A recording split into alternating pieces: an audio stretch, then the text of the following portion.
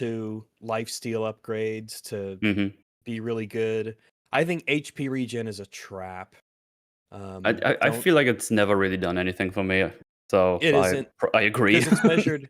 Because you have to, even while I was doing the unlocks to get like HP regen stuff, you have to pump that up so high, and you have to dedicate an entire tome to it, and Yeah, it's not worth it. it just doesn't do anything.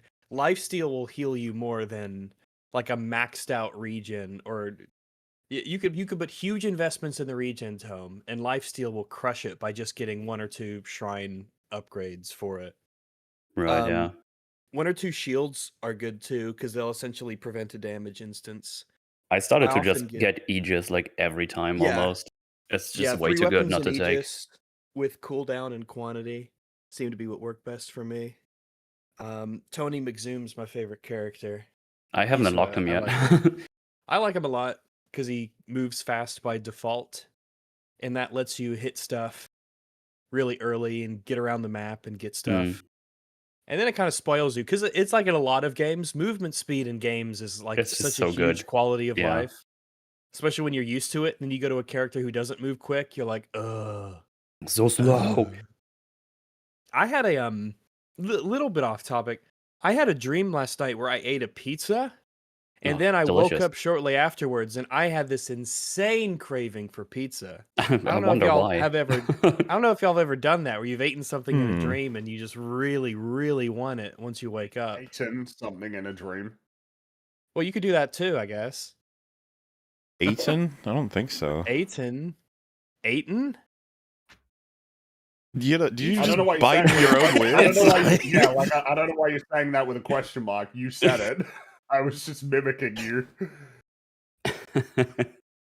You're eating a pizza? You're eating? You ever ate?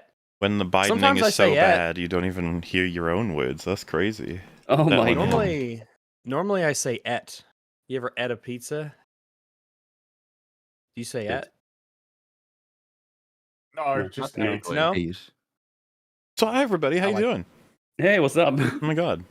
I could use a pizza right now, actually. No, Mm. think Oh, about it, but- we ate good today, or the last few days, with all these Tron movies. Yeah. Sure. Yeah, Yeah. mhm. we ate super good. Um Speaking of super good, we'll Well- open with some fun news for everybody. Then we'll mention it again after the first section, and then probably at the end of Tron Ares, because I think that makes the most sense in terms of pacing, which is something Tron Ares doesn't know about either. Anyway, so news for you in chat, something that has been asked for in the EFAP community for some time. Now, it's not a brand new set of plushies for the crew here. It is instead adding someone to the plushie realm that has long been sought after, and here he is. Da da da da da da da da da da. I zoom in. Yeah. Whoa. Mel, do you sales pitch for how wonderful this plushie? Those eyes are very funny. The eyes are really bothering. But yeah, as you can see, I am real as plushie form. That's happening. I mean, I did a short video. I should probably posted that. I don't know if that would be funny to show, but that's what I did. Yeah, we'll be doing a plushie this year in October. It's just me this time. It's me. We're doing it. We're doing it now for realsies. And yeah, go check it out on the Makeship store. I think they did a great job. They got the eyes really well, I think. He's They beautiful. captured your essence. They They did. captured my essence. I look very miserable. I got the beard. I got the hair. All the good stuff. I got the I was hacked shirt as it. Which at this as it point should is be. an ancient meme. That is an ancient meme from a not a gun from. What's the fucking name of the game again? Not TKO. TKO. That's from TKO. It's a combination though, right? Because that's where it was drawn, but the origin of the meme was the other game. Because remember, it's who's the alien, and then yeah. You could say you could frame press people. The button? Yeah, and you could frame people to look like an alien, and then we made jokes like the alien was like, "Oh my god, I was hacked." Yeah, and they looked like that. Someone drew the alien. Another one wrote, "I was hacked," and that was a shirt. I still have the shirt, by the way. Well, that's 14's drawing, isn't it? It is. I showed him. yeah. He was very happy. It was on the plushie. You made him. The true laugh. fan. Classic. Yeah. There is But a yeah, link in the description to grab this up now. Just so you know, it needs to get to 100% in order to actually be funded. So if you are interested, this is, I don't know how many options you're going to have to grab a Mootle plushie, but hopefully we can get him to the 200 so that it confirms and gets locked in. But perhaps even more. What we'll do probably is, if you get that, I think there's an ad for this, right? We can play that after we do this opening. Sure. It's going to be rather amusing, but yeah, it's some fun. we'll make you Doing a little aware. Don't you announcement. worry, streamerinos. We're doing it. We got a fun night ahead of us, I'm sure. As well as, you know. I think so. Oh shit! I realized I'm on the wrong. Oh my god! I betrayed Halloween. Oh no. It was like this the whole time. What do you mean? Yeah. Oh, I gotta fucking fix the thing now. Platoon's slightly off, but you can see him, and he looks drunk, so it's funny. He's like, he's like, I'm Stumbled here in. too. I'm also here. Hello. Hello, hi Cap. This is gonna be great. Oh, I didn't mean it like that. I was being Platoon. Oh, I thought you meant because you're so No, excited to talk I about. wasn't that desperate for attention. Well, no. last I spoke to you, you said you were really excited to talk about Tron. It's probably one of the better films that's come out in the past decade, right? You said it's one of the. Yeah, that sounds like something I'd say. Yeah. I think it's generational, right? You Is that what famously they say now? hated It's the original, generational. and you felt this one fixed it, which I'm looking forward to you explaining. Interesting. Yeah. You're gonna make upset all of the Tron fans. There's a few of them There's out loads there. of them. Loads of them. They all There went to was the at least theater. one in my Dozens of theater us. who like gasped audibly when they made a reference to the original movie. Oh, He was like, that's, Really? That's nice. Yeah, oh yeah.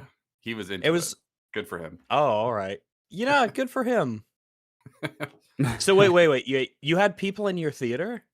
Oh yeah. I saw your picture. You posted a picture that yours was completely empty. I went like 10 a.m. this morning and it was pretty full, which I Wow. found baffling. So that's where they I are. also went at like 10 a.m. and it wasn't full at all, but there were a few people there. Because I went 8 p.m. on a Friday, so that's seems like a movie-ish time. Yeah. I think. Yeah, it's movie time. Well, before movie we get into Tron Elise, I was made aware of some news, and I think it's infinitely amusing considering other news. I was figuring out, I was having a look, and I think it's better if I read this out first, actually. I was going to read it out second, but we'll go with it first. So what I'll do is, I'll read this out, just straight up, and then, chat, I'm going to tell you where it comes from, because I think you're going to find this interesting. So, any commentary you guys have, just save, because I'm going to do it all in one. and Okay. I think people will find it of interest.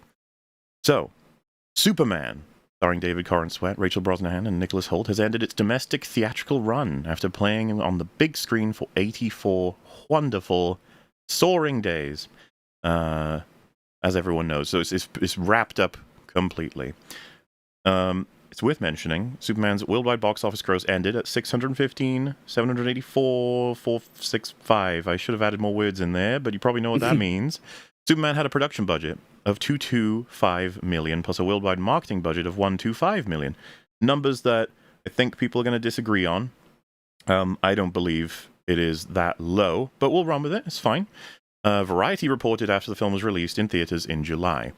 Now, given that films generally split their ticket sales 50-50 with theater owners, this means that Superman's theatrical net equates to nearly $308 million. The amount, of course, does not reflect any residuals that are being paid out or other miscellaneous expenses associated with the film. So, could go up, could go down, could stay the same. It's hard to say for sure because there's lots of little things that happen. But even going with the $308 million before taking the other expenses into account, Superman's net then falls below the $350 million Warner Brothers spent on the production of the film and the marketing. Whether Superman will ultimately end up making or losing money, though, is yet to be determined, since Warner Brothers will earn money from premium video on demand, streaming video on demand, and other revenue streams, including dollars earned from licensed merchandise. No matter if Superman ends up in the red or the black, the new DCU is charging full steam ahead with its film and television slate, with James Gunn's HBO Max series Peacemaker serving as the follow-up to Superman to further build out the foundation of the DCU. DC Studios' next feature, Supergirl, is set to be released in theaters on June 26th, 2026. Now, this is a perspective that's been had, I'd say, over the past few months from many different people, and they've been called insane and wrong for calculating this way. This is an article I've just read out, and it comes from Forbes. Mm-hmm. So, Allegedly. pretty interesting considering it seems like reality's setting in, and I obviously it was I think read out on FNT, and I think I was there for Real BBC when it did, and it's just like, oh shit, finally, because this is another chapter. There's still another one to go where the numbers for the movie come in from having filmed in at least partially in Britain. When we get that transparency, it's going to be even more interesting. And of course, the consequences of what happens to the DCU going forward, what's going to happen with Supergirl's box office, what's going to happen in terms of just broad decisions where we understand what they mean in a wider context. We've had a few. For example, the cancellation of several different projects, or the moving Superman to streaming faster than one would expect for a super successful movie. And then, of course, just the continuous lowering of what it would have to cross to be successful, right? It's changed over the course of months and months. I know this conversation is dead for a lot of people. It's just frustrating because this is what we were saying like the entire time, and now it's in a definitive, like, trusted source for an article of how money works with movies. And of course, this is Even the only. though you didn't even really need this. No. Like, all you Did need to not do be is just necessary. pattern recognition. What films are generally considered successful? How much did they make, and how much did they cost? As long as you remember that films the box office number doesn't reflect the literal amount of money that the studio themselves are collecting on the film, and that there are additional costs associated with making the film, then you don't look at the things where it's like, oh, this movie made this much, budget was this, and you're like, oh, it must be successful because number's higher than that number. It's like, yeah, it needs to be a lot higher than that number to be considered successful. And then you just have to remember, man, $200 million, you could have made 4 Conjuring movies that made, like, what, $500 million this year? So you could have made $2 billion off of two, obviously it wouldn't work exactly like that, but like a $2 billion box office on 4 movies, like, damn, that seems a lot better than, $600 million on a $220 million budget, at least. It was like your roundup at the end of the last one, the retarded Avengers one. It's another way of doing it is compare its box office take to other recent DC movies, which were quite widely considered flops and failures. And if it didn't make as much money as those movies did, whilst costing a comparable amount, then by the same metric, this is a flop and a failure. The idea that you just made Ant-Man and the Wasp: Quantumania made money. It just made fuck all money. Yeah. Like, that doesn't make it a success. The idea, like, well, you made your money back. It's like, yeah, you want to make lots of money, though. That's why they're making these movies. They want to make hundreds of millions of dollars, not like a couple $1 million. It's just kind of basic household economics. Like, if I only made as much money on my videos as it cost me in time and hiring editors and stuff to make those videos, I would be starving to death because I couldn't afford to do anything I actually need to do because the video didn't make money. It just broke even. Studios have, multiple projects that they can have another shot at, and apparently Warner thinks it's made enough money this year that it doesn't have to release other things. That came up on FNT a couple of weeks ago. Can't remember the context, but it's with Superman, it is your big ticket item. It is the kickoff event of your DCU. The next movies are Supergirl and Clayface. Clayface is a bit of an anomaly because it has an incredibly low budget, which makes it a bit more interesting. But if Superman struggles as the tentpole event thing, Supergirl probably isn't going to do particularly well. But it will be a good barometer of how much interest Superman has built up in the DCU. If that film just completely flops, then nobody really gives a fuck, which I predict it probably will. They've also rushed the making of Superman 2, Man of Tomorrow, or whatever it's called. Like, they're starting production on that like a week from now. That's nuts.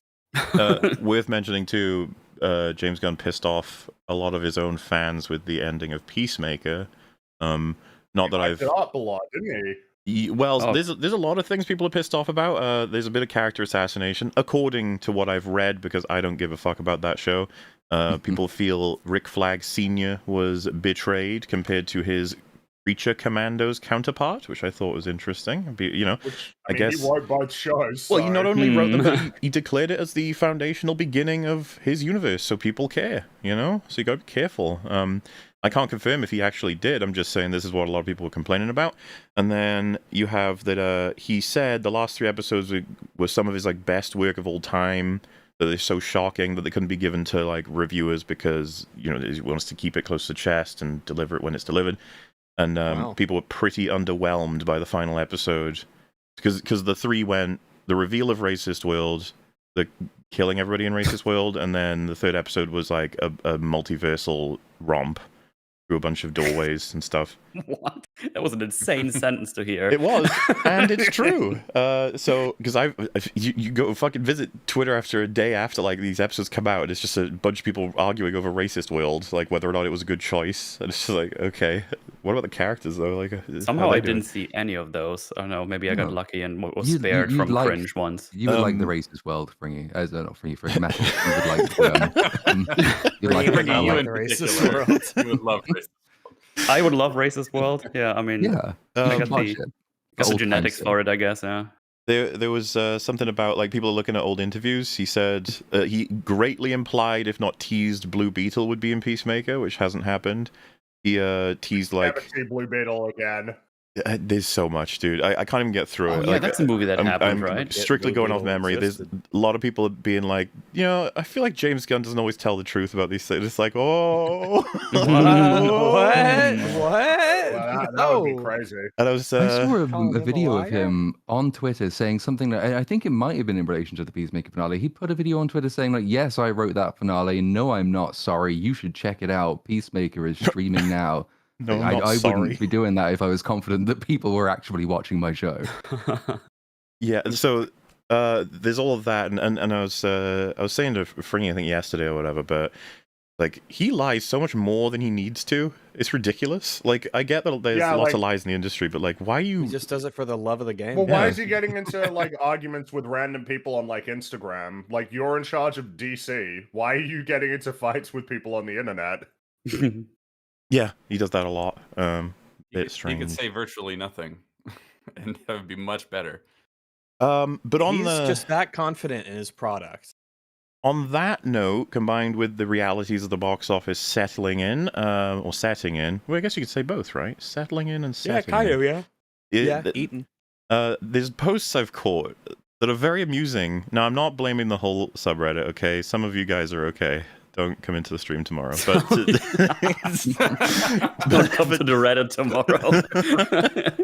But some of these posts are just so funny, I can't ignore it. So there's a post about how we've been broken by Superman. That's the reality, and this applies to the FNT guys, to EFAP, to probably BSUP, and certainly Metal. Look at him. So what? There's an idea of like, it's unfortunate, you guys can be okay to good at your job, but this one, you fucking lost it. You've been broken. So they say, it's been nearly 3 months since the release of Superman, and they won't stop talking about a film they all initially said was mid and bad, not the worst thing ever. They act like it's a win for the Snyder Bros, even though it's getting a sequel. Go ahead. Well, wait, hold on. We didn't say it was mid from the get-go. I never said it was mid. Never said it was always said that it was bad from the beginning stream of it. You guys need to remember, mid means 5 out of 10. Mid does not mean like 3 or 2. I got told off after that first stream because I gave it a 2 out of 10 in the roundup to the first Superman stream, and then I had a bunch of people after that saying, "Oh, Platoon's forgotten what a 2 out of 10 movie looks like." When the obvious response is, "No, you've just forgotten what a 5 out of 10 movie looks like." Yeah, I think the kindest thing we said was something along the lines of, "Well, I kind of like this character a bit, I guess." He was Mr. Terrific. Yeah, he managed to push it up slightly, but even then, generational scene stealer. Generational scene stealer. But yeah, no, definitely. Wow. I feel like all of us said it was bad. As to worst thing ever, did any of us say it was the worst film ever? No, didn't. I don't remember that. I mean, it would be hard to be worse than Multiverse of Madness, to be fair. That's like really... I know we said it was like, it's in the competition for like one of the worst adaptations, but that's running like comic adaptations, I suppose, or comic movies. But that's a huge club. Of the year as well, but then, there's still a bit of the year left, and it keeps surprising us. So it's worse than Tron Ares. Yeah. It's probably more broken, but... I'm trying to think. Have more fun with it. It's probably That one's tough, actually. I'd have to... We can revisit that after Yeah. we do the episode. Well, what I was about to say is, I don't know, after watching Platoon's videos, like, Superman's really bad, but it's like, well, after Platoon's description of this film, I might change my mind on that too, so it's like, we'll have to wait and see. Race to the bottom. But yeah, whatever. So they said, they act like it's a win for the Snyder Bros. No, we don't. No. Are you new here?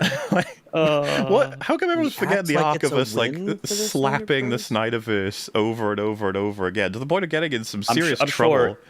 I'm sure you all said when you watched this movie, oh man, I wish Zack Snyder comes back to make some more DC movies. I'm pretty sure that's what you guys said. Here's the thing. We're not treating it as a win, but Man of Steel was more successful than Superman. Which they can These are just use as a No, win if they want can say to. that. that's just a that. fact. Regardless of how you feel about it, Not it even is a That's adjusted. more not like successful movie. that doesn't mean that we're treating it like a success. They're treating it like a success because, I mean, why wouldn't they? Pretty much. Yeah. I mean, it doesn't even matter because their universe is over. It's finished and it failed. But Yeah, I reduce some just atoms. find that a bit funny. Yes, notable Snyder fans, that's true. Anticipated that, and like that's why I threw it in the introduction to my video. Basically, a plague on both your houses. I fucking hate both of these. They're horrible, and yet the comment section is still like, Snyder fans, what'll they like? Fucking, you didn't watch even 2 minutes of the video before you left that comment, but okay, fair enough. And then, because they went on to say, even though it's getting a sequel while the Snyderverse is dead and will never continue, like, well, sure, but, you know, Snyder Bros are going to consider this a validation that they were the right ones. You should have continued with us. Look at you, shitty Gunverse. And you can have your fight with them if you want. We don't want either of them. They're delusional enough to think that this might mean the return of the Snyderverse. But they're crazy people. That's not going to happen. They'll take any tiny shred of catharsis they can get their hands on and try to spin that into hope for future installments. Aren't they like friends, like James Gunn and Zack Snyder? Aren't they like bros? They went on Rick and Morty together to pretend like they were friends. So that doesn't mean shit. I would never take my friend to be on Rick and Morty. Exactly, with me. it's I would cruel. never do that to a friend. They go on to say, I will admit, Man of Steel did perform a little better, but that was during a time where superhero movies were at the apex of popularity, benefited from the post-Dark Knight trilogy hype, with Nolan's own name even attached, and yet it still failed to reach $1 billion. So how is that impressive exactly? Once again, who are you talking to? So, yeah, like though also the apex of superhero popularity was the end of the 2010s, obviously. Yeah. They were getting more popular in the early 2010s, but it's obviously the end because that's when Endgame was coming out. That's when it started to be that every Marvel movie made $1 billion. Like Captain Marvel made $1 billion. They were getting more popular for sure, but I mean, such is the climate that you exist in. So if you're trying to make money, you can't just say that. Like, oh, this movie didn't make the money that we needed it to. Well, it's a bad climate. Oh, okay, you're still losing money. So what's the point of even saying that? It still didn't do as well. And they say, Superman still scored better, has a far more likable Clark Kent and Lois Lane, a far superior Lex Luthor, and isn't a nearly 3-hour film with mass destruction rivaling that of a Transformers film. Lex is one of the worst villains ever put to screen. I would say that. He's awful. He's absolutely terrible. And he actually does bring on sort of mass Transformers level destruction because he tries to tear reality in half. What movie were you watching? Yeah, I was confused about that. Metropolis gets split in half in the new movie. It but has it's been fine. ripped in twain. Also, like, why are we still like on Man of Steel actually at this point? It's Like, funny you why- say that. why The would post ends with, also, Clark doesn't ignore his stepfather because of a stupid-ass tornado, and Pa Kent wasn't an asshole who contemplated leaving school kids to die drowning while trapped in a bus. Dude, why are you aiming this at us? Why is this still? Why we're still not on going to Man of Steel? defend. Yeah, you Man of won't Steel catch us sucked. defending Man of Steel. That movie's Yeah, balls. It's a terrible movie. But why aren't we making the comparison to Christopher Reeve 1978 Superman though? Yeah, that would be the Can better we not version. make that comparison because that's the even better then, movie? Like, if the line is, at least he didn't ignore his stepfather because of a stupid tornado, then James Gunn's answer to that is, well, he ignored his stupid stepfather because. I mean, there's no reason for it in the Superman 25 movie. The reason for it in Man of Steel is present. It's just a really terrible reason, but at least some work was attempted. It was just very badly done. This one didn't even try the work. He just doesn't pay attention to his stepdad. Just because obviously they don't know, type in Man of Steel EFAP movies into YouTube, and it should be first result, I'd imagine. And you can watch us watch the movie, and we say a lot about it. I will say that much. We weren't fans. We loved it. It's great. It's amazing. What a fine No, I film. just find it funny. It's like, but it's so much better than Man of Steel. Why aren't you saying, but it's so much better than Donner's Superman? Are you not saying that because it's self-evident that it's not even close? Curious. Something So to think about. I thought that post was amusing, but then there was another one following it up. And to be fair, these have both been downvoted pretty harshly on the subreddit, like I said. Some of them are cool. Don't come in tomorrow, blah, blah, blah. But No. so I'm just going to go through some bullet points. They watched our disastrous stream. You have both Platoon's video, Retarded Avengers 2, but also like the first stream we did as well. It's a combination of different perspectives and stuff, and there's just things we got wrong. So we're here to correct the record, and I'll start with the most relevant point since we were just talking about it.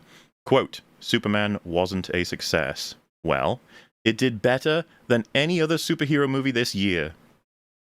This year. By the way, you've already fucked This up. year. If your response to that is, well, it did better than.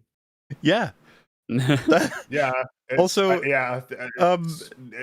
What? This year. So Thunderbolts, Fantastic Four. Brave New World, and Fantastic Four. Brave New World. Jesus. And it didn't do much better than Fantastic Four. But, like, it's kind of funny how you can't compare it to last year because Deadpool and Wolverine made more than twice the amount of money as Superman. If you're like, well, of course it did. It's like, I don't know. Why are we saying that? Well, of course it did. Of course. Superman. Like, yeah, it's Deadpool and Wolverine. This is Superman. Yes, Superman. Can we not pretend that Superman is not a Batman, huge Superman, character, Spider-Man with a exist huge in their own IP? tier? That I'm not sure that even Wolverine breaches. He's getting pretty close, but... So I don't even know why we're doing that. And also, who cares about whether it did better? What matters is, did it make money? And right now, it's in a position of like, It's just so shit, funny. Did it even? It did better than the other flops. It's like, that's not an answer. Flops, yeah. It just failed the least, which is not a very strong mark in its favor. Yeah. So they Being continue. the fastest loser is not great. It's getting a sequel. Yeah. So Yeah. did Man of Steel, Okay. so did Batman v Superman. So They did probably had Tron. that. They probably had that So greenlit did before the Tron. movie even came out. Oh, they would definitely. They're giving Gunn a lot more time than just one movie. Absolutely. Mhm. You Yeah, gotta like, test this out. They probably would want to commit for and again maybe it's something we talked about last time. Oh, it's a loss leader or something. Maybe that actually is the thing. Yeah. We need to But- lose money to make money. We That's- gotta spend that's money the to make money. Then they the say. loss leader. Yeah, Then yeah, they Superman. say, I don't see why the first film in a series has to be even a smash hit. Oh. I mean, that's- it doesn't have to be. it But would be what do you nice if it think was, they though. want it to be? Yeah, what do you think DC wants it to be? Do you think I they want think it to that be they a would- loss leader or a massive box office mega hit to launch their new You know, franchise? Who It's made kinda that point funny. in Retarded Avengers? It was like actually they did it right because they didn't make the movie too good. You don't want it If too they good. made You it don't want it too good. Then You it don't would be want No, hard it to to no, be- no, yeah. no, no. It's the Destiny 2 strategy. Yeah. I mean, I don't know, man. Like Iron Man was successful, and I'm sure, and that was good. That was probably a good way to start, was by making money. But I suppose you could start by not making money. That's a viable strategy. Also, when Sustainable someone, long-term. if you're responding to the quote, Superman wasn't a success, and your response is, I don't see why it has to be a smash hit. It's like that doesn't really address. Like, it's not that Feels it's like there's an implication there. yeah. And then they end with, the movie has it's built a fan base now, and we'll see how Man of Tomorrow does. Well, it'd be will. pretty embarrassing we'll if there were see. no fans. We Like, will yeah. see. And yeah, we See. definitely will see. So that's just We the will see. box office side. There's also, Okay. I guess you could call this miscellaneous. They're mad at me because I said, they've got me quoted as Peacemaker has too much swearing. Don't you think What? that it's probably a little more than that? because I like Was movies with... that all you said? Did you just say that and then we were like, yeah, okay, moving on? Well, they responded, "Are we for fucking real? How is this a problem?" So what I actually said was that James Gunn has his characters swearing every fucking other fucking word for fucking fuck's sake, fuck, and it is extremely distracting. It doesn't sound natural at all. And it was frustrating because it felt really childish, like immature. So watching the one episode that I did of season 2, I was struck pretty fast by how there's like a group of 3 or 4 people, and all of them have at least like 2 or 3 fucks per sentence. And I was just like, why are you all written the same, and why are you all spamming that word? And of course, my assumption is James Gunn wrote this pretty fast, and I don't know. I think it's perfectly fine for a lot of people to rely on certain words because they've got certain crutches or whatever. But well, you redraft and you go, oh yeah, I should probably thin that out or move that around, or try and make each of them sound more like individuals rather than just swearing everywhere all the time. There are some movies that have a really high swear count that can pull it off. One of the more commonly The Departed has a cited lot would of probably swearing. be, yeah. There's a few others as well. It's down to that point you're going to need a lot of context, but with this, oof, just the dialogue was rough anyway. But it was among a lot of complaints I had. I said I may have opened with it has way too much swearing and then gone into all of this, but they seem to only have snatched that as a quote. So I'm like, cool. I'm glad we're They got you. yeah, glad at that point. So anyway, I mean, it's similar to when all your heroes or protagonists or main characters, whatever, just all quip all the time. Like everyone is not taking anything seriously. It works the same way when everybody just swears randomly without any reason to it. Instead of having like one character who has that as a personality, they all just kind of meld together like they're the same, like slightly different flavors of the same person. Yeah, Yeah, like it feels like one of you shouldn't be swearing this much because you're a different person. Yes. Also, someone just mentioned it could be because of improv, which is very likely as well from what I've heard about the production of Peacemaker, but can't confirm. It just sounds like everyone sounds like the writer in this case. That's just how James Gunn talks. Well, improv worked well for Ghostbusters, so... Yeah, I'm not against swearing. Just want to make sure that's clear. So, onto the plot line of Superman. Just got a couple of criticisms of our assessments. For example, quote, "Why is Lex helping Baravia for petroleum when he can make a pocket universe?" That's the quote. And you got, "Lex isn't helping Baravia for petroleum. He explicitly says that he engineered the conflict to cause problems for Superman." So, what's interesting about this is that when we brought that up, I actually said why I brought that up, because I'm pretty sure I asked it. I said it was a line I didn't even realize was in the film until Platoon's video, where I heard it, where Lois says that he's interested in having that portion of the country because he wants petroleum. She says that as a result of her research. You can call her a retard too if you want. It's fine with me. That's allowed. Lois says it from the hero's perspective. So her. This is the information that she is basically given by the contact in a bank that they discover that they just randomly have because it's time to move the plot along and explain stuff.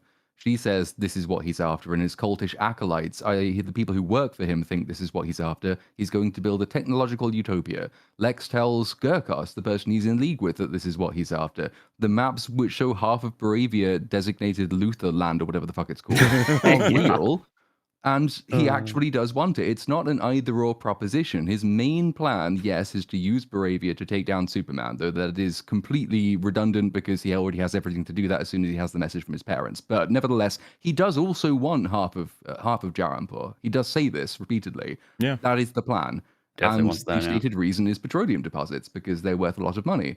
Obviously, if you can make a big bang in a mega collider and create a universe, the word pocket doesn't change anything, then you kind of are a bit above petroleum deposits as a need for income. A bit. A little bit. Well, they go on to address that. They say, "We have no idea what the Pocket Universe runs on. Why is it obvious that the Pocket Universe would have worthwhile resources? It seems pretty barren to me." Are we gonna pretend like that anti-proton river wouldn't be like one of the most valuable fucking things ever? I feel like I watched a different movie. There was shit tons of valuable things in that Pocket Universe. It's a universe. It's a universe with a bunch of crazy shit in it. And if you can just create a universe, that means you've also created the material that comprises that universe. And some of the material in that universe is really crazy, like that fucking river. I don't know why you wouldn't just bottle some of that up and sell that for like $1 bajillion And we Yeah. know that he Image. could do that because he built suits that were impervious to that river. He built suits that were better than any tech that Mr. Terrific had that could deal with that river. So he could absolutely do it. I don't know, man. Feels like that would probably be worth more than some oil in the ground, but okay, you know. Probably any Yep. material I'm that's wrong. exotic to the planet Earth would be super valuable in and Yeah. of itself. Yeah, For and also the main use of petroleum deposits would be to be sold primarily as fuel, but also for use in making plastics and things like that. So like it has, for our current day world, it is quite valuable. But one of the main technologies we're currently after, which would make all of this redundant, is nuclear fusion, the ability to essentially create a small sun and keep it sustainably running forever. Basically, then unlimited free energy, or close enough as makes no difference. Lex can make a big bang. That's what he says. Yep. A big bang, bit more energy in it than a sun. He also happens to have a person who can make the sun, but by the by. So it's just, I think the universe slightly struggles to keep a scale going here, and I don't think that putting the word pocket in front of it makes any difference whatsoever. No. Nope. They definitely rely on that, pocket. So it's not like a real universe, but except it is. Except was it is. created from the Big Bang, so it's a universe. It is just an alternate plane of reality. So next up, quote, "The cinematography is bad and looks like The Flash." Best of luck responding to this, because you read it, you're like, okay, that sounds ironclad, but all right, fair enough, let's go. So their response is, yes, Henry Braham, or Braham, I'm not 100% sure, did the cinematography for The Flash. He also did the cinematography for Guardians 2, Guardians 3, The Suicide Squad, which I would hope EFAP would praise, as there are consistently awesome work in those. I don't know why this is relevant. Why is this relevant? Different Those movies. are, Yeah. The The reason guy who Superman did the made it- cinematography for the live action How to Train Your Dragon did cinematography on Edgar Wright films.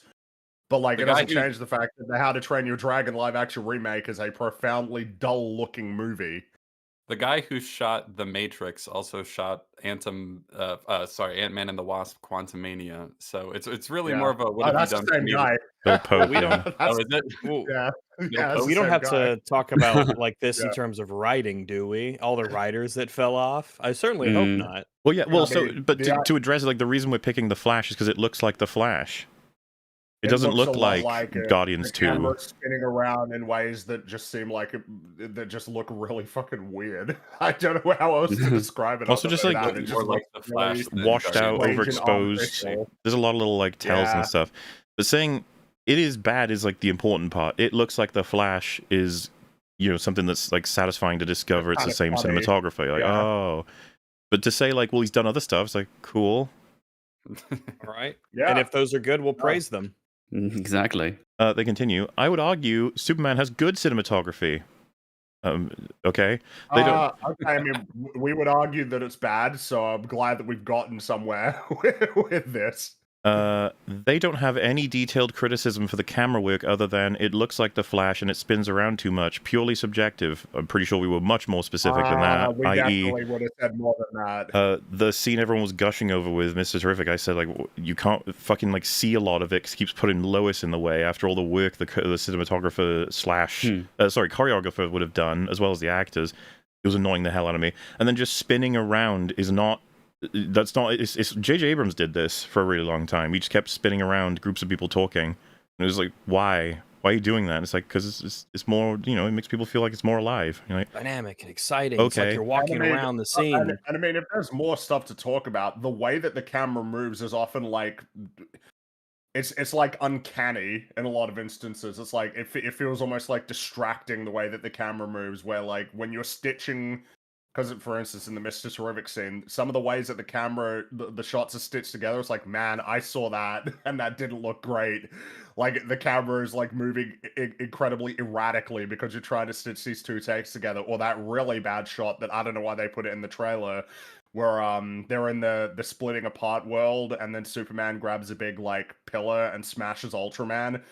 Like, I mean, the way that camera moves is just like, whoa, something's wrong. Well, and This doesn't feel right. and was mentioned, There's something wrong with this.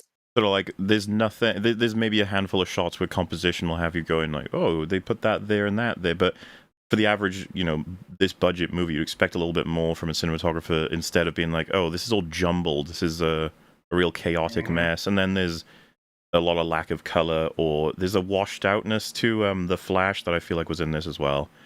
With Superman. And it's kind of a thing that started to exist in because this guy also worked on he did work on Guardians 3 and Suicide Squad, right? And both of those, I was like, there's some, I don't know what it is, but the colors don't look quite right in both of those films. They are it's like Ahsoka. You know how like Ahsoka looks very like white for some reason, like the every frame it's like feels like the white values are like a lot higher than you would want them to be. So they say there's nothing for anyone who liked the camera work to do with that criticism. It's not persuasive at all. I can point out many shots in Superman where the camera work adds meaning and dynamism to the film. They can't say anything other than "but the Flash." So again, just another sort of swing and miss. Like that's just not what happened. But I could tell you're very upset, and that's okay. Superman made people very passionate, which is good in terms of getting people passionate about art is always fun, but hopefully in the right directions and with good results. So they go on to say, quote, well, it's not even a quote, it's the truth, justice, and American way problem. I feel like this one was just something that a lot of people... problem in quotes? They've put truth, justice, and the American way in quotes. So this is a subject that a lot of people have obviously spoken on. I didn't realize there'd be many people defending taking out the American way without having some kind of cringeworthy argument that doesn't address at all like the spirit behind the quote. But they say, in the comics, the phrase has been changed to truth, justice, and a better tomorrow. Superman would not support America and wouldn't have since 2016. Okay. The phrase they mention is a random, awful marketing one that changes it to human way, which is silly, I admit. They claim that James Gunn made that. That is a lie. He didn't. I'm pretty sure we said we didn't know exactly who made it. Because I don't. Whether he made it or not, he approved it. He thought it was it's also it's in his film, so whatever. Yeah. They just hate him, so whatever. I mean, he's kind of an ass at this point, sure. Yeah, he's a liar and an asshole. Didn't seem like he took issue with Snyder hatred, but whatever. It's just lame that they will never talk about the actual one, and they would probably still hate it. I prefer Better Tomorrow than Human Way. It does sound nice. Yeah, it's less clunky and forced, but it's still. I mean, it's an unnecessary call attention to yourself kind of change. It's one of those things where, like, you make the change and people complain about it, and then the person who made the change says, oh, it doesn't matter. Why are you complaining about it? It's, well, okay, if it doesn't matter, then why did you change it? Evidently it does. There was a point I was going to include in my Superman video, and if I hadn't caught the flu, so I couldn't record it. But like, I think if I recall correctly, the phrase truth, justice, and the American way, it is in the 1978 Superman. And it's followed up by somebody saying essentially that, the government's going to be after you for stuff after this. There are ways to maintain that without actually it being like an on-the-nose, patriotic, current-day American endorsement. Because the idea of the phrase originally isn't supposed to be, well, I mean, it went through a period where, like, during the war, Superman was selling war bonds for the government. But then after that point, it then became detached from the current dayness of America. And America reverts to being the stand-in for, like, the universal human values that Superman represents. Confident Country says that it is fundamentally the end of history. It's the shining city on the hill. It's not saying, like, we endorse specific president. What it is saying is we endorse the values that America represents. That has been historically what's made Superman quite successful overseas, because the 78 movie performed better overseas slightly than it did even in America. You can maintain that phraseology without people saying, oh, it must be referencing Donald Trump, so fuck it. It's just fundamentally boring and lazy to be told that Superman wouldn't support America since that thing happened in 2016 that I, the audience member, don't like. So the quicker... and if that's like the line of logic that's being used, how do they reconcile Superman saying that before the Civil Rights Act was passed? The shorter way of saying everything that the little platoon did, because he doesn't know what brevity is basically just America, cool. Fuck yeah, suck my dick and lick my balls. Yeah. That's kind of, and that's what Superman's all about, 100%. Anyway, I want to get to the next part because it's really funny. Rags implies that Superman represents America. That's not the case. That's the sentence. And then Oh. He is the champion of the oppressed. Platoon doesn't understand that time exists, and says and says that the 78 movie did well internationally and had the American way line. I wonder what has happened in America recently that would make the most of the world hate it. So I wonder what state was America in 1978? Because I can tell you it wasn't very happy at that time. I think, But it was quite correct me if I'm unhappy at wrong, that the time. entire world adored America, and so did America love itself. There was nothing wrong. 78 was it was beautiful and amazing, and nothing went wrong with anything. Everything was fine until 2016. That's where it all Yeah, changed. then the Fire Nation attacked. Damn it.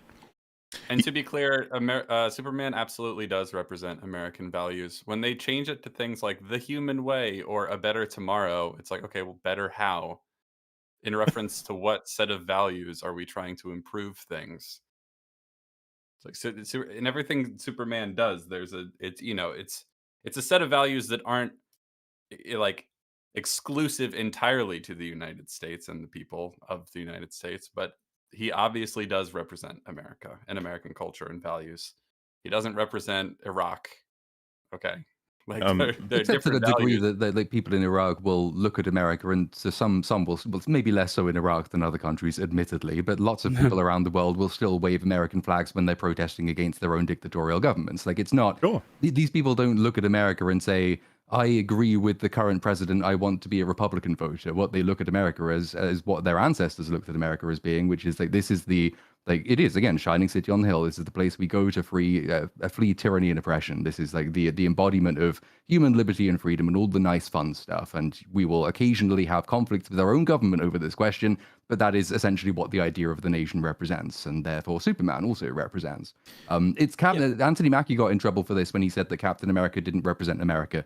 Like, people seem to miss this point a lot, and it's not that difficult to get your head around if you sort of free yourself from modern day political obsessions and start looking back toward what countries are supposed to represent. Well, it feels weird we got British and Australian people here trying to be like, keep the American way line, please. Yeah. I prefer Captain America to Captain Britain. Wait, I thought everyone hated us. I thought everyone in the world hated us. What are you talking about? When do we get Captain Germany? We had one of those. It didn't go We- well. right, Okay. We beat him. Captain America punched him, actually. We beat him. Wow. We had one and you beat him? That's so mean. We had one. What do I get? We over here in Germany, we don't get shit. we don't. So, still on Platoon's quotes, he says, Captain America is a beloved character around the world when he explicitly is always fighting the American government. Like, are we fucking serious? So I guess he's saying, you're saying Captain America is pretty well loved, you know, but what's the difference here? And he's saying, yeah, he's loved because he fights the American government. So, there's many things. Yeah, let's just get the citations sorted, right? First, Captain America fights for the government. Captain America 2, you can definitely argue he's fighting for the government against the corruption within the government. You know, it's as in, like, there's a good and bad. 3, it ain't the American government Cap's disagreeing with, it's the UN. That's the world. Yeah, fuck you, UN. Yeah, that's the thing. It's kind of a little more complicated than fuck America from Captain America. In fact, it's not that at all in any of his movies. Because it's a lot more meaningful than that. It's a lot more complicated. He values the freedom of the individual, which is, I think, the spirit within America. That's what Captain America embodies. That's the use of his character in the second movie in particular. He has the conversation with Nick Fury about like the merits of the security state, essentially, and it is pretty much explicitly billed as an argument between the old values of old America and the new modern values of the current American government. And like the film is quite clearly on Cap's side on that point, and it's not saying America is shit and must be fought. It's saying America has deviated from the values it used to represent and should be returned to those things. And then also, why are we randomly complaining about men taking women's names in marriage? What the fuck? Just throws that on the end. Because that shit's hate cringe. women. That's why. We do that what hate you women. wanted to hear? If I was a woman, I'd think that's the most cringe shit ever. I'd call off the marriage if my fiance came to me and said, "Oh, actually, honey, we're gonna be taking your name." I'm like, "Oh." What if you're Idubs and you hate your last name? He wouldn't be my fiance. Mr. Dubs. If we're at that point, other things have gone horrifically wrong. Next up is Superman isn't interested in Clark Kent. That's what we said, because we said there's barely any Clark Kent. It's mainly Superman. And their response is, this is a clear misreading of the film. Clark Kent is the guy we see throughout the whole film. This film, as most comic stories do, doesn't show much of Clark Kent persona that Clark puts on, which is okay. So they found a way to disagree with us and then agree with us. Yeah, that's kind of strange. That's whack. What we highlighted was there was no dichotomy. He was pretty much the same guy throughout the whole film, and they didn't do any kind of like stretching of his personal human persona versus the hero he needs to be to blah blah blah. It's all kind of one character, and it feels like a waste. In fact, we get did we say there's 2 scenes and one of them is almost irrelevant for Clark, and that's about it? The rest of them are Pretty Superman much. scenes, Yeah. pretty much. We get very little time seeing him being Clark Kent in a professional or a public environment that we can use to juxtapose with his Superman, personality. There's a lot of Basically, dramatic like richness. After you. 99% of the interactions that he has are with people who know that he's Superman. So it's like there's nothing to be concealed in that regard. As like for an example of the kinds of things that would happen, just if you had more scenes with him interacting with people who didn't know that he was Superman, and he needed to try and drive home that difference. Also, I mean, the dramatic richness that the '78 movie exploits really well is, he has to try and reconcile these 2 seemingly contradictory elements of his own person. Like, how can I be both a man and and a god at the same time? When I'm a god, I seem to be unstoppable and all powerful, and it's my human attachments and human connections that seem to be my biggest weakness. But then, by virtue of them being his biggest weakness, he discovers they're also his greatest strength, and they're the thing that inspires him to fuse these 2 parts of himself and become, like the predestined godlike creature that he is. But like the injection of the humanity is the vital ingredient to that. Whereas with this one, because he seems pretty much entirely confident with, like, they're pre-reconciled almost. The movie has so little interest in the human side of things, despite humanity being its theme, that he just goes around doing all the relatively boring Superman stuff, and at no point are any of his human attachments ever in peril, which just makes for a really, really, really flat movie. So we have, this film doesn't present Superman with a difficult choice. I would say that is somewhat a quote, but you develop it into he doesn't get challenged in the film is kind of where we would go with that on anything pretty much, other than he gets beaten down. But like we meant more of a fundamental, like philosophical way. And so their response is, this is not a problem. The film is about how he sees himself. It's about his personal journey to have a better foundation. It doesn't need a big dilemma like The Dark Knight. We'll start with this. I think the film does believe it has a dilemma for him, and that his dad manages to get him through it. We commented on that dilemma being extremely thin and all borderline pointless. It is pointless because it was never a dilemma. No. Even like this framing saying it's about his personal journey to have a better foundation. I mean, his foundation was the Kents. It always was. So I don't, this is why this doesn't work in the film. I'm sorry. The fact the movie doesn't acknowledge that is a problem with the movie, because it's so obviously there that the movie has to ignore it right up until the moment when he goes back to his home, and then his dad basically says, "Hey, it's not your parents who determine what you do, it's you." And it's like, oh, yeah, but how many years did you grow up with these people? It's made a worse 30. problem because this is the only film where he doesn't get to interact with Jor-El, AI Jor-El, who is basically kind of like a person. All he has is a 30-second message, and he claims that he derives essentially more motivation from that 30. How could he believe that that's possible? That he derives more motivation from like a 30-second message than being raised by his parents on Earth? Like in the Donner Superman, he spends several years interacting with Jor-El. So, like, if anything, the other films, and even in Man of Steel, he gets more interactions with him. Those films can make a better case for this being, like, a sort of a conclusion that he might draw in terms of where his values are derived from. And this one, it just doesn't make any sense. And they're just like, well, yeah, but that's what he's told at the end of the film. It's like, why would he need to be told this? This should just be self-evident to him. So they then just go a different way. This is within the same point, but it's not the same point. They say, I think it's funny that EFAP says the movie's structured pocket universe rules are unreasonable. Did we say this? The structured pocket universe rules are unreasonable? I thought our main thing was just how insanely out of control it already this is. is a thing that he's apparently able to do. The power scaling of the universe has jumped the gun. And then, of course, right off the there's character start. problems then as well with like resources lacks, blah, blah, blah. Anyway, and then they go on to praise the moral dilemma of the 78 film, which is, should I go back in time or not, with no drawbacks or consequences for going back in time? How is that not universe breaking? And this is. How many times do we have to explain this? Like, this has come up. This will be the third or fourth now. Yeah, we're gonna have to do it again. So, so let's go with no drawbacks or consequences. So the consequences are that, as Platoonian already kind of just mentioned, it's the decision is about how he's going to engage with the world as a hero. Will he lead humanity into a better future according to what he believes in? Like as getting him more involved as would Jonathan would have wanted him to, because his power is worth more than shooting hoops or whatever the fuck. Or will he follow Jor-El's instruction and try to help guide whatever, but never change the fate of humanity? Because that's not your role. And he makes his choice at the end of the film, so he's defying Jor-El. That is the consequence of that decision. Now, no drawbacks. I mean, I guess that comes in with the consequences of it's all about the synthesis of those two sort of different people, different parents raising him.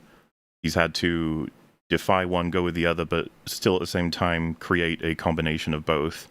It's all character stuff. Like the idea that I don't really understand this, because you're saying like, well, it didn't destroy Jupiter as a consequence or something. It's just like, yeah, it wouldn't. Why would it? And then of course, like, how is it not universe breaking? Well, we said it actually in and of itself can work. It's just that you can't really build sequels on something like that, because it's always going to be. They tried, yeah. It's a problem for the sequels, but it's not a problem for the original movie that did it. But it's also, I think, notable that what is just been hailed as completely sufficient for Superman 25, which is finding yourself a better foundation, i.e. choosing between your two parents, is now not sufficient for Superman 78, even though the same basic idea is in play. It's just that 78 makes it a really interesting dilemma, whereas 25 doesn't.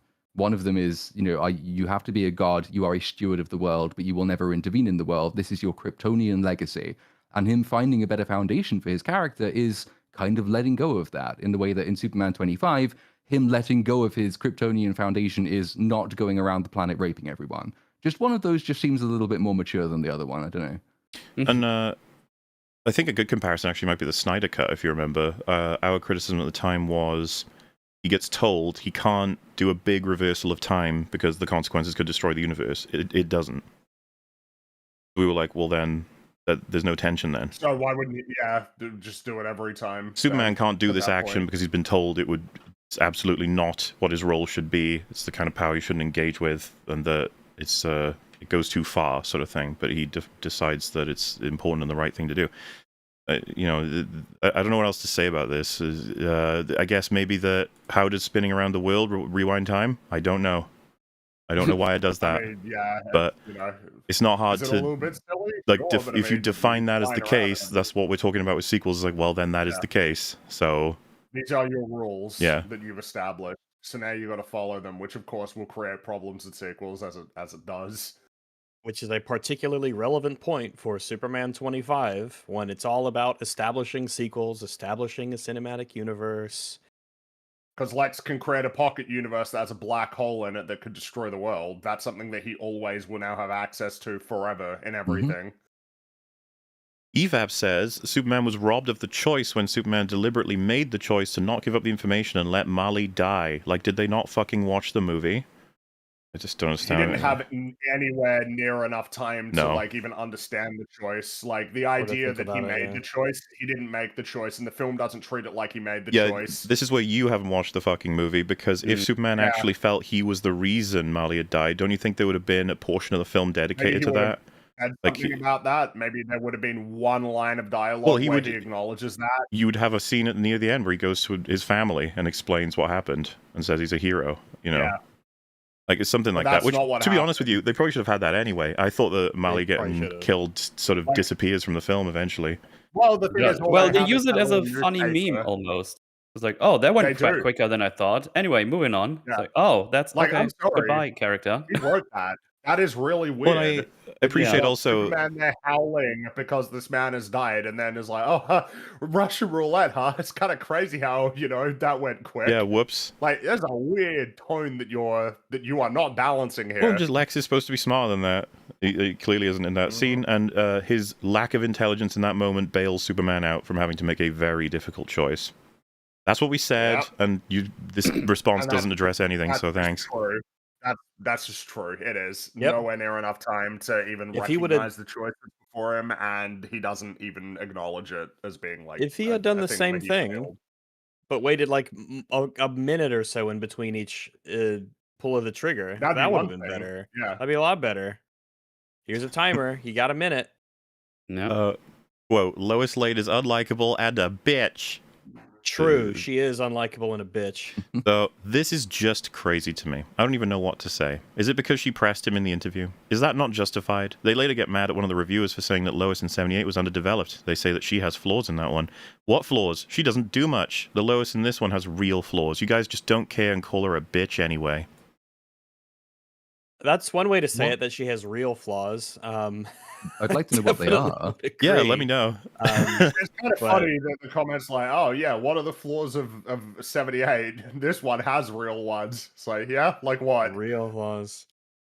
I mean, I would say that her flaw is just her fucking attitude towards Clark. She is being she's being antagonistic in a way that is not productive or conducive to a good relationship or interview, but she tries to frame it as such. She seems to be extremely uncaring towards their relationship and unappreciative of him. So they say, sorry, I just got lost. Quote, why did they not go back? No, why did they go back to Smallville when Superman's been poisoned? Why didn't Metamorpho heal him? We got 3 counters here. First counter, Mr. Terrific assessed him and said he'd be fine. Oh, okay. Well then. He wasn't could have been fine, fine, so like he was very much not would fine. Be fine eventually if he got healed, but he needs to be healed. Yeah, by this the doesn't sun. address the point at But they all. took him to a place at night. What we were talking about was insta-healing him versus him healing slowly. So Yeah. Mr. Terrific can Into be the correct, fortress of and our solitude. criticism could be correct as well at the same time. All right, counter Fortress of 2. Solitude, get him in there, and then give him the big. And if that is inaccessible, if we're gonna say that it is impossible to get him there, take him at least someplace where the sun is up. Mm-hmm. Wouldn't that be a good idea? Counter 2. Instead of a place where the planet's in the way. Second counter is Metamorpho already did heal him.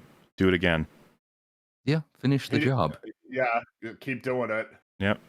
Third counter. The kryptonite poisoning apparently is just lingering side effects the sun can't heal. Okay, you made that up. You Yeah, made- That's made that's up. not Yeah, in the that's film at not all. in the movie. That's not in the film. That's some bullshit. So yeah, all right, solid. This is what I'm gonna keep for last. Alright. Okay, so we'll skip to this other one. A Mr. Terrific project would be a failure because Superman didn't make money.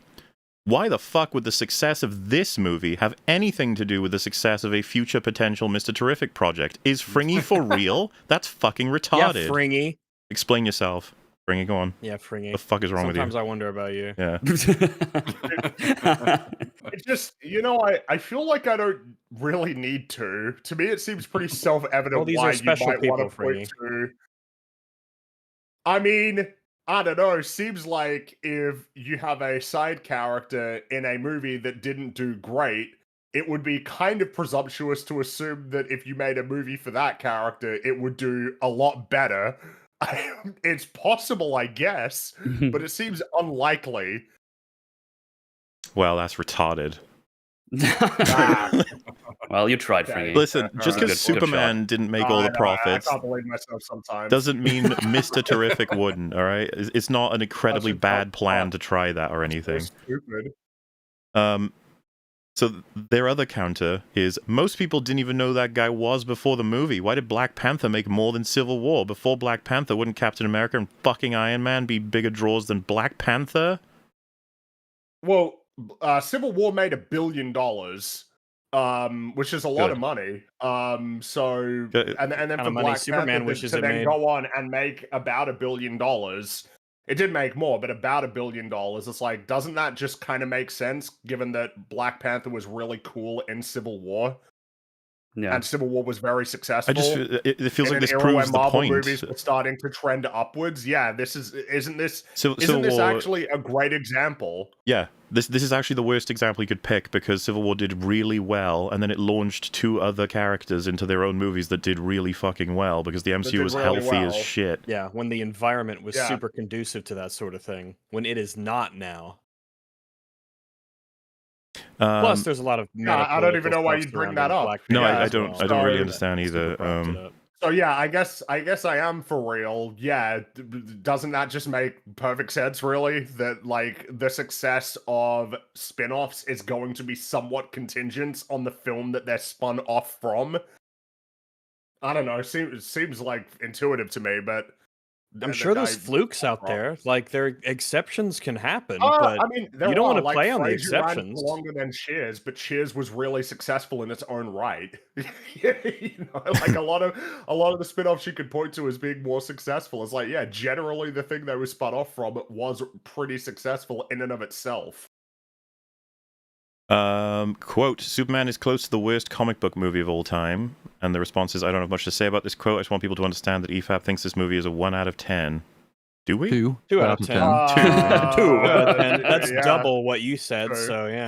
Exactly. 100% You're increase. off by double. Yeah, and I saved this for last because it's my favorite. Quote, gay mustache man. And their rebuttal. What? At one point, Platoon calls Sidney Hepperson gay mustache man. That seems weird. Unless I missed something, he isn't gay. I don't know what behaviors of his would be called gay. Just really weird. I really don't like Platoon, I think. Well, I guess we know who wrote this Get comment. wrecked, Platoon. And now I Get guess fucked. see. How will you ever recover from this He one? just I has don't a know, really man. gay moustache. That's all I was saying. Oh my god, I can't believe you said it again. People can have gay mustaches, all right? Yeah, there's nothing wrong with it. It's Dude, just Stream's It's gonna fine. be, It's just gay. Stream's Wait. getting bad. Is the comments implying that gay is an insult? Apparently. Wait Which is Oh. infinitely it's amusing. factually Oh inaccurate. my It's a goodness. factually inaccurate comment because actually there's no evidence that he actually does like fuck other guys, so he's not actually gay. So you can't call him gay because that's misadvertising. I So see. It's homophobic and it's just wrong. Apparently, I made a terrible mistake with calling the guy gay mustache man. I'll never do it again. Can you make a video with just an apology? I should probably do that. Yeah. Good. That's 4 better hours. than Good. awesome. But yes. The mustache can be gay, but the man can be straight. That's Sometimes. entirely possible. Yeah. Good point, actually. Very good point. And in conclusion, the movie has a crap ton of flaws, but I have to agree with disliking EFAP's coverage. Some of their arguments are disingenuous, others are tone deaf, and others are just plain dumb. So combine this with the box office chatter, and I would say, I don't believe our brains were quite broken by Superman, but there's definitely some people who probably qualify on that front, and I hope they make it over the next course of chapters for information coming out. Like I said, it's going to get even more transparent over the years of just what damage Superman did to the beginning of DCU.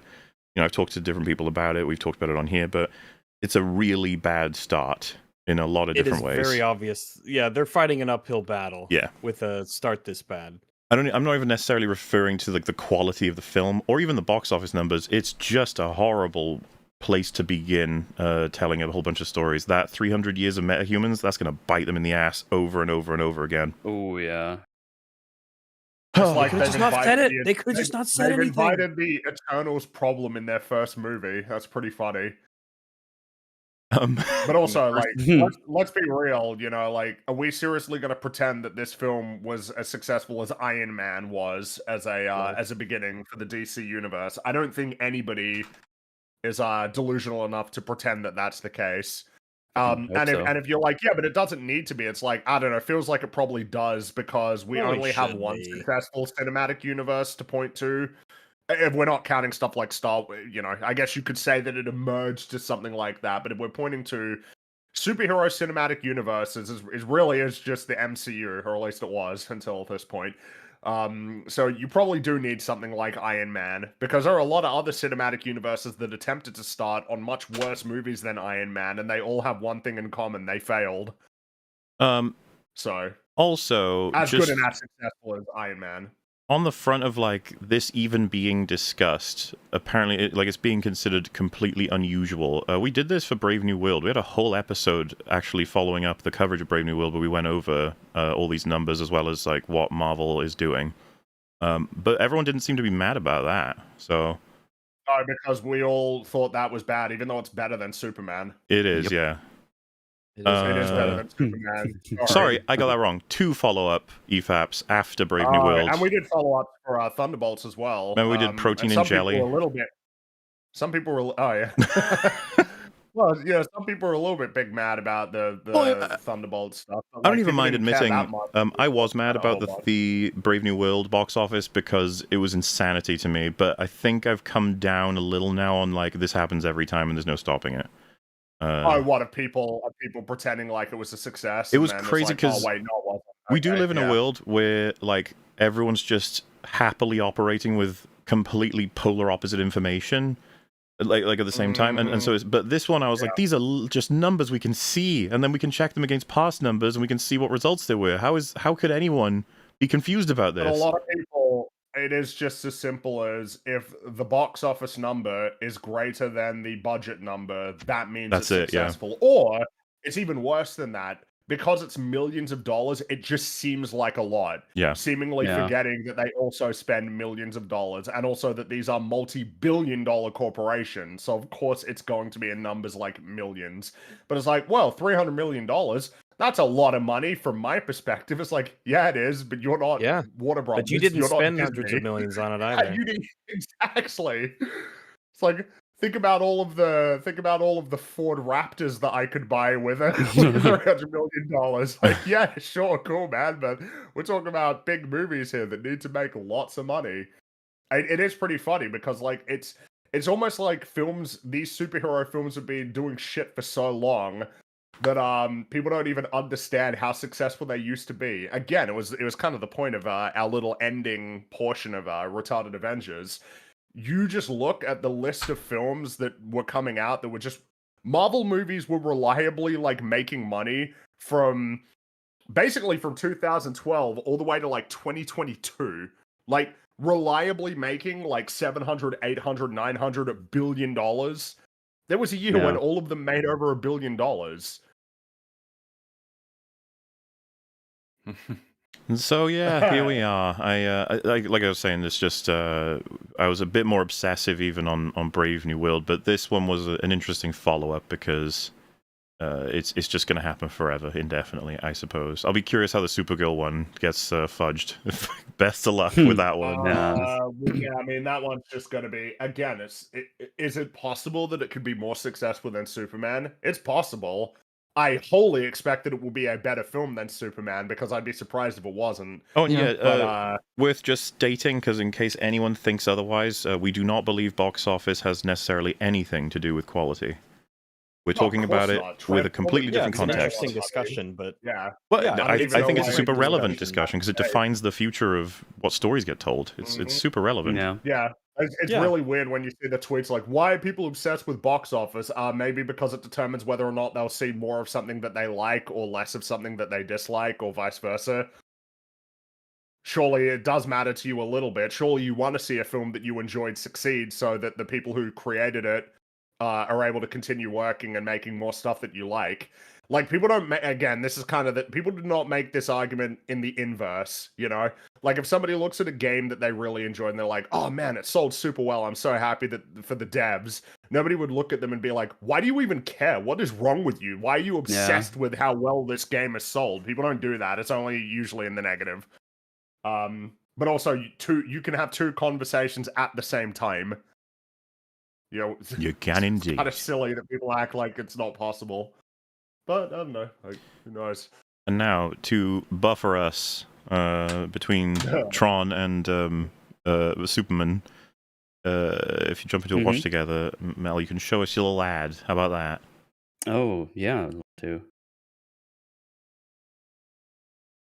Your little advertisement. When booting up Watch Together, it used to play the video automatically. It doesn't do that anymore. Do you think they... Yeah, I miss Big Chungus rabbit.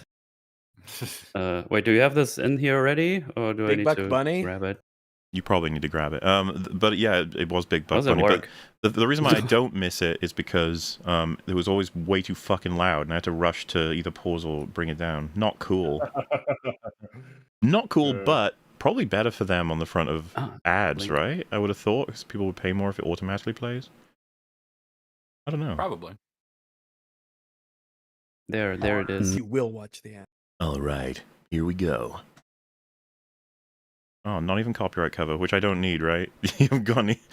I don't remember there being anything crazy. I'm not going to here. DMCA you. No, you're fine. Making sure. Look at all these plushies. Aren't they nice? And cuddly and soft and delicious? I mean, I don't know about delicious. I didn't eat them, but they look rather nice, don't they? But isn't something missing? Or someone? Yes, you see that elegant. right. He's finally here, your very own Moodle plushie to own and buy and do all kinds of things with. Look at him go. He has like the headphones. Whoa. Look at his bulging eyes. He was hacked. Oh my god. Think about the things you can do with them. You can cuss him out. Dingus. You can tell him to watch the bad media. Oh, you better watch the next bad media, TM. You She said Tron Ares. No. Should have. There's Superman. You can even crossbody him.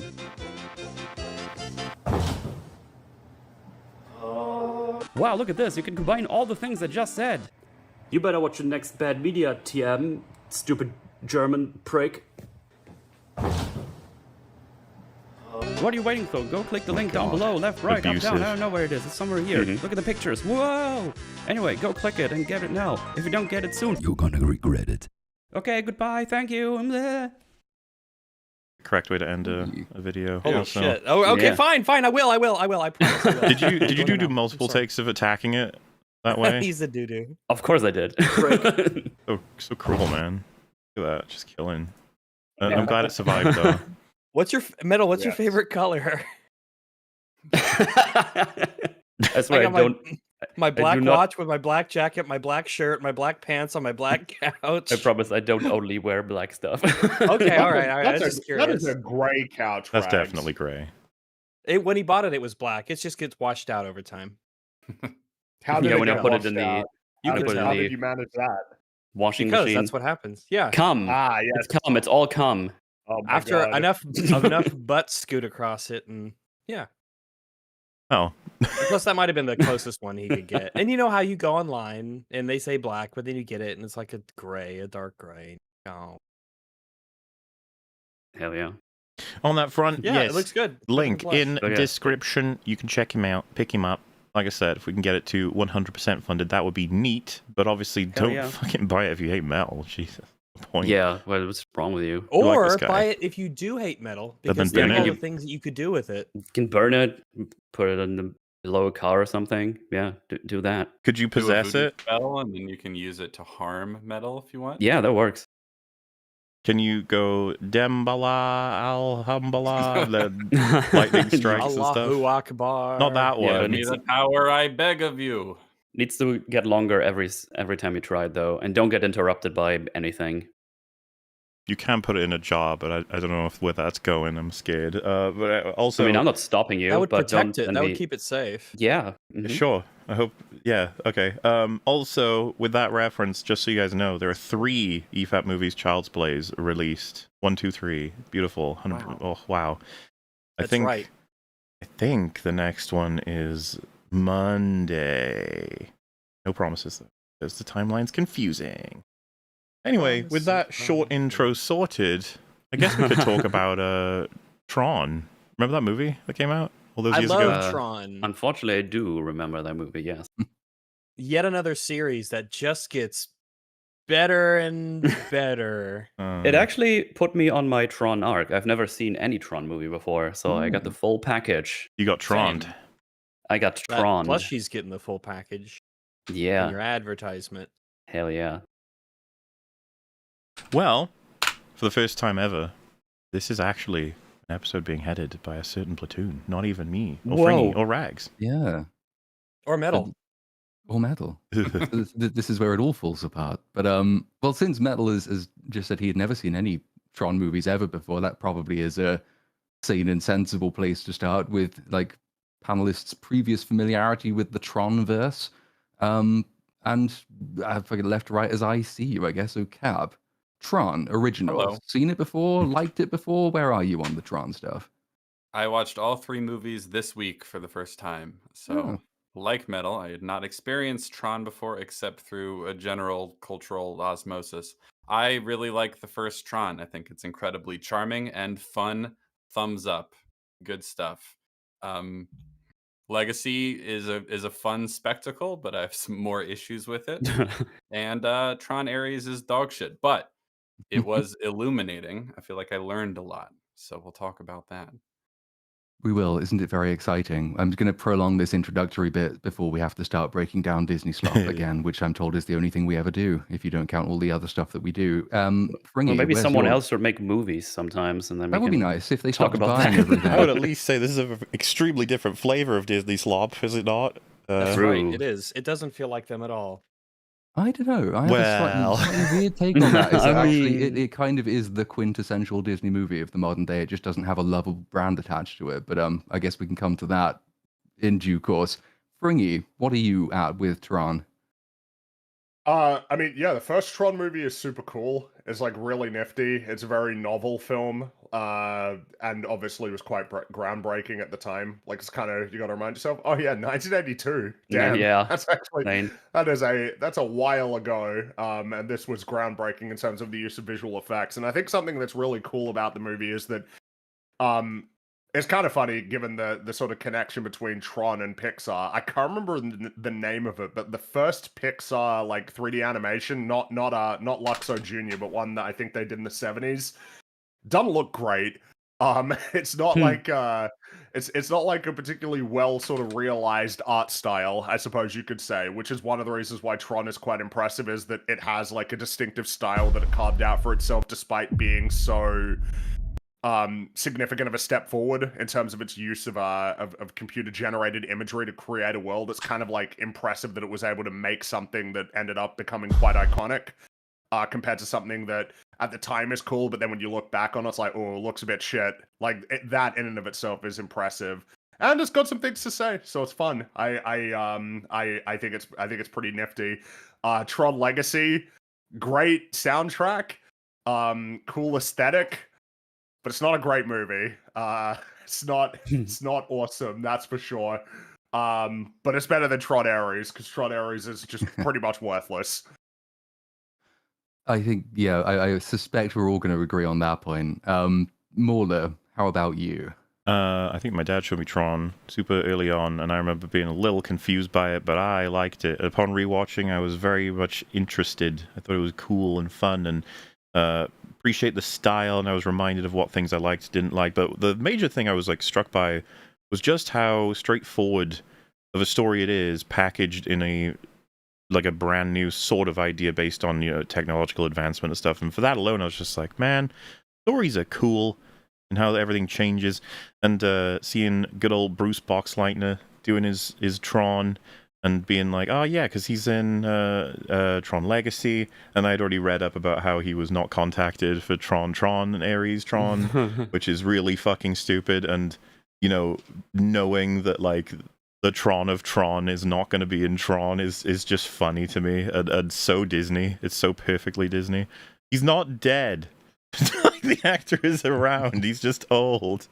Much like someone else you'd managed to remember was in this movie. But anyway, yeah, I'm quite a fan of Tron. It's really cool. I've said before, I like it. I'm not hugely passionate about Tron. It's just something that I think is neat and, you know, does its thing. Legacy, when it came out, I, at the time, and still to this day, have a pretty controversial perspective, I guess.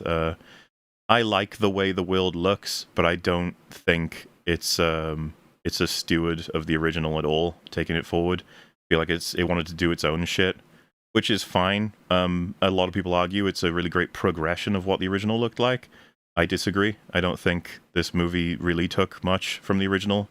It actually created completely new style, which is, again, cool to look at, but not the sequel to Tron, as far as I'm concerned. Now, that's just like a foundational thing. You know, pretty happy with performances, pretty happy with soundtrack.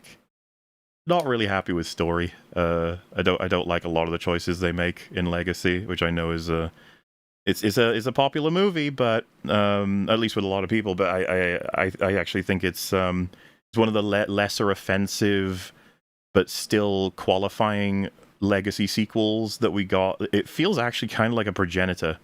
It's one of the really early ones that have this format where the major hero is just gone for decades, and the reason he's gone is actually awful. But you know, it's just like, well, whatever. He's in the movie and he does a sacrifice. It's like, yeah, it doesn't make any fucking sense, but like, whatever, fine. But you know, like Sam Flynn's pretty generic, but like I'm fine with him. I feel like the ISOs needed a bit more context. Didn't really know exactly what was going on there. And that's what the sequel's for. Correct. That's what I will say for Tron Legacy is that with everything that they do, as much as I'm not a fan of certain things in it, there's plenty of room for a sequel, and there is plenty of work and effort in the film that I enjoy and I think is good. It's just it doesn't feel like the sequel to Tron. It feels like a remake that doesn't really get a lot about what works about Tron. But, you know, it's whatever. And then we move on to Ares, which, holy shit, just... it can always get so much worse. What an awful movie. I don't feel like I need to say anything else because we're going to get to it. But yeah, it's like a major thumbs up, a wiggly thumb that's sort of falling over, and then the thumb just crashes into the ground over the 3. It's not even a thumb, it's a toe. Toe down. Fair enough. Jared Leto's toe. There is a dictator in both of the first 2 Tron movies, so I assume big that fan. you feel kind of at home in that. What else do you think about the Trons? No, that's it. That's all I. Meister control nailed it. program. Meisterkontrolle. Yeah, me too. Watched them for the first time this week. Really like the first one. I think it's really cool. As Ringy said, I was shocked when I reread the year. I was like, was this really? I remembered 80s, and I checked like, yeah, 1982. That is insane. Because of all the visuals they do, and I found it really interesting and fun to look at as a style. The whole thing they do with calling it cycles instead of like minutes or something, and kind of switching things around to be programs and not just people. They look like people, but they're like programs, and they're like, oh, we're doing this. I came from this insurance company. That's where I was before, and now I'm in this game to die or something. I thought it was really, really neat. I really enjoyed that one. I thought I'm going to be a bit harsh on Legacy, but I guess Mala did that already because I thought it was a little bit generic action slub for the most part. I was just like really bored by that movie personally. And I also think I don't really agree with the style they went for, because I was expecting to be similar to the old one, but then they kind of just have this cyber just the Edge Runner style cyberpunk. Is that what I was looking for? I don't know. Not I think so. cyberpunk, but I get it's a cyber. I don't know. It's kind of its own thing. Yeah, just Very the whole sleek. neon. Like a neon. Yeah, it's Yeah, like it's just a like a- sleek I would say neon. I would say cyberpunk is fair as an Yeah. observation. It's That's like what I sort felt of like. I was future like, oh, I don't dystopia really kind of care thing. to see them in like a club and making music, even though the music was kind of cool. I was like, I just kind of want to see them do program stuff where they do that thing like they did in the first one. But yeah, I know I didn't care for that one particularly. And then yeah, Ares we're gonna talk about today, and I thought that was ass. Ass is only a couple of letters removed from Ares, so I guess that's fair. Yeah. Finally, Raggers, what did you make of Tron? Well, you know, Ares is literally, if you swap the letters, it's arse. So Mhm. yeah. Oh, missed opportunity there. Yeah. I'm gonna be reflecting a lot of the sentiments that have been said before. I hadn't watched Tron up until recently, so watching that movie was really neato. That's a movie. It's kind of like Star Wars, where it would be really interesting if you could go back in time as kind of a different person and see that sort of movie in the context of someone in 1982 without having knowledge, the knowledge of what we know today, and seeing that on, in the movie theater, how different it must have been. It was the most enjoyable of the 3 for me to watch. It had this sort of 80s straightforward charm to it. Obviously, a very risky movie, I can imagine, when it came out. But I liked a lot of the dialogue. I liked the characters in it. It had that fun, charming kind of character interactions, and I like the design of everything. I like the stuff that was in the real world. I like the suits and the aesthetic of everything, and I think it was a fairly simple movie that kind of hints to more deep things that are happening in the world of Tron, the way that the programs sort of see their existence and the relationship between programs and users and what you could do with that. Um, but yeah, I was a like I said, I'm not super passionate about Tron, but I liked the first Tron. And with Legacy, yeah, I like the music, I like the aesthetic. I'm not a fan of the story or the characters. It does have that The Force Awakens kind of reboot quality to it that I'm definitely not a fan of. And as we will no doubt get into, Tron Ares is it's not a good film. I didn't enjoy watching it, and I was the only person in the theater when I went to go see it when it released. So I had the whole place to myself, no distractions. I could lock in. That's something I I haven't didn't like had it. yet, like a full theater I've screen to had myself. that. It's happened. I had like 3 people with me. That was the lowest, but a full, like an empty one. I guess you went like in the morning or something. Probably that's when it's mostly I went, empty. yeah, I went Friday at 8 p.m. Oh, So okay. it was Notoriously a kind time of where no one goes to see movies. Yeah, Oh, that's not good. not great, not great. Which is slightly reflected in its apparent box office performance. Is Tron Ares scoring not only lower than Tron Legacy, but also lower than Morbius, I think was the story that was released today. So that's very encouraging, Ouch. especially given the great word of mouth that the movie's received, which I'm sure will see it propelled to its estimated heights of, what was it they were hoping for? Like 40 million or something? 40 million. Yeah, good luck. And we'll get that Yeah, on screen in a sec. There's someone else that's worth... Now, I can't confirm this as information, but I think it's probably true. They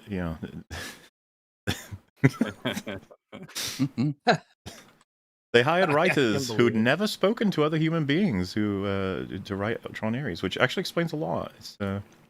It does, and yeah, we'll be going. There's some choice dialogue sections, which I mean, I've already bitched about one of them on Twitter, but there's quite a lot of them in the movie, which we will get plenty of time to delve into. What a wonderful film! But before that, I guess, I mean, sort of common theme I'm picking up here is well, besides all the people who haven't even seen the original Tron before this week, even the people who had, Tron has never really been sort of top of anybody's list of favorite franchises. It's kind of the thing everybody's vaguely aware of without ever really coming to love, or like, yeah, and that might explain why there was, a couple of decades between the first and the second movie, and then almost a couple of decades between the second and the third movie. Tron seems to be the thing they reach for when they're quite desperate, because it is part of the backstory to the original Tron, is that they were really sort of looking to reinvigorate the Disney film department at that time, because they weren't doing particularly well back in the early 1980s. So they took this big swing on Tron.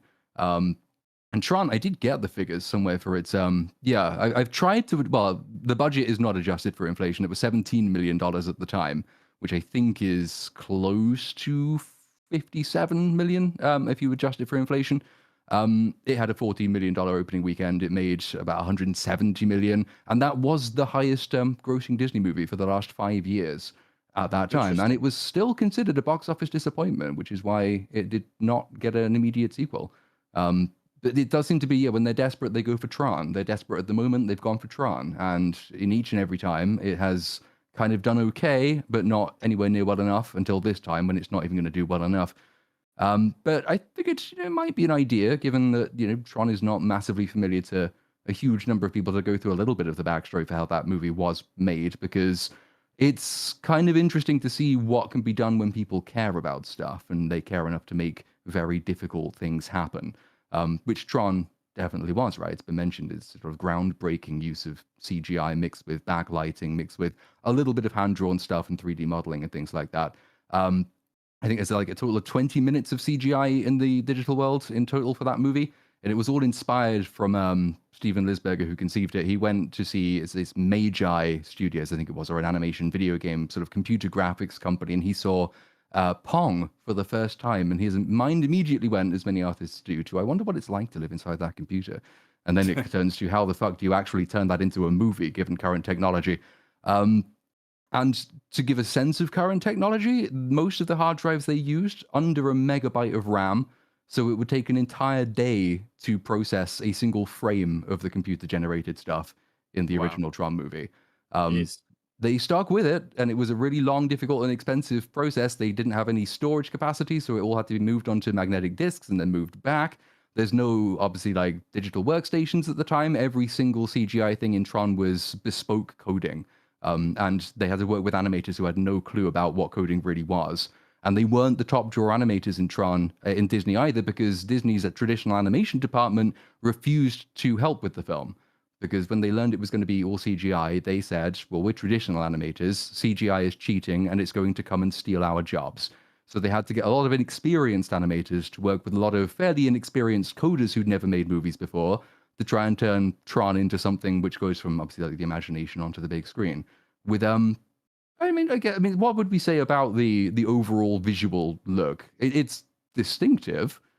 My impression of Tron was always that there's a huge gap in quality between the obvious like polystyrene costumes and like the stuff they clearly put time and effort into, like the CG sections. But I mean, are we fans of the Tron aesthetic?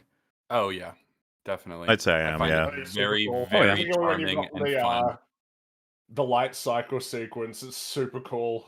Like as a visually, I really like the something. It's kind of interesting because I was reminded of it watching Tron Legacy. It's like, look, the light cycles in that movie are kind of cool, but the thing that I like about the light cycles in Tron is the fact that they drive at 90-degree angles, like Yeah. that the turns are that sharp that it's a very sudden, oh shit, and then you got to turn, and then it creates like an actual maze that they need to navigate. And then you have this maze with its sort of bright, prominent colors in this otherwise kind of like not as illuminated space with this like sharp contrast between sort of the key objects in the environment. It's like it's very it's neat. I keep going back to that word because it feels like an apt way to describe it. It is neat, yeah. It's one of the things as well. I mean, it might be fair to say this is the first instance of a movie taking a video game seriously, in the sense that obviously the idea comes from Pong anyway, which is basically one of the first, if not the first, video games ever made. But to take like pixels on the screen, if it, you know, people broadly familiar with Pac-Man and stuff like that, and to turn it into this kind of interestingly realized well, but it's an example of someone looking ahead, probably too many decades in advance of where the technology and the industry would end up, maybe producing something a bit ahead of its time, which explains its fairly muted performance. But I mean, does it hold up better in hindsight, given obviously now we know how massively big and impactful video games have been, to see that somebody saw where this was going back in the late 70s when the idea was conceived?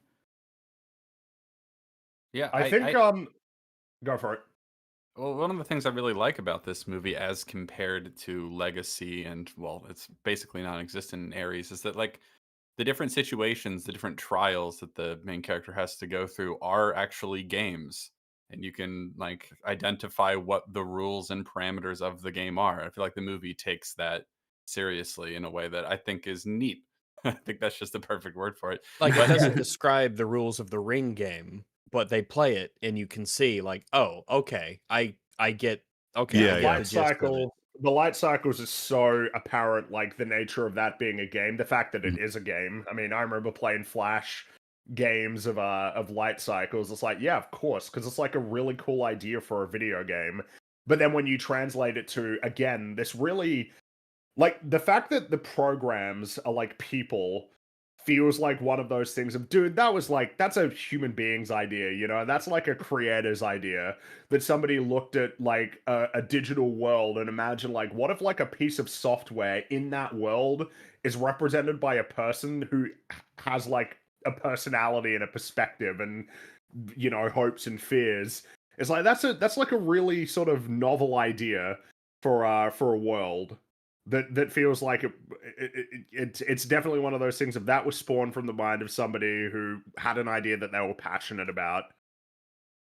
It was Yeah, I think a lot of that is conveyed just in the especially back then, especially because it was so rudimentary, you know, the graphics that you could come up with, their perception of what that world must be.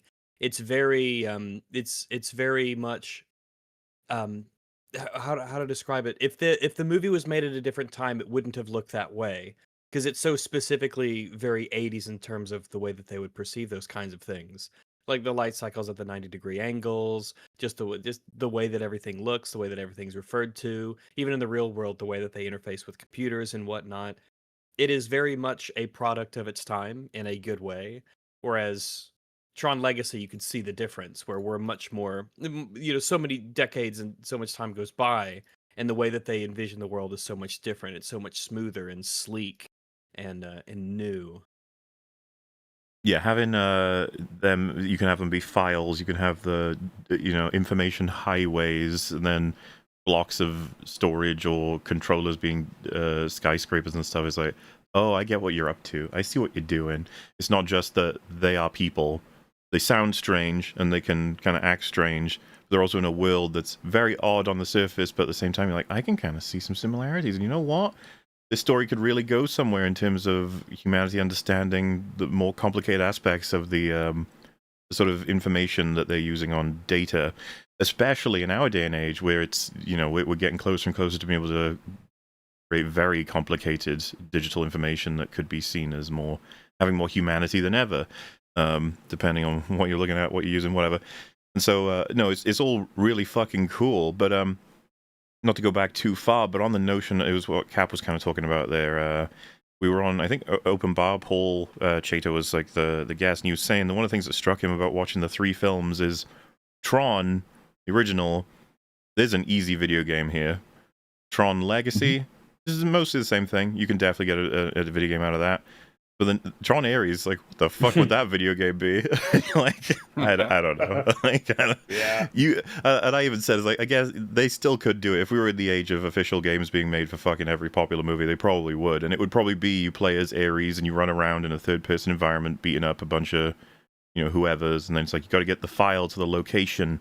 And there's probably a mechanic for going in and out of the digital world, but it would be very limited, Get the file to location. Hell yeah. This is your objective. But yeah, no, a lot has been lost since the original, and it's a pretty streamlined, fantastic example of a microcosm of what's happening to so much these days. Mm-hmm. Yeah, this is why I was sort of leading with the idea that it is this perfect modern Disney movie. It's like, so Ares nominally has probably the biggest theme of all of the 3 movies, in the sense that, so yeah, fuck it. Let's talk a little bit more about the original Tron, because it's nice to see how they did actually set these things up and explore themes and work characters in before we start talking about how they forgot how to do all of that stuff. The original Tron obviously has an internal religious component to it, in the sense that users represent kind of gods to the programs. You go down into the universe, and Master Control is busily setting about trying to quash people's faith in the users. But it's self-contained. This is the attitude of a program toward the person who made it, but it doesn't really extend beyond its own internal universe, in the sense that it doesn't. Almost like guardian angels or personal creators. A very personal relationship between each user and its each program and its user, which often seems to be kind of one way in a sense, but not in others, where like, oh, I get to communicate with I get to like directly communicate with my user as if I'm able to talk with God, and it's my God, and it's the one who watches over me and who created me. And the dangers from the other side of people who don't appreciate that, or who don't commune properly with their programs. It's the lack of the human element, which is the missing link. So as the basic setup, you've got Dillinger, who is in charge of NCOM at the time. We'll be coming back to some of this timeline stuff when we get to fucking Ares, because it seems to have not watched these movies. Dillinger is in charge, or basically in charge of NCOM, but functionally who is in charge of the Master Control program. And Dillinger doesn't really give a shit about what goes on within the grid, because Dillinger lies his way to the top. He steals credit for some games that have been made by Kevin Flynn. He allows the Master Control program to develop, and because it's an AI story, before we forgot how to do those as well, Master Control has taken over. It's become so powerful. It's got its own will, its own agency, and Dillinger is now almost the Master Control program subordinate. So you have the juxtaposition between Flynn, who solves the problems of the grid by injecting his humanity back into it and restoring people's faith, versus Dillinger, who has no faith, who has no humanity, and therefore is dominated by the computer.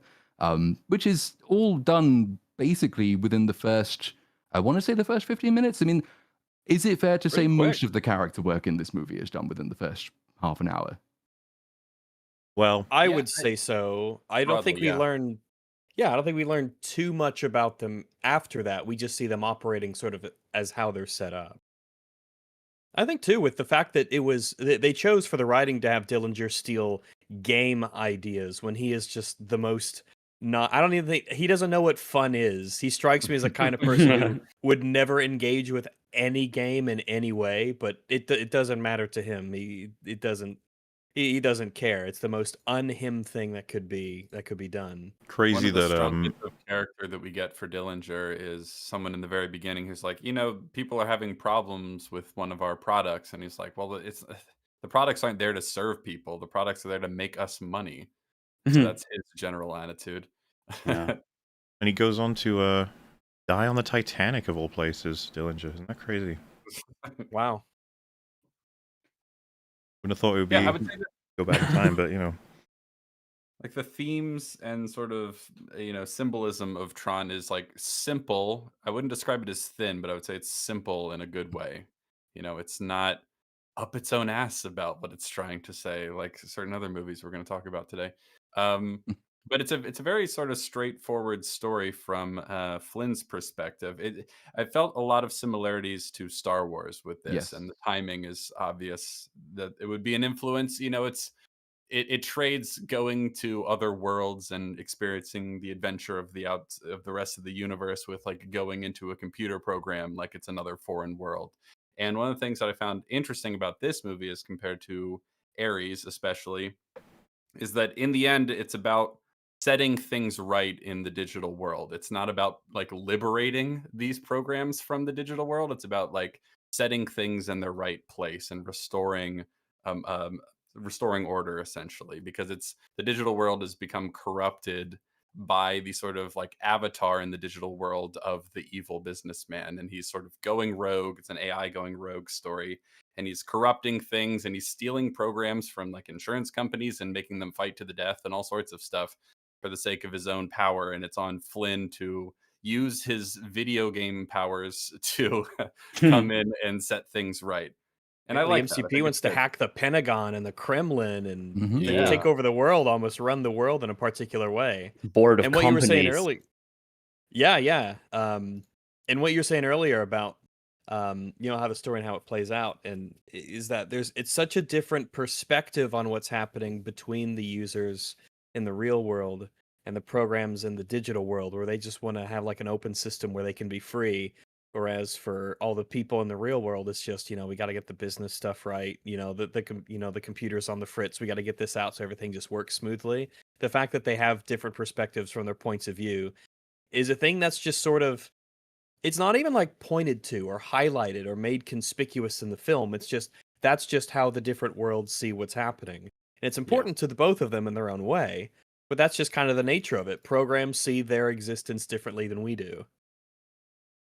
They do, but then with the interaction with the humans, obviously they are freed and liberated to be something slightly more than they are until that liberation moment arrives. Because this is the other aspect of it, which is kind of interesting, is that I'm trying to think where it sits in relation, because there was the Hackers Manifesto that came out, which was kind of calling for free and open networks, which informs a lot of early tech people's thinking about where this all is going.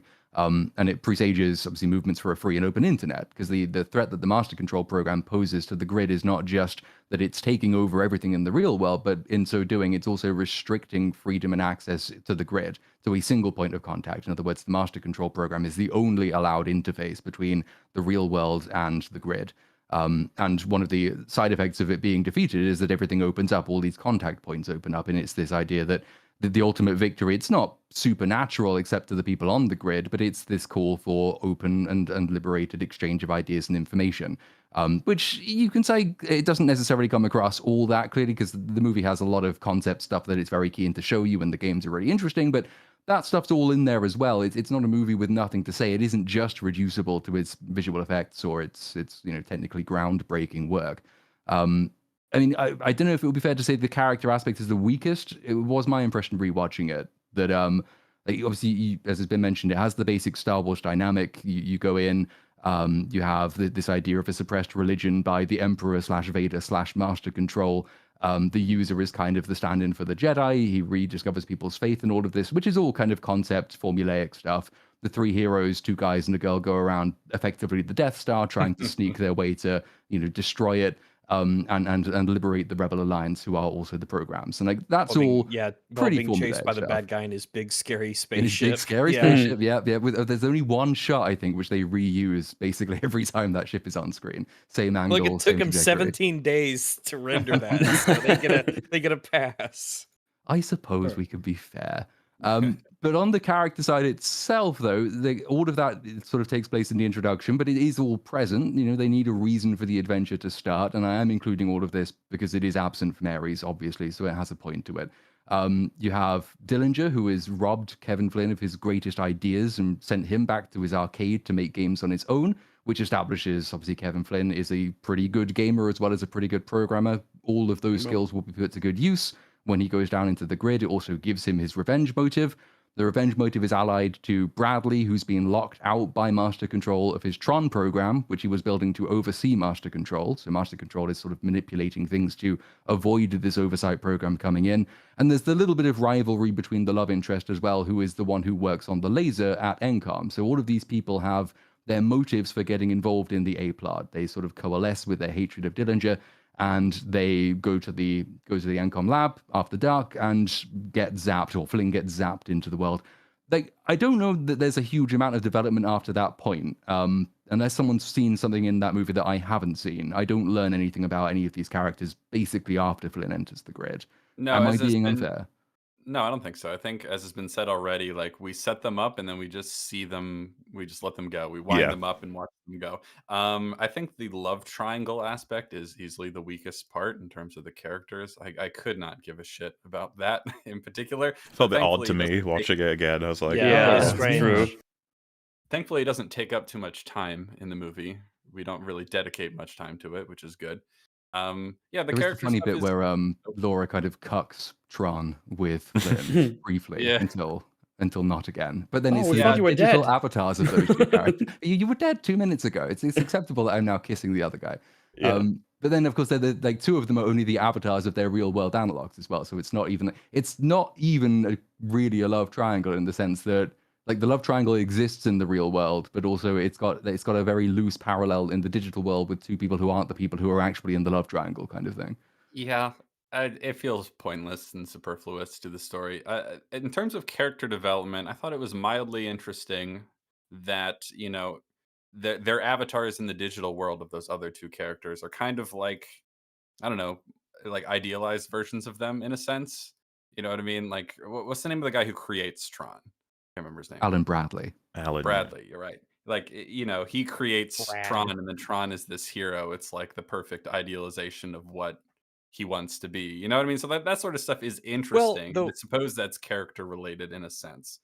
I think it's the people who made this, it didn't seem like they were outsiders looking into this kind of world. So I kind of took that as when someone makes a program, there's a part of them that goes into it, the way that they express themselves into it, and so that manifests in the movie's visuals as it looks like them. Yeah, for sure. You get that with even like the lesser programs that aren't in as much of the film. They have an analog for real life. But yeah, on the point of Bruce plays the 2 characters noticeably differently, which is always fun. Like, you wonder exactly what it means and how it gets there. Obviously, Tron being an oversight program for the Master Controller would probably, as well as, like you said, it's like the purpose he has imbues him within the world, with a sense of not necessarily the chosen one, but he is a hero, or type of hero, for sure. Yeah, and that's kind of the role that he needs to fulfill. That it's almost something of a prophecy, but a prophecy that's ordained by the people who created him. Mm-hmm. By the way, is another thing that Legacy does. Not arguably, Ares is worse. They just don't have Tron at all. But Legacy does something that I don't... It is crazy, isn't it? I don't think they'd get away with it if they did it today. Tron is becoming an increasingly less and less important part of Tron. It's like Tron is sort of the archetypal hero who will, bring balance to the grid, I suppose, if you want to say it like that. Well, he's an evil henchman, but when Flynn's like, Tron, what have you become? He's like, oh, I'm not evil anymore. I'm gonna be good. I didn't realize I was the I can't baddie resist here. being like, I'm gonna crash into Clue, who's then just gonna beat me again anyway and escape, and I'm just gonna sink into the water to never be seen again. So, if you think of him somewhat as John Connor, the original Tron, is like, the equivalent would just be Terminator. It's like, yeah, we're all good. Tron Legacy, it's like, oh, they did that in Terminator. It was in Terminator Genesis where they made him evil and they needed to like undo him becoming a Terminator. They're like, okay, well, is there anyone that ever just got rid of him entirely? It's like, yeah, Dark Fate. Yeah, Dark Fate, where he gets replaced. He just gets outright replaced. Lamer Tron. But like, how can I not make that connection? Ares replaces Tron. Yeah. Is there an interesting sort of qualification on that though? In that Tron arguably isn't, well, I wouldn't even say arguably, Tron is not the protagonist even of the first Tron movie. Is that fair to say? Sure. Kevin is the protagonist of Tron, sure. Yeah. But Kevin is also the chosen one. Like, Kevin is, Tron is the one who will oversee Master Control. He's the one who will fight to defend the system, which is said several times. But the one who discovers the Jedi powers, the one who's sort of becoming is the thing that allows the grid to open up. The one who almost has the prophesied character role is Flynn. Flynn is also the only human character on the grid. Tron and Flynn kind of split Luke and Han, essentially. Yeah. Like right down the middle. Yeah, it's not about there is that Tron is always more with the first movie has probably the best balance of those two roles, but he's still probably more tool than character or even predestined leader in the first movie. So I mean, isn't it fairer to say that Flynn is more the John Connor character? It's not about whether or not they actually fit. It's more so just what happens to them in each of their films. Because there's a hell of a lot of differences you could highlight, obviously, between someone like a Tron or a John Connor or a Luke Skywalker. But we're just going really broad with Tron is important to Tron. I know that's a crazy statement. Yeah, he certainly is. John Connor is also important to Terminator, but he doesn't. Like John isn't the main character of the first Terminator, but he's extremely important in the story. Yeah. I think it's so bad at this point that a lot of people probably think Tron is like the grid. They don't even know that Tron is like a character anymore. It's like, oh yeah, Tron, that's like the game, right? That's like the world that they go into. I'm in Tron. Look at that. Look at all the... it's rough, man. Like, you'd expect them to at least address something, or you have him in there, but you never have him speak, or you show his face, so that they don't have to bring in Bruce for whatever reason that they didn't want to. But like, man, okay, geez, just not at all. Fine. Even though the Legacy actually gave you the lead up to that, like it gave you whatever you had complete freedom to do whatever you wanted with Tron. Set up to bring him back, yeah. Like he's not dead. You're free to do anything. Like, no, we don't need to. We have Tron at home. Well, I could totally believe they were like, we can't have Tron if we've got Ares. It's going to get in the way. Like having a great warrior, you know. Yeah, sure. Whatever. And yes, it's been mentioned. Yeah, they didn't even ask Mr. Broxline to return for that movie. There was a scheduled Tron 3 called Threen was the working title of the Tron Legacy. The Tron. They sort of cancelled it because the theory was because I think it was Tomorrowland came out and it didn't do very well, and so they got cold feet about it. And the actor for Tron, Bruce Boxleitner, said after that point he wasn't interested in returning. At least that's some of the reports. When that movie was cancelled, he said, well, I'm done in that case. But it does sound like a certain change of heart was had. And the movie, Ares, you would have expected a Tron character to be in a movie called Tron, but fuck it, we're in a brave new world. It's really weird. Let's just say he had died, it's like you'd either expect they recast, or they try and get an impressionist, or they just don't have him talk and you have the mask on the whole time. But it's like, surely they're going to have Tron in Tron. And you're like, nope. You would think. Yeah, we'll digitally de-age him as they did. Obviously, find a way. Oh no! Well, Legacy knows all about that. Pushing the bounds of technology. All right, it's doing what the first Tron movie did. It's not quite ready yet. It's just the tech demo.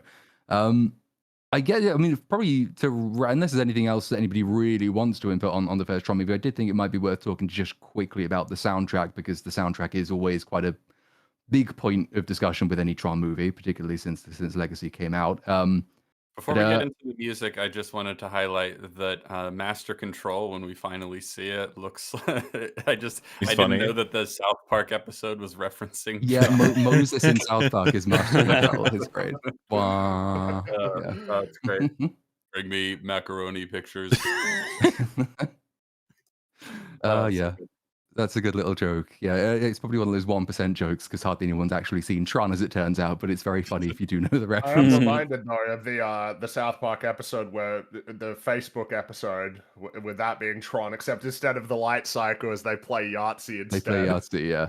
And he grows big as well, which is what happens to because I'd forgotten that it happens to oh yeah, why the fuck am I misremembering the guy's name? Not Master Control, Sark, that's the one. But he grows massive at the end, and it looks really janky. But that happens in the Yahtzee sequence in South Park as well. Stan grows massive. Yeah, where it stands profile. Yeah, because instead of program, the user in the profile.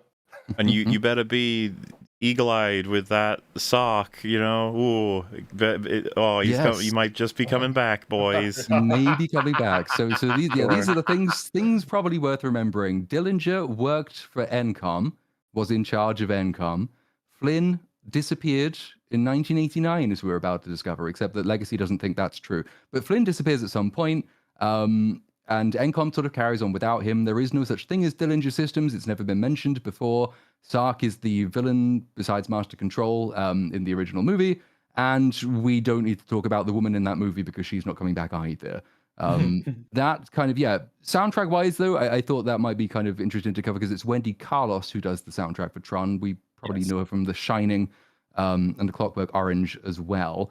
Switched on Bach, etc. And that's how she got famous. Probably like underappreciated as this pioneer of electronic music, because like she was like pivotal in the creation of the Moog synthesizer, which is kind of the primordial synth that everybody now uses. She was paid in part by components for the Moog when she did work for them, because she just used them constantly. And she does the soundtrack for Tron the original, which I always forget how weird and almost like unsettling parts of that soundtrack are. I really like it. Do you? My controversial opinion here is that I actually think that's the best score of the three. Ooh. Oh, that is a controversial opinion. Yeah, versus the world. Share that controversial opinion. Yeah, I know. That's fine. I like You are I against like the the whole Legacy world on that score one. a lot. Yeah, I But- think it's the original Tron soundtrack is fine. It's good for setting the idea and the tone, but it's fine. Here's what I like about it. I think it sort of encapsulates this sort of like older Hollywood approach to scores. It feels like John Williams, but with synthesizers. And I think it's less danceable. I would listen to the Legacy soundtrack more on its own, but I really like the sort of, I don't know, there's something John Williamsy about it, but digital. And I think it fits the movie really well. It fits the sort of like general sort of heroic archetype that the movie has. And That's I an think it interesting sounds comparison, 'cause really neat. I've always struggled to discern the themes in that soundtrack. I think because they are so like multi-layered modal, and they use a number of very bizarre time signatures, and it all sort of jumps around, and it sort of it's designed to mirror like the digital effects on the grid. Like it almost provides this soundscape for flying pieces of information. I've always just felt like there's too much. I know it's not randomness. It just scans to me as randomness, which I wouldn't compare with Williams, just because like I can hum all of his themes. I'm trying to think what the theme for the original Tron is at this point. Less hummable, I'll give you that for certain. But it does feel like we've synthesized the more, classic Hollywood orchestral approach to scoring.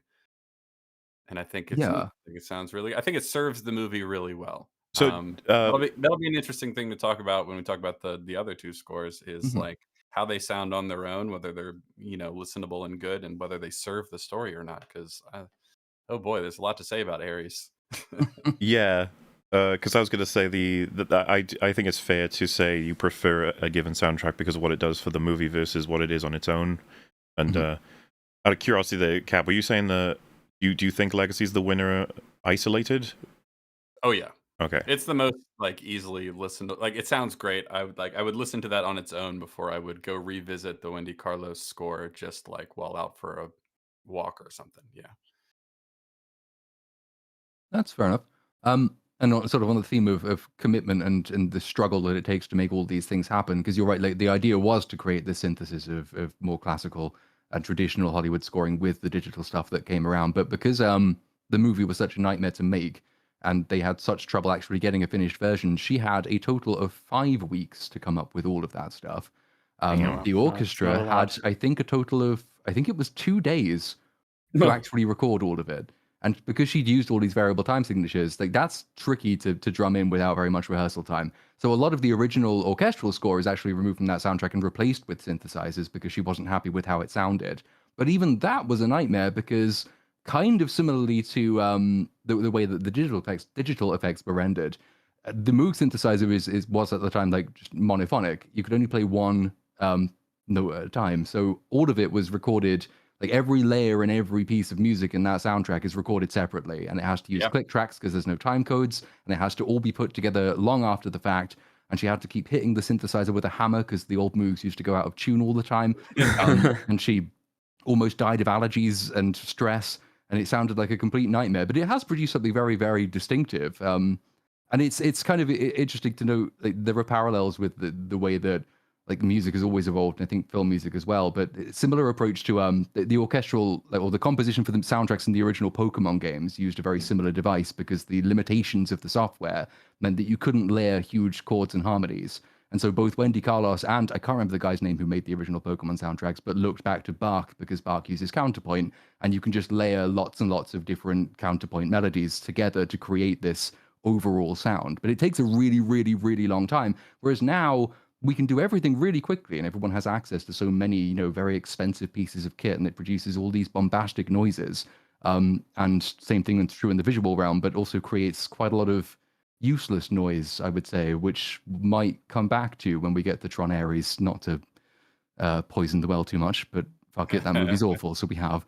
I guess that probably takes us, we could do very quickly go over Legacy, just because it's useful for setting up some lore and continuity points that will come later, but also, I suppose, another example of how an approach to character writing used to work.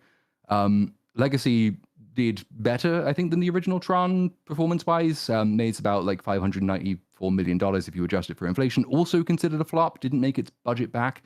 But it's, it was still seen as being okay. It just didn't really justify the immense expense of yet another one of them. But it wasn't originally going to be that good because they went and showed it to a bunch of Disney people before they did reshoots because it just wasn't working. And it wasn't working because there weren't really any characters. There wasn't a huge amount of thematic stuff going on. And it just looked like one very noisy, expensive music video. They weren't very happy with this. And one of the interesting stories about the backstory for Legacy is that whilst the original Tron pissed off a load of traditional animators, obviously, as has been mentioned, it also inspired a bunch of people, notably Lasseter from Pixar, who went on to do a lot of some fairly good work himself. But before the reshoots for Tron Legacy, they actually brought in, because Pixar were all big fans of the original Tron, they brought in Brad Bird to do a bunch of rewrites for Tron Legacy. Mm-hmm. And from Brad Bird, and also, is it Michael Arndt who did Toy Story 3 was also involved? That's where all the character stuff basically comes from. There's 6 pages of stuff that they added to Tron Legacy, and it all was their work. So there's a couple of scenes in Legacy, like the Solar Sailor, which seem to go on a little bit too long, but they also contain all the character stuff. And that, I think, is because that's where they chucked all of the reshoot material. Yeah, and it felt very exposition-y, those scenes. Yeah, but then they also do give you the conversations about fatherhood and perfection, which I think elevate the movie from having nothing to say to at least having something to say. But start from the beginning of Legacy. I know people say they're broadly not as fond of this one. I actually prefer watching Legacy to the original Tron, but I don't prefer paying attention to it, which is usually the sign of not a very, very solid movie. But, it's not without its merits. And the premise, obviously, is Kevin Flynn has disappeared. And his son he doesn't go looking for him at first. His son sabotages ENCOM, which has been taken over kind of by the Dillinger faction again, because you have Edward Dillinger, who is the son of the original Dillinger, who works for ENCOM. He's played by Cillian Murphy for 30 seconds. Yeah. And they're launching a brand new operating system, and Sam Flynn wants to release this for free to the world, and they want to monetize it, which is evil, and you shouldn't do that, apparently. But he also wants to try and facilitate different things happening by sabotage rather than using his role as the leading stock major shareholder, which is supposed to supply some kind of like payoff at the end where he's like, I guess I will use my power as the major shareholder, which to me was very like, okay. You could have done this from the beginning, but all right, okay. I will use my power as the major shareholder to put Bradley in charge, which he wasn't before, even though he could have been before, and who doesn't know anything about the grid, even though he's kind of interfaced with the grid in the first movie, and who Flynn never told about his activities on the grid, even though they were best friends. So there's a bit of muddle going on in the opening to Tron Legacy. It doesn't entirely all add up. But it does give you your basic hero's journey style beats, because Sam very obviously refuses the call in that moment. He refuses the call later when Bradley gets this page from seemingly Flynn's old address, and Sam doesn't want to go and investigate it until he does. So he refuses the call, goes, finds the secret lab behind the arcade machines, and gets sucked into the grid and goes looking for his father, which is all pretty conventional stuff, and it is a very conventional movie if you map it against all the hero's journey plot points. They're basically all there. He goes through the grid, he bumps into what he thinks is his father, and it turns out it isn't his father, it is Clue, and Clue was made as the program to create the perfect world. The reason this grid looks so very different from the grid in the original Tron is that it is a different grid, which is worth remembering again for Ares later on. Flynn designed it from the ground up to be perfect, and he made Clue to make this perfect world. But Clue, in fulfilling this instruction, goes mad because they discover, and here things get a little bit weird and abstracted, a brand new sentient species called ISOs have spontaneously evolved within the grid. Flynn believes they contain the code to solve all of humanity's problems, but Clue sees them as the enemy, and so he genocides them, turns against his master, and Flynn goes into exile for decades after that point. Kind of amusing because Legacy does kind of give us that hope with the remaining ISO that gets out, and then Ares just says, nah. Yeah. It's kind of amusing to me that both films kind of have the same aspirations in terms of the hopeful ending, but I'm sorry, Tron Legacy, you came first, so that means the other one cuts you off, It reminds me of the sequel trilogy and how it's like, oh, that's a cute ending you have there, the OT. We're going to take it for us, and we're going to ruin your ending. It's like, okay. Yeah, we love hopeful endings, as long as they're ours. We do. And, I mean, Legacy does give you the hopeful ending, because there's an interesting sort of parallel between Flynn in Legacy and obviously Luke Skywalker at the beginning of the sequel trilogy, in that it's the old hero figure who has, for reasons, disappeared and remained disappeared for a very, very, very long time. I've always thought Legacy does a much better job at showing you at least some reasons why he couldn't go back, and not that he necessarily didn't want to, but that he felt that he could not. And gives you a slightly more solid grounding for his heroic fall. It is absolutely better. I don't think I like it though. When you bad but better. When you get it all, you basically are told like he believes that any action taken is probably going to result in the destruction of the world. So I'm just going to stay in my cave. It's like, yeah, that's not great. He's not that kind of character in the original. He's not the kind of person that would just be like, I got to be a hermit because there's nothing I can do. Like, there's got to be something you can fucking do. Yeah, they have to sort of they insert that pretty much in the prologue in the movie. I mean, he's very different as a character even before he disappears, because I don't remember the Flynn in the original Tron being very concerned with this grand idea of perfection, or like the huge advancements that will come from bringing the grid to life and all of this stuff. And this all gets thrown in pretty much at the beginning of Legacy, but then obviously explored much further later as you go in the movie. He has this idea of utopia, and the movie's thematic job with that character, and also the character job with that character, is to show how his idea of perfection was itself wrong and flawed. As he tells Clue at the end, he realizes that by looking at his son, who's lived a messy life, that perfection was actually the thing that was right in front of him the entire time, and he just didn't see it. So the two sort of dual reasons for his refusal to go back are, the first place, the danger of trying, but in the second place, the failure of this mistaken idea he had about utopia. And it's only when his son comes that he sees the truth of the matter, and he gets over his failure and realizes that failure is kind of the point, which is something that Clue can never understand. When they give him they make sure to have that right at the end to let you know this is the thing. Boom, right here at the end.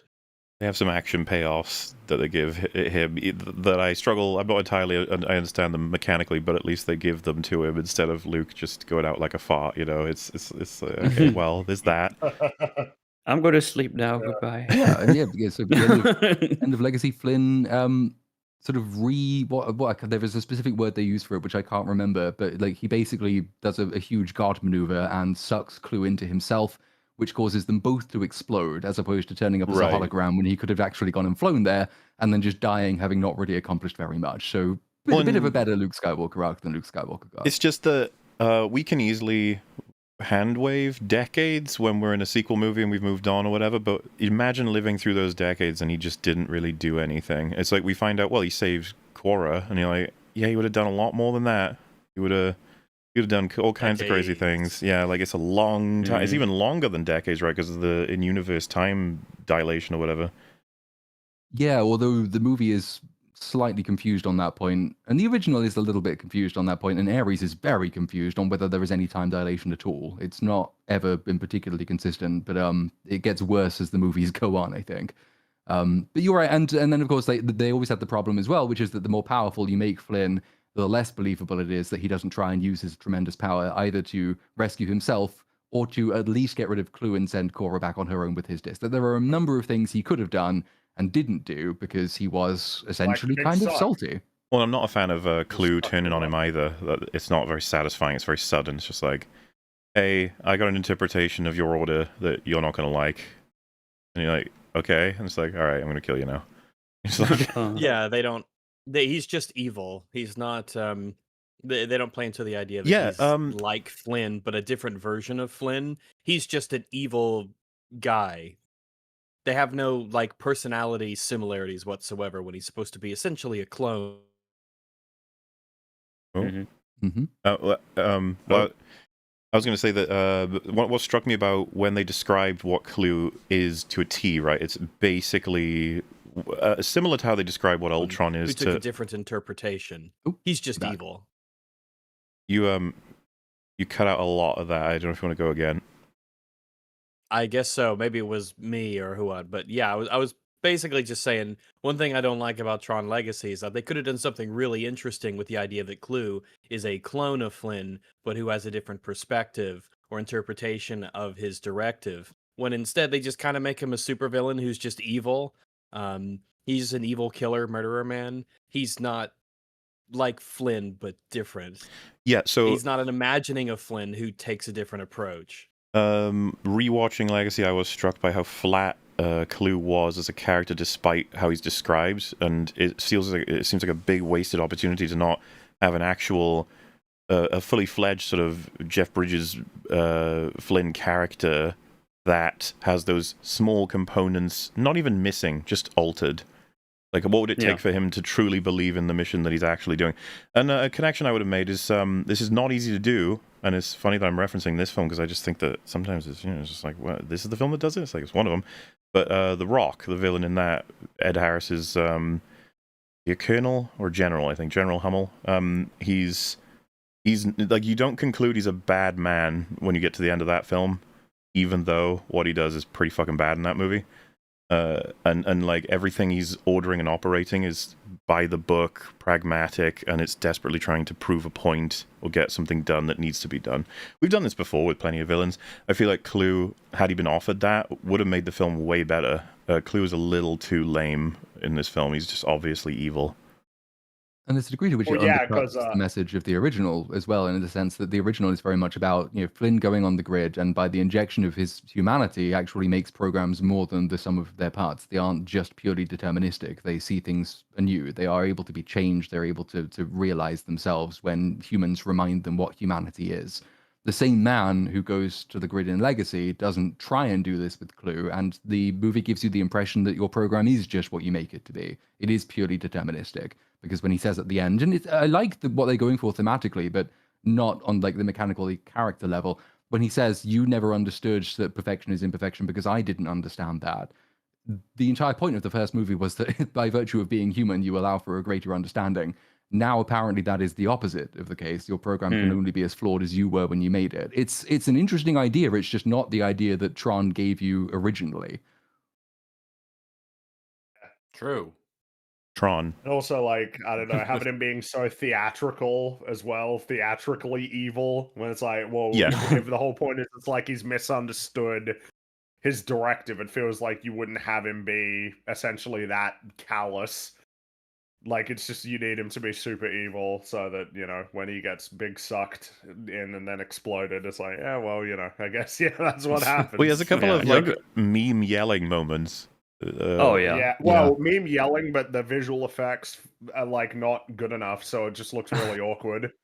Yeah. Oh. Looks- Yeah. Are we And talking about you also that? don't really give a shit that there's like an evil version of him Right. because they're just like, I made this guy. Okay. And then I think like the next scene is like, am I still your perfect creation? Yeah. Fuck you. And then he attacks them. It's like, oh, okay. Like, wait, I didn't realize you were asking. You're gonna be evil. Yeah. I thought we were just having some banter or something because you're like me, you know. But okay.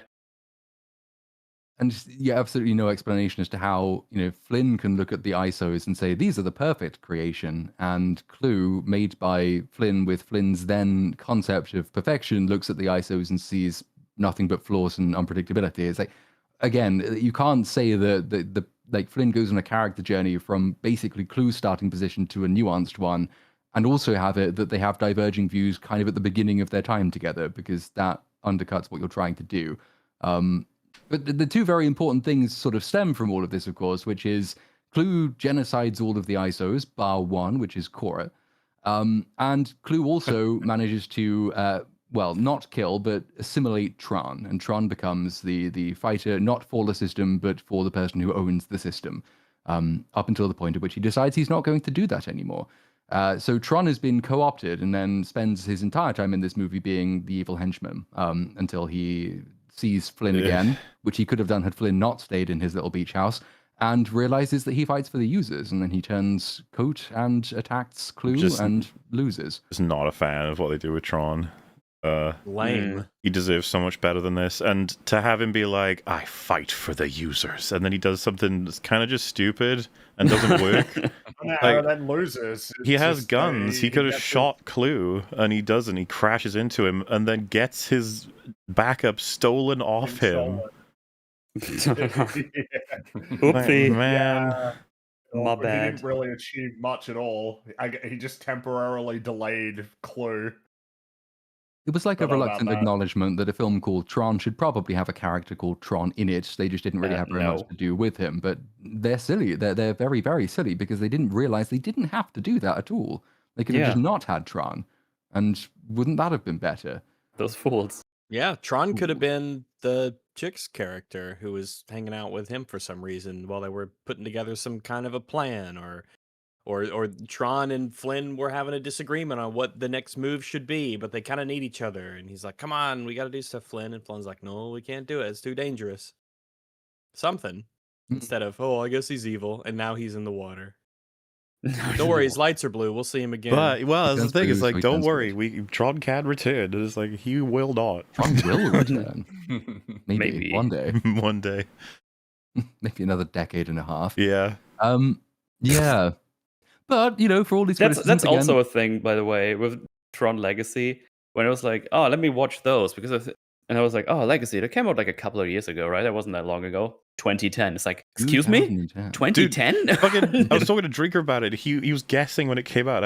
I could be wrong. I could have sworn he said 2017. I was like, That's what bro. I would have guessed too. Actually. Yeah. Which is Then I saw sort of 2010. It's like, what do you mean it's been 15 years and now they're Yeah. making a Tron? What is Yeah. happening? it's a point against the studio, but I do think it's a point in favor of the movie that it can believably be something which has come out, because I mean it hasn't dated in terms of its look. I mean, I Well, think one of the except- things that most people do stand Except well, for the one with thing, the yeah. exception of the one The thing one that thing. has. The Yeah. one thing. And it's so unfortunate that they turn that one thing into the main antagonist of the movie Yeah. as well. It's not something you can just miss.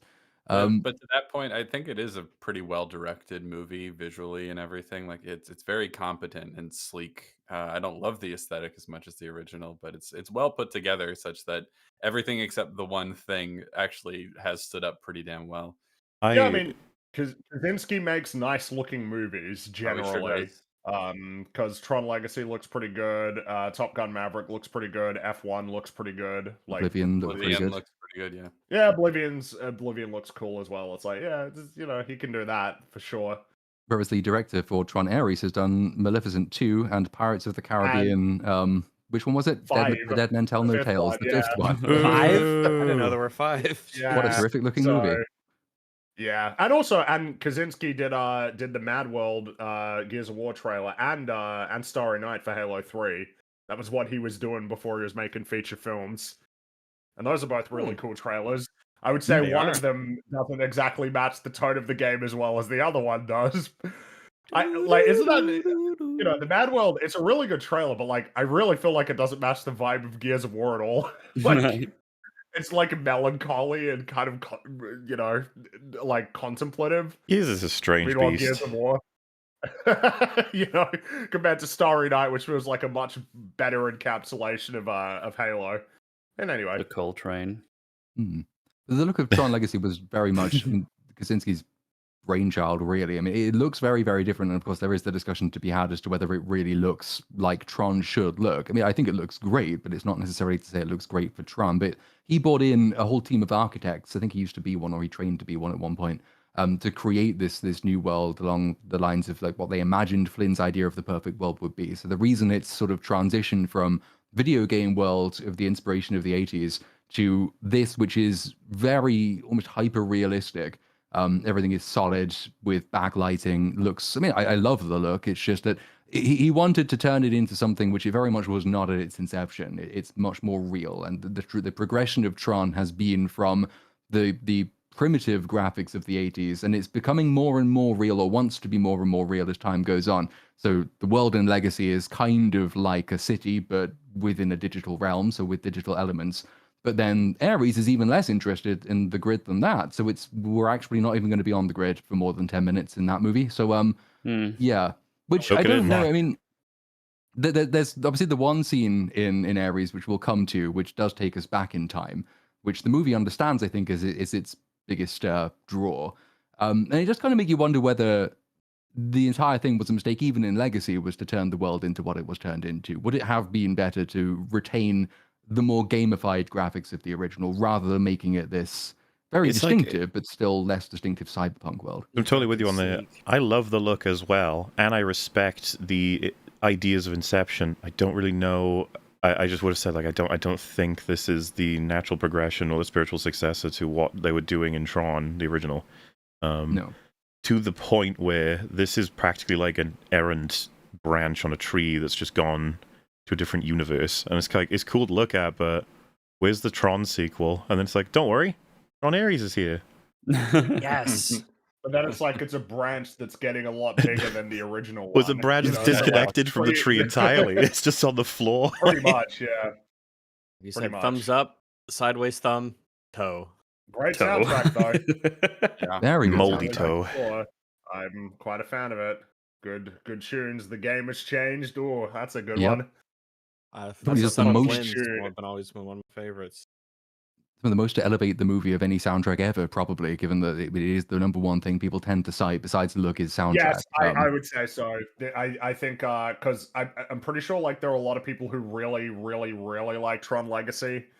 And I get the impression that the soundtrack is doing a lot of work to. Well, they say, right. They say as a sort of realization for people that Star Wars was made by, like, it was saved by John Williams in a sense. It is what it is thanks to that incredible soundtrack. Meanwhile, with this, it's like that's borderline just actually what happens. Like without that soundtrack, I wonder what this film would be.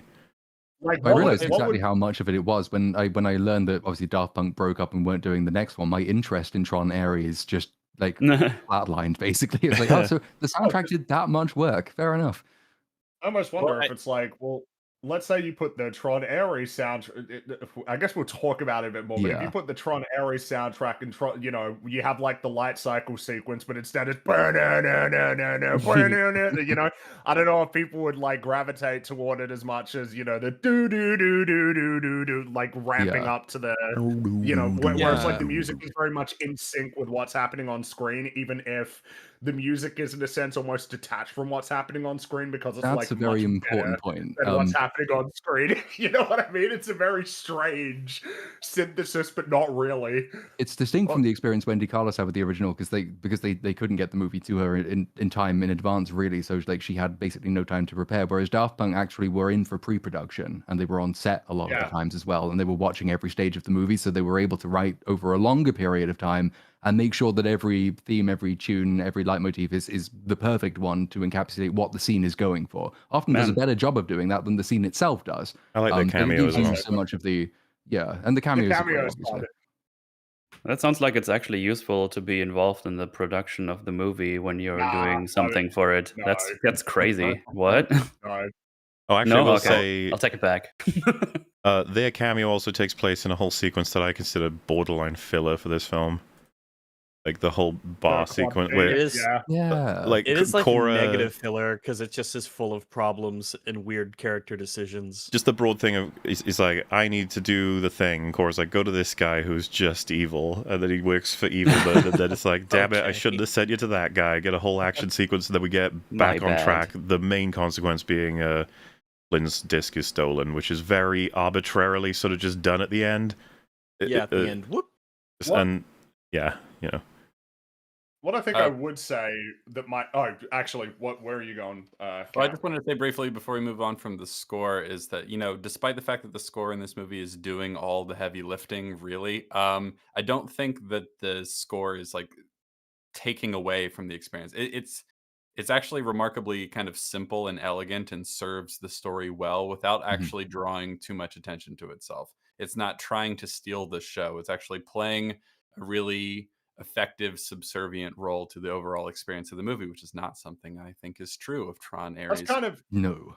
that's kind of what I was actually. Yeah, that was kind of the direction I was going to go in. Is that there was definitely an effort made to create like a soundtrack for a film compared to just creating like songs that would sound good on their own, like just as part of an album. Particularly with the integration of a lot of strings into the, because obviously it's using synths throughout, but there's like an effort to kind of marry the digital, I suppose, the digital aspects of the music with the more classical aspects of the music. Especially- Strings are pretty prominent in this film.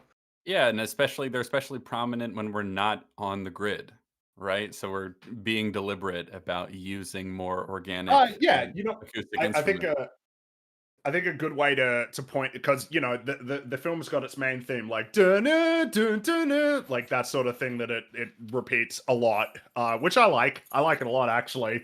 But there's like a lot of different renditions of that main theme, because you've got like the very classical orchestral renditions of that theme, but then in the end credits you've got the hyper synthesized rendition of it. It's like quite a Yeah. versatile theme, which I would say is a notable difference between this and Ares, where it has the one theme that doesn't really change much at all. Like, No. It's, the key in to, it's all of the supposed to be times the they key do to it the again. successful leitmotif. You are supposed to be able to have it reflect the state of the world, the same theme, but played in the minor key instead of the major, or with a different accompaniment or a different instrumental instruments arrangement to or- it. Like, there are so many things you can do which can make the same theme, so the familiar thing, tell you about what the familiar thing is feeling about the world, whether it's happy or sad, whether it's shocked, whether it's angry, whether a tragedy is occurring, whether it's hopeful.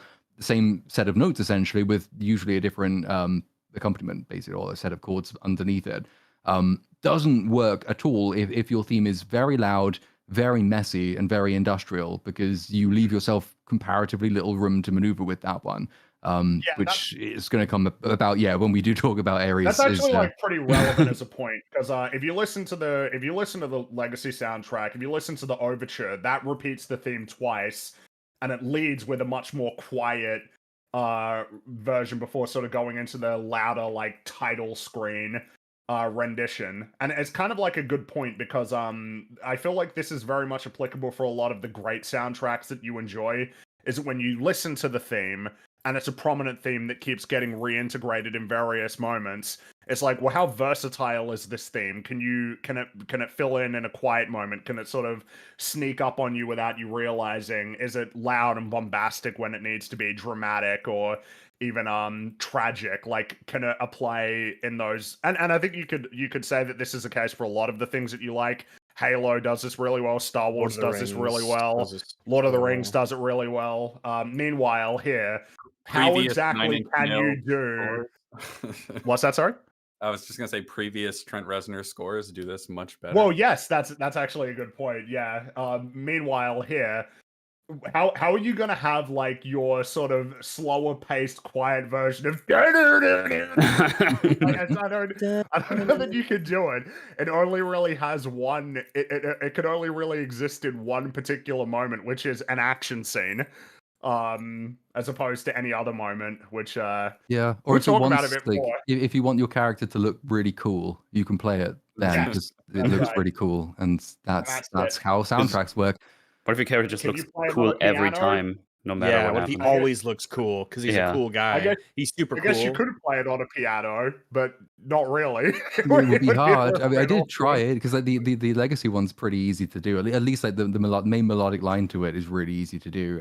But yeah, yeah. I've tried a couple of times while I was doing notes for this with the Ares one, and by the time I get onto it, I've already forgotten how it goes. So it's not exactly easy to remember, never mind to play. And you can't obviously recreate all the industrial smashing at the bottom of the soundscape. Oh, not with that Well, attitude. as well as the thing is I don't mind the main theme of Tron Ares. Like it's all right. Yeah, But there's a few it's, good you know, I like the little music. tunes in here. Yeah. But It's it's not going to just, stick with me. It's well, it's following just- up. It's a hard act to follow, Legacy. Oh yeah. True. it is, but they have very heavily marketed that Nine Inch Nails did the music. Yeah. for- Yeah. they put That's it in probably a trailers, good which idea they don't 'cause typically do. You know what else are they gonna market Yeah. on fucking Jared Leto? They also can't tell you Tron Yeah. is in it, so Yeah. They market him as like Gerard Leto or something different, like his alter ego. Jerumbo or Lumbo. starring Morbius. That's not gonna help anything. Starring Morbius. I don't know. It might help. Tron sweep, everyone. Trent let's Reznor's go. be on very good terms with all David Fincher, huh? He's done a bunch of his movies. I remember the. All of them since Social Network. bring Yeah. it Is it back. all of them? Yeah. Damn. I Yeah. think so. He did Mank. He did The Killer. Yeah, he did all of them since. I remember several parts of Gone Girl made me think like, oh, it was good that he was doing the score because we I probably would. fucking love that score Oh, so it's much. I'm such a gonna be honest, great dude, soundtrack, that film is yeah. kind of really fucking good. It's so good. It's so good. That's like I guess it's in that- his top 3. I think it's in his I top think 3 so. actually for me. I really agree with you. I do. I I love listen to that that movie. score all the time. I mean, it's really tense, but I like. Fine, that I guess score. I'll watch that movie then. Oh, you haven't seen it? Oh man, it's so good. Wait till you're I'd over. I'll rather, watch it with you so, here. I guess. You always want to just watch movies. Yeah. Get a I think it's Yeah, time that's for what an intervention. technically missing. That's the track. That's like yeah, the that's- track from Gone Girl. So good. Well, that score reuses musical themes a lot, actually. I don't really feel like this score for Ares does that. I just feel like it replays the same track several times. Oh, This is yeah. fucking awesome. I mean, I didn't know if to say it now or not, but like, I don't feel like Nine Inch Nails could do anything to help Ares really at all. No, that is the tricky thing as well. Is like it's sort of like when you blame actors for playing awful parts when no one could do anything good with them. There's a degree of truth to that with the soundtrack for this movie as well. In that Legacy, and part of the reason for going through like the recap of the first 2 movies is to show that even in Legacy, for all its flaws, there was thought and care and attention put into some of it. Like there were ideas. It did try and achieve things. It had ideas for characters, it had ideas for theme, it had ideas for mood and emotion, and even the presence of those ideas, even if they're not delivered very well, can aid you if you're doing a soundtrack for that or a score for that, because you know roughly what you're trying to convey at that moment, and then when you work in harmony with the scene, you can elevate the scene, as Legacy does very effectively. If you don't have any of those things, then what is your soundtrack or your score supposed to do? Because what is it meant to be evoking at any given moment? Is it even supposed to be emotional? And if it's not, then fuck it, why not just make a good sounding album that will be listened to on its own long after people have forgotten the movie it was a part of? Yeah. Just call the album Tron. Release it The by Tron itself. Bull. No, that didn't work. Inspired Forget by it. Tron.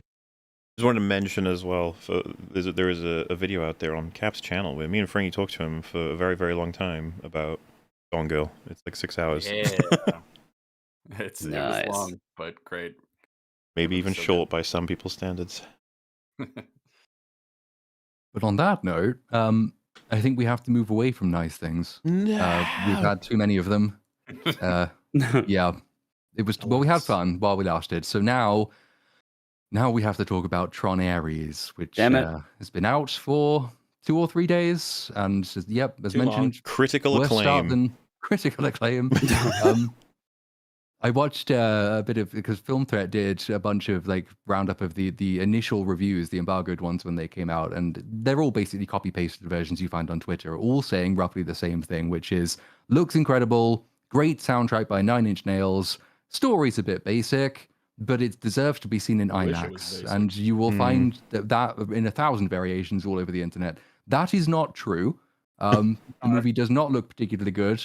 The soundtrack might be okay on its own, but doesn't work for the movie, and there is no story, basic or otherwise, and it does not deserve to be seen anywhere, never mind in IMAX. Save your money and spend it somewhere else. We now have to talk about why that is the case. So, yeah, I mean, without further ado, I suppose, who liked the Tronified Disney logo at the beginning of the movie? I thought that was cool. I mean, I was surprised they did something different with the logo for once. I was like, wait, what's happening here? It's like, whoa, they did the thing differently. Good job. I think But that's the wasn't only thing I find nice in this movie today. Wasn't it just the same thing Legacy did, but red? Presumably. Isn't it fucking cool? I'm pretty sure Legacy did the Yeah, I the didn't- Tron It did, thing yeah. as well. I was like, oh, this is. There are a lot of things that Ares does that is just what Legacy did, but worse. Also, what the original did, but worse. But you know, Yeah. what other films did, but worse. But It's good at that. That, like, What Morbius did, but Tronified worse. Disney logo. It's like, okay, it looks neat, I guess, but Legacy already did basically the exact same thing, so I don't feel like giving you much credit for it. There's a good example, actually, that's doing the same thing but worse. Legacy has obviously the initial Kevin Flynn monologue introducing you to it, which goes, "The grid, a digital frontier. I tried to picture clusters of information as they moved through the computer. What did they look like? Ships, motorcycles? Were the circuits like freeways? I kept dreaming of a world I thought I'd never see, and then one day I got in." Cue the amazing soundtrack. Tron Ares has The Grid, a digital frontier. A world beyond the screen as real as our own. I can picture it. Clusters of information rising like cities, programs as complex as you and me. In just a few years, you're going to be able to enter this world, and a few years after that, well, this world will come into ours. Intelligent life from inside the machine. I, for one, can't wait to meet it. And that is delivered to you by a de-aged Jeff Bridges again. Who looks a bit better than he does in Legacy, but the content of the speech I'm not entirely convinced by, and then it leads into the Nine Inch Nails soundtrack. I like that's the opinion of the soundtrack, like itself. It's like, nah, I guess I'll start the film. Yeah, all right, fine. It's so brash and obnoxious. Ugh, and it's mixed so loud too. It's very noticeable. The soundtrack is very noticeable. Well, the most insane thing I learned about the way the soundtrack was used is that they did this on purpose. They specifically put the music in the center speakers in the surround sound mix. That is not something that's normally done. Usually, the center speakers in like a however many point surround sound theater mix, the center speakers are just for dialogue and basic sound effects like footsteps and The whatever stuff else. you really need to be paying attention to, Yes. the stuff that's kind of the core of the experience.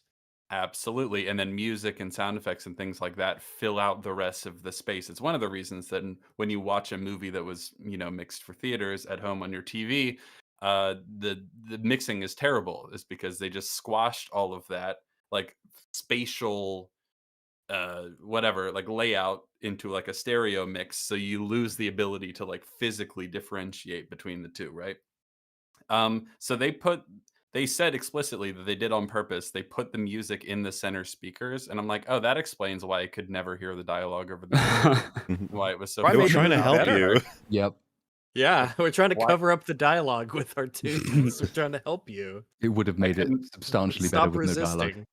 Yeah, well, that's definitely true, but I found it very obnoxious. First of all, the score is at like a 10 basically the entire time. There's one quiet piano piece, maybe. And then couple that with the sound effects, every little thing that happens. It's like The mouth noises. Yeah. it's very obnoxious to listen to this movie, which is a shame because some of the pieces of music on their own are kind of neat, but the experience in the theater is like, can we turn this down? This is loud. I don't want to listen to this anymore. Please let me leave.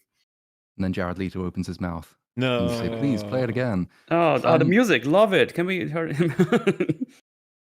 But on the Jared speech Leto isn't itself, playing some though, crazy character, but yeah, well, not so much in this one. He actually gave an interview.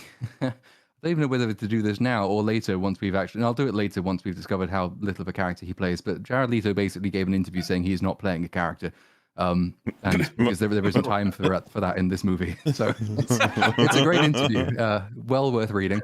yeah, that's an He's such interesting way to a- sell tickets. There was a question asked on, like, I can't remember which show it was, but it was just like, you know, which actors do you hate, bar like some of the more obvious picks that everyone has these days, and he was mine because I was just like, he's so fucking obnoxious and annoying.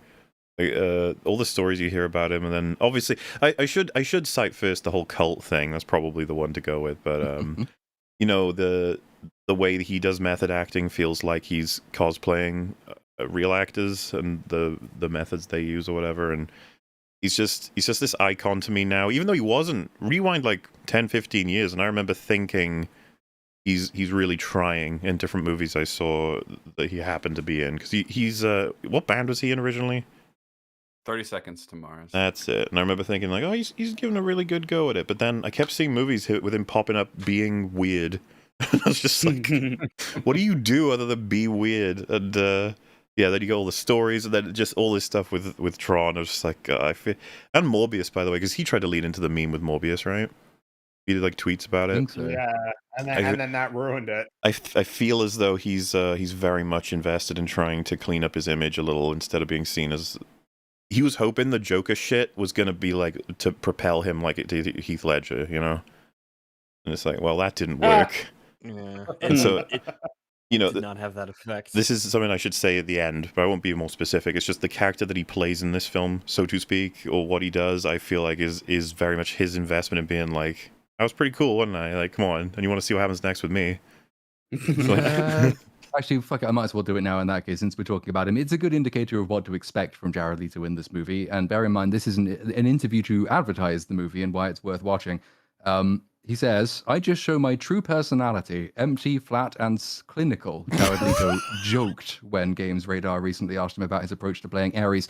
No, it's an interesting question because it did pose a pretty difficult challenge for me. In some ways, it's easier when you have a lot to grab a hold of, and I am used to exploring, kind of, some of the more colorful aspects of character. Leto added, obviously there's only so much time you have in a big movie like this to explore the nuances of characters, where you have to kind of explain a lot. But we did talk so much about the discovery process for Ares and what that must have been like to have these human experiences for the very first time. That was a lot of fun. I found it really exciting. So in other words, what he's saying is, we talked a lot about it behind the scenes and that sounded cool, but it didn't make it into the movie. And that was a challenge. For the titular character, Ares, the arguable. His name is fucking in the fucking semi-protagonist. posters. God damn it. Yes. Just don't have time. There's no time to explore depth actually- and nuance, honestly. You in gotta have retrospect 16 now, burrito jokes. I'm actually kind of surprised he didn't just make himself Tron. Yeah. Yeah. Yeah. Do you that would have think- probably. That was on the drawing board, and they were like, "Ooh, do you think that'll piss people off? Maybe just make your own." That was on the drawing board. Absolutely. Should we have He's the the executive should we- producer of this movie. You've isn't been he? reprogrammed. You He is a look producer, different, Tron. yeah. Yes, he's I do. He's corrupted again. Would be funny though. It's like, should we have the titular character, or would that upset people if we put Yeah. this actor in? What if It's we like, made "Nah, a- just let well- him, just leave him out. It's Well, fine. what if we made a new titular character? like, oh And yeah, I was them. Isn't Ares a cool name? I hope they explain why they chose Ares at some point, or what Ares He's a reference weapon. is. And I hope a It's really important clever. character It's does really that too. clever. It is. Back to the little speech he gives, though. It's a statement of intent in the speech. Obviously, the Legacy one is inviting you into this wonderful, fantastical world, and it's exciting, and you're supposed to be excited. This one is very different. This one is saying, yeah, well, you know, we could enter this fantastical world, but we could probably wait because a few years later, that world's going to come into our world. That's the thing we're now interested in. It's bringing things from the digital world into the real world. In other words, this is a real world set movie that is interested in the effect of the digital on the real, as opposed to exploring what the digital is and what the differences are and what can be accomplished there. So that was kind of statement of intent and not a necessarily encouraging one. If you didn't like the way that Legacy changed all the design to make it less gamified, then you will absolutely detest this movie because we don't spend any time there anyway. But it leads then into we get the de-aged Jeff Bridges doing it. Then it leads to a bunch of.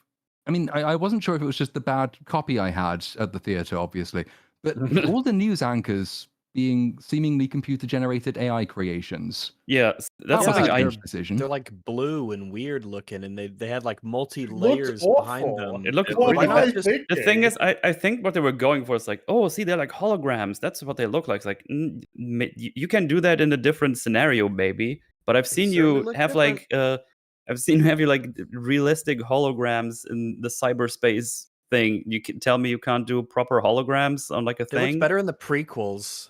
Like what? This looks so bad. It does look Or bad, just- and also, like, what does that imply about all the news anchors? Like, are they fake or something? Because, like, why? Yeah. True, they're not people. Yeah, that seemed. I don't know. Good. I got a weird implication from that, just in the way they tried to film it. It's like, oh, was none of this real? Like, what? Yeah. And like, What is it happened? trying to tell you something? Is it going to come up again later? Is the use of AI telling you about the way in which the digital world has already entered the real world, where we famously don't use AI news anchors yet, though we probably should? No, that's not going to come up again. So it was just a very strange decision, and their job really is just to restate the essential premise, right? So Yeah. he says, you know, Tradition. Flynn disappeared. He owned Encom. He made video games. Then it here sort we of go. forgets the original movie. Because one of the anchors says the company, which started in Kevin Flynn's arcade in the 1980s, which it didn't, because Kevin Flynn got his start working for Encom, and then he made an Yeah. arcade after he got kicked out from Encom. So that's Exactly. a lie. So yeah, and then then it only really gets worse because you might be thinking, well, you know, we've seen Legacy. Sam Flynn is back, and you know, Cora's back, and Bradley is CEO of Encom now. So I assume we're rejoining all of these important characters from the last movie, Yeah, correct? because it's really hopeful, optimistic setup for what they could accomplish together at the end of Tron Legacy. What you're about Yeah. to like describe as the current state of affairs to me is just a joke. Like you can't. So fucking stupid. It's like once again. We are once again, yeah, we're not following the previous Tron movies ending. Like it's a tradition at this point. Well, not just that, but just with the current year. But when it is stated, I just started laughing. I was like, "Fucking hell, yeah, of course, why not? Let's do it." Mm-hmm. So Mhm. yes, you might be thinking Sam Flynn is back. The movie seems to think at one point he was CEO of Encom, which he never was. And then it says Sam Flynn resigned from the position of CEO of Encom for personal reasons. Personal Of reasons. which That's more never. Personal That's reasons, it. bros. I was like, oh, okay. I was so baffled that I was like, oh, let me check. Did he like? Is he dead or something? Like, does the actor not? Is he That'd not be a personal around reason. That'd anymore? be a personal reason. And then I He's checked like, oh personally no, he's been dead. like in things like this year, like multiple things. Like, so what is happening? It's like, oh, he's probably going to show up later somewhere along the line. It's Well, like, he hey, was- what are you he doing asked, with my well, company? He said, "Oh, I might be interested in your Tron movie. Who else is going to be in it? Yeah. Can all my friends from the previous The movie guy be who in it played too? Jeffrey Oh, Dahmer is no? going to be in it. You're like, ooh. Ooh, Also Jeffrey. in this movie, and replacing Sam Flynn, are two sisters. They are called Eve and Tess Kim, and they are in charge of Encom. Why Um, though?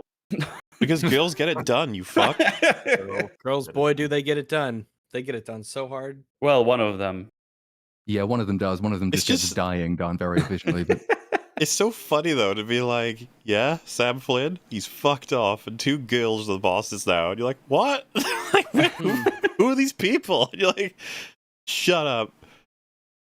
and when are these people? Because there's a bunch of weird timeline stuff that will come more pronounced later. But so Flynn disappeared more than a decade ago in Tron Legacy, and it's been a decade since Tron Legacy. So it's been at least 20 years since Flynn disappeared. This movie will actually go on to specify later that he disappeared in 1989, which doesn't make any sense because in Legacy, Sam Flynn is 27 and he's 10 when Flynn disappears. So that is no. But like, for how long have Eve and Tess Kim been around? For how long has this been the case? What's been happening in the interim? I don't know. is the answer, and the movie doesn't either, because the movie doesn't seem to have watched either of the two precursor films, and it's not interested in explaining any Watched of it these enough things. to know, like, that it needs to get rid of the protagonist of the sequel. Well, And Yeah. it knows the name of Get the rid of that guy. protagonist let's just of the be first 1,000,000,000% clear. It does not matter if the actor were literally dead. You could still bring Sam Flynn in. It's not hard. Oh, for Enough sure. time has Yeah, passed. yeah. You could recast him if you have to. You can write a story that matters with him. You chose not to. Yeah, the reason I was just so baffled that they just said like, yeah, he's gone for personal reason, and he never shows up. There was like curious, like, oh, is he like not around anymore or something? It's like, Yeah, no, here's he's why like, you won't see him. he's doing a thing. It's We just just decided not to weird. put him in. Why? It's like I don't know. because fuck you. That's why.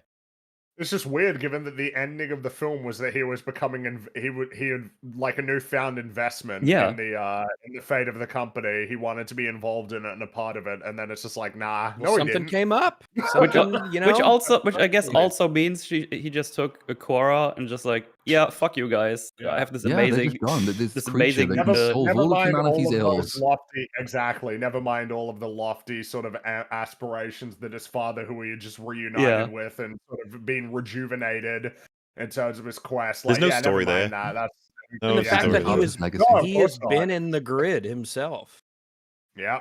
Nah. He was impressed by it as well. He was like, this is amazing. This rules. And he's like, oh, actually, nah, I'm out. Fuck So you. someone just said in chat, actually said Sam Flynn died for personal reasons.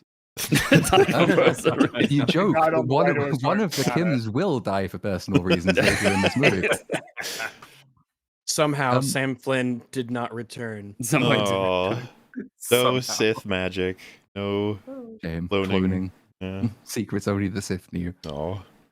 But yeah, at some point in Clooning. this totally nebulous period of time, Encom, under the power of these two totally not lesbian sisters, has beaten all of its records. Not with each other. It's, Not with each oh, other. not with each other. Everyone. No, this is true. Not with each other.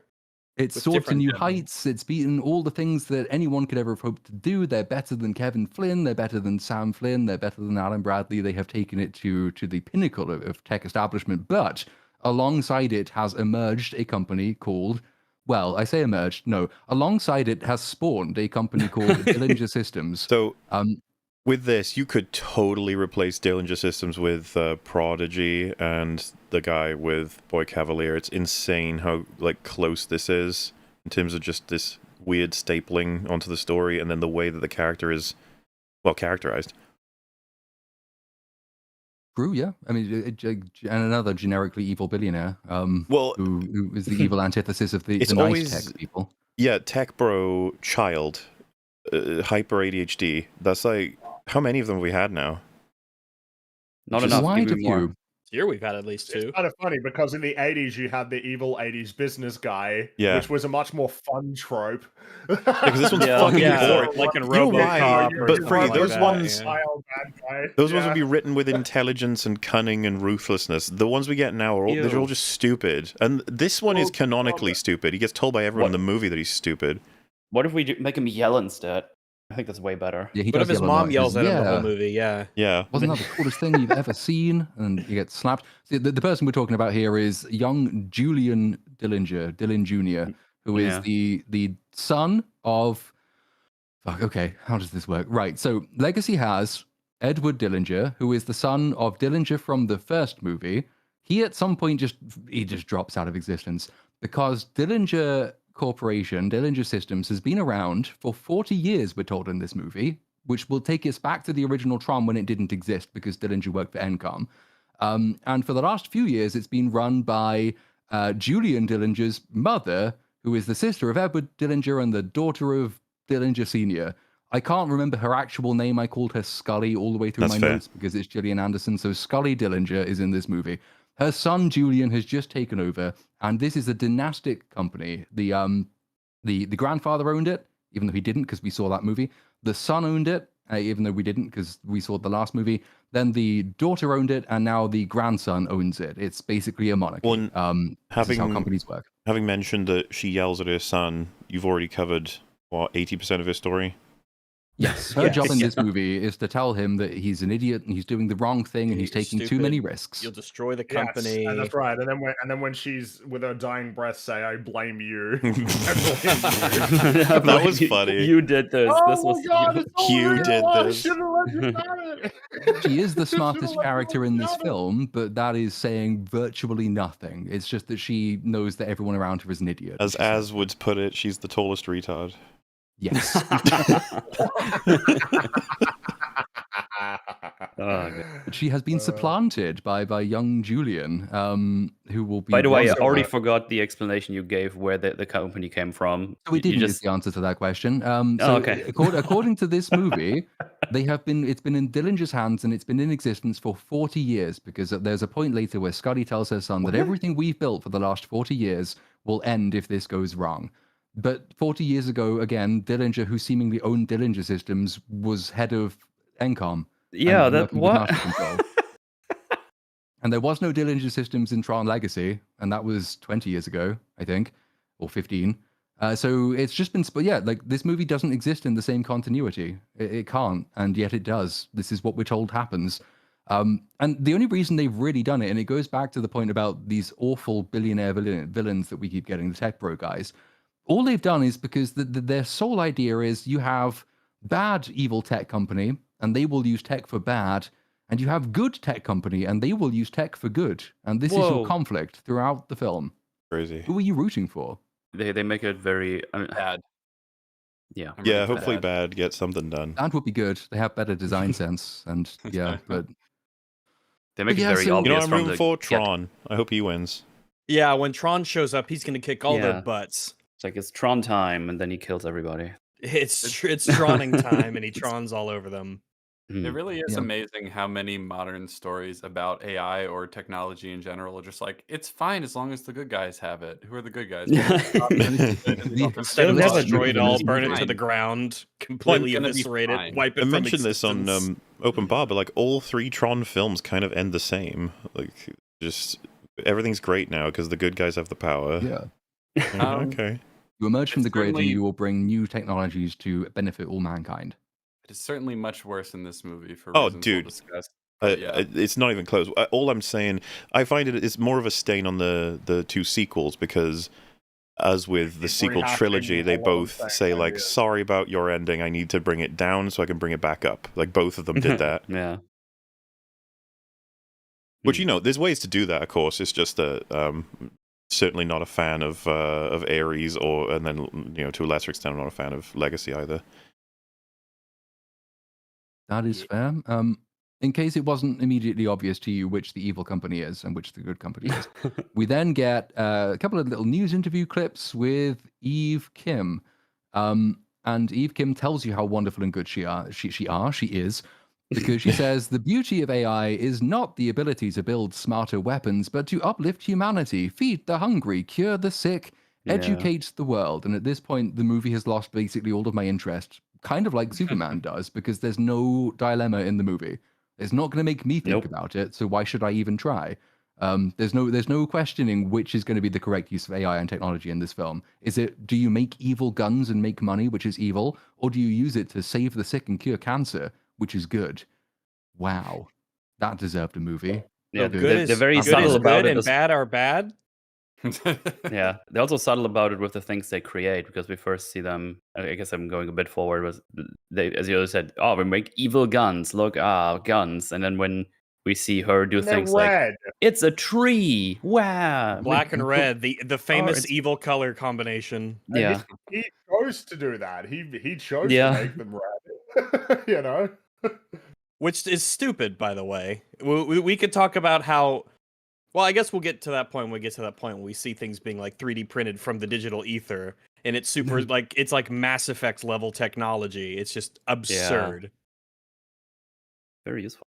It is, and one of those things that makes sequels very difficult, but they might try in 15 years, who knows? But it is sort of why I made a point of going over the older two movies, just to convey the sheer difference in content, essentially, because you've got the original Tron does have a theme. Man who is subservient to his creation will lose, and the man who inspires humanity will win. Inspire humanity, and his machines will win as well. And then Legacy has the whole short-sightedness of utopia thing, leading you to miss the like the perfection that is actually right in front of you if you weren't too blind to see it. Like, not always well delivered, but definitely there. This one just has, as you say, good is good, bad is bad, and on we go. The introduction moves to more Wait, more news just to- segments. Really quick, I just want to plant a flag because that's not the only theme the movie has. The good is good and bad is bad. There's also a sort of like liberation story for Ares here. and Yes, which is kill everyone to be free, I think is the well, summation of that one. we'll talk about it. I wouldn't say that aspect of the movie is empty. I just think it's wrong and not true or good. Yeah. But we'll talk Okay. about it. It's worse. I can real quick as well. Metal's plushie is 100% funded. Thank you guys very much. Hooray! Holy shit, Yeah, really? great job, everybody. Wow, thank you so much. That was Hooray. wow. Okay, that's Very kind. Appreciate holy it, shit. obviously. Thank you so much. Metal is on his way to at least 200 households. Beautiful. Whoa. Wow. Unless one guy I bought didn't- 200, which it wouldn't be weird. We're fine That with wouldn't that, be by the weird. way. It was James, wasn't it? He bought all 200. He did it, right? Oh, thanks, was him. James. Thanks, James. But yeah, no, thank you so much. That was Big quicker fan, than I James Wan, expected. of Thank you your so much, dude. films. But will you use your metal plushie to cure cancer or kill everyone? Are you Or make good weapons. Or are you bad? What will the mean- Germans choose? Maybe I'm gonna be the next Captain Germany. Who knows? Just saying, Ooh. Child's Play 8 Captain. or whatever, it'd be cool to have Metal in his metal plushie having to fight Chucky. That would be a good Yeah. film. Honestly, that would rule. He's just yelling slurs at you and you're crying while running away. Chucky was hacked. So yes, the interview scene, we're still in the introduction, sort of starts segueing through into the current day. It explains that rival CEOs, Eve Kim and Julian Dillinger have gone quiet. So has Tess, but we haven't discovered the reason for that yet. Which means they are both probably about to announce a big breakthrough that's going to transform humanity in ways never before imagined. The future may well lie in the hands of whoever gets there first. Ooh. Oh We're my not gosh. making video games Intrigue. anymore. I couldn't tell if This it is was like the who discovers the secret of immortality from Alien Earth. Whoever gets there first controls the galaxy. Yeah, I mean it's the same villain basically and same essential stakes. We have to be up in the stakes to saving all of the universe at this point to make an interesting film or TV show. Don't think this is what Tron was ever supposed to be, but it's sort of Legacy's fault for introducing the concept. No. And yeah, but I think that's kind of enough to establish this isn't actually a sequel to Legacy because all of this should have been done. This was Cora's purpose, but now it's not. It's Eve Kim's purpose, and Sam Flynn isn't here anymore. And there's a new villain who's trying to stop them, and that is Dylan Jr. And we get our first shot of him. The movie proper begins. We also get our first big 9 Inch Nails event song. He hits activate on a program. 9 Inch Nails goes blah. And into the film we go. So Whoa. It's more of a Nine Inch freestyle Nails- sequel, you could say. You know, that's the nice way to put it. They're just like, hey, that's a we're euphemistic way of putting it. have you seen like the fucking war on continuity from a lot of like different posts on different forums and stuff where it's just like, adhering to continuity is actually restrictive and lame. You don't want to do that. You want to be able to Yeah. No, but stretch your just artistic arms and Just legs. do something So fucking else if simultaneously- you don't care about continuity. Fuck you. I'm sick They'll of it. simultaneously Fuck bank off. on your nostalgia and also take a dump on the continuity of the thing that they want to cash in on. Why develop the continuity if you don't want to develop the continuity? Fuck you. What are you doing? This is the always Restrictive. frustrating thing when, I mean, it's surprising really that it's happened with Tron because it's only the third movie, but you do sometimes hear, like in relation to a long-running franchise, how can they be expected to keep track of everything? There's so much homework in the MCU. It's like, well, then why did you want to write for it? The world Yeah. exists for a reason. Surely the fun of writing for it is that you get to take the world that you've accounted for into brand new, interesting directions. You would have thought that the idea of building on something that existed before was because you liked it, not because you wanted it You'd to be think. fixed because it's broken. Yeah. A lot of fixers these days. Yeah. A whole lot of fixers out there, I've noticed. And here's the thing. They don't fix. One might They're even say breakers. they destroy everything. What's the deal with fixers? What's the deal with de-resing every previous fucking Tron movie? Hmm. But yeah, into the main movie we go.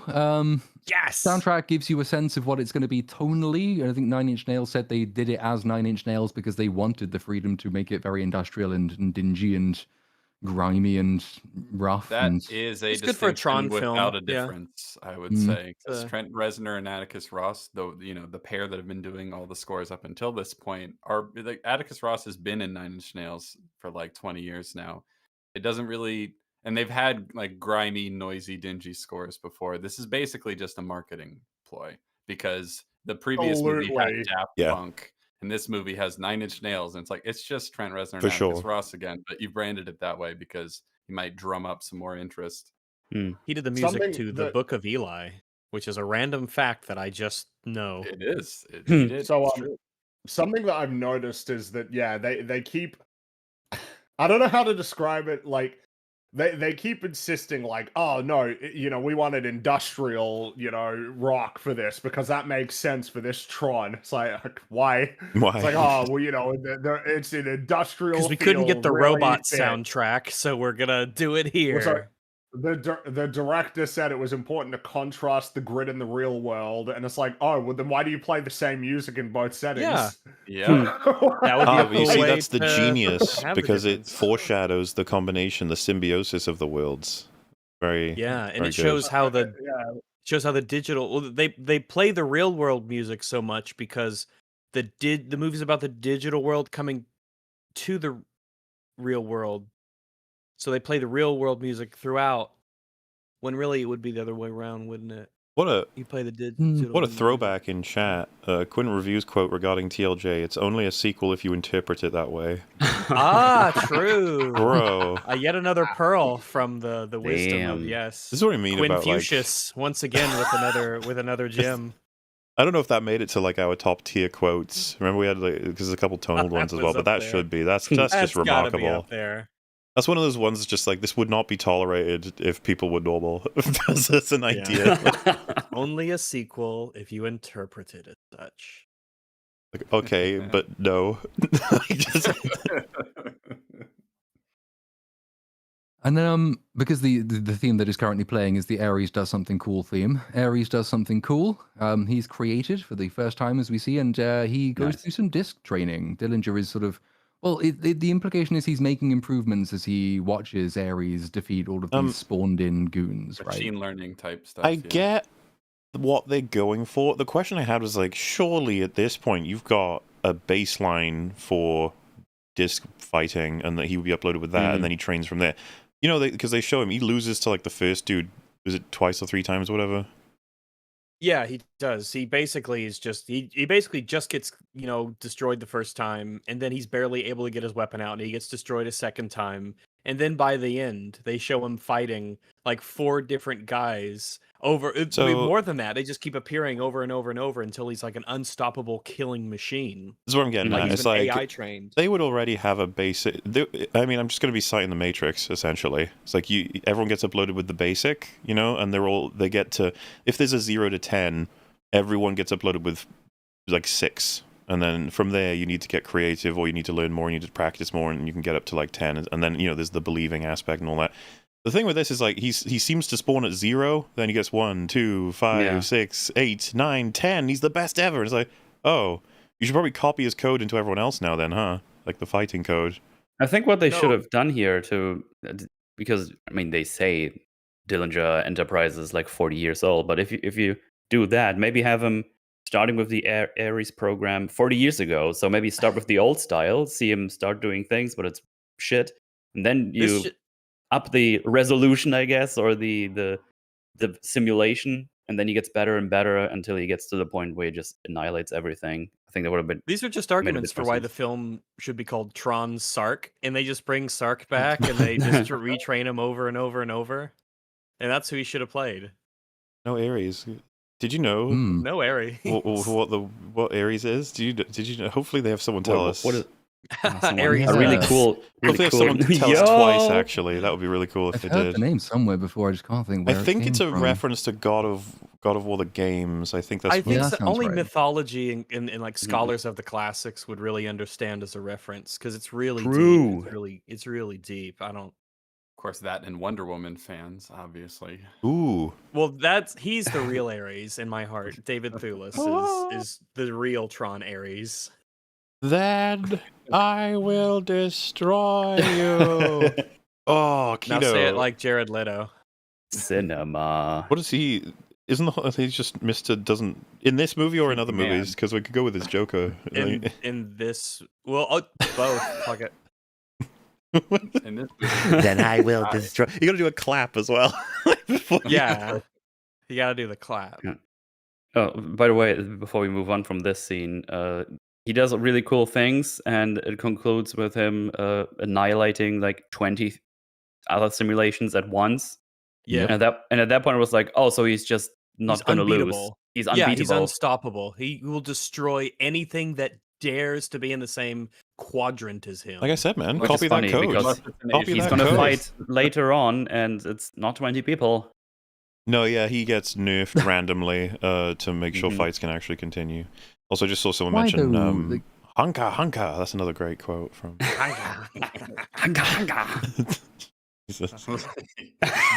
We will not forget, Jared. We will not forget. Yes, Uh, they should have called this movie Tron Beef. Tron, hunka, hunka. Tron. Tron reach around. Tron is an Oh, idea. People said that was like, oh, it's finally good. It was like, no, it's not. Oh, It's finally good. He finally did it. finally fixed Joker. I think I hate movies now. Well, you do. I haven't ironically spoken to someone who said they did get to a point of forgetting why they even watch fucking movies, and I was like, oh, jeez, you gotta. No, come over here. I'll show you something from back in the day. We have to. when We we had have to real inject movies. Batman and Robin into your eyeballs. For Yeah. a little bit, okay? You know that room in the Dark Knight where they have all the screens? You need basically all of the most masterpiece 10 out of 10s, just all playing at once in a room that surrounds you, and you have to go in there for therapy once per day for an hour. And you just- Yeah, or like the Architect in the Matrix. yeah, and and you all just them spin movies, on the you just chair, surround and you're by- like powering Yeah. up. And then you lean back in your chair like the end of Superman, and you smile at the camera. Yes, that's Oh, punk it's all rock, dude. coming. It's all coming together. Yeah, It's maybe always- good movies were the real punk rock.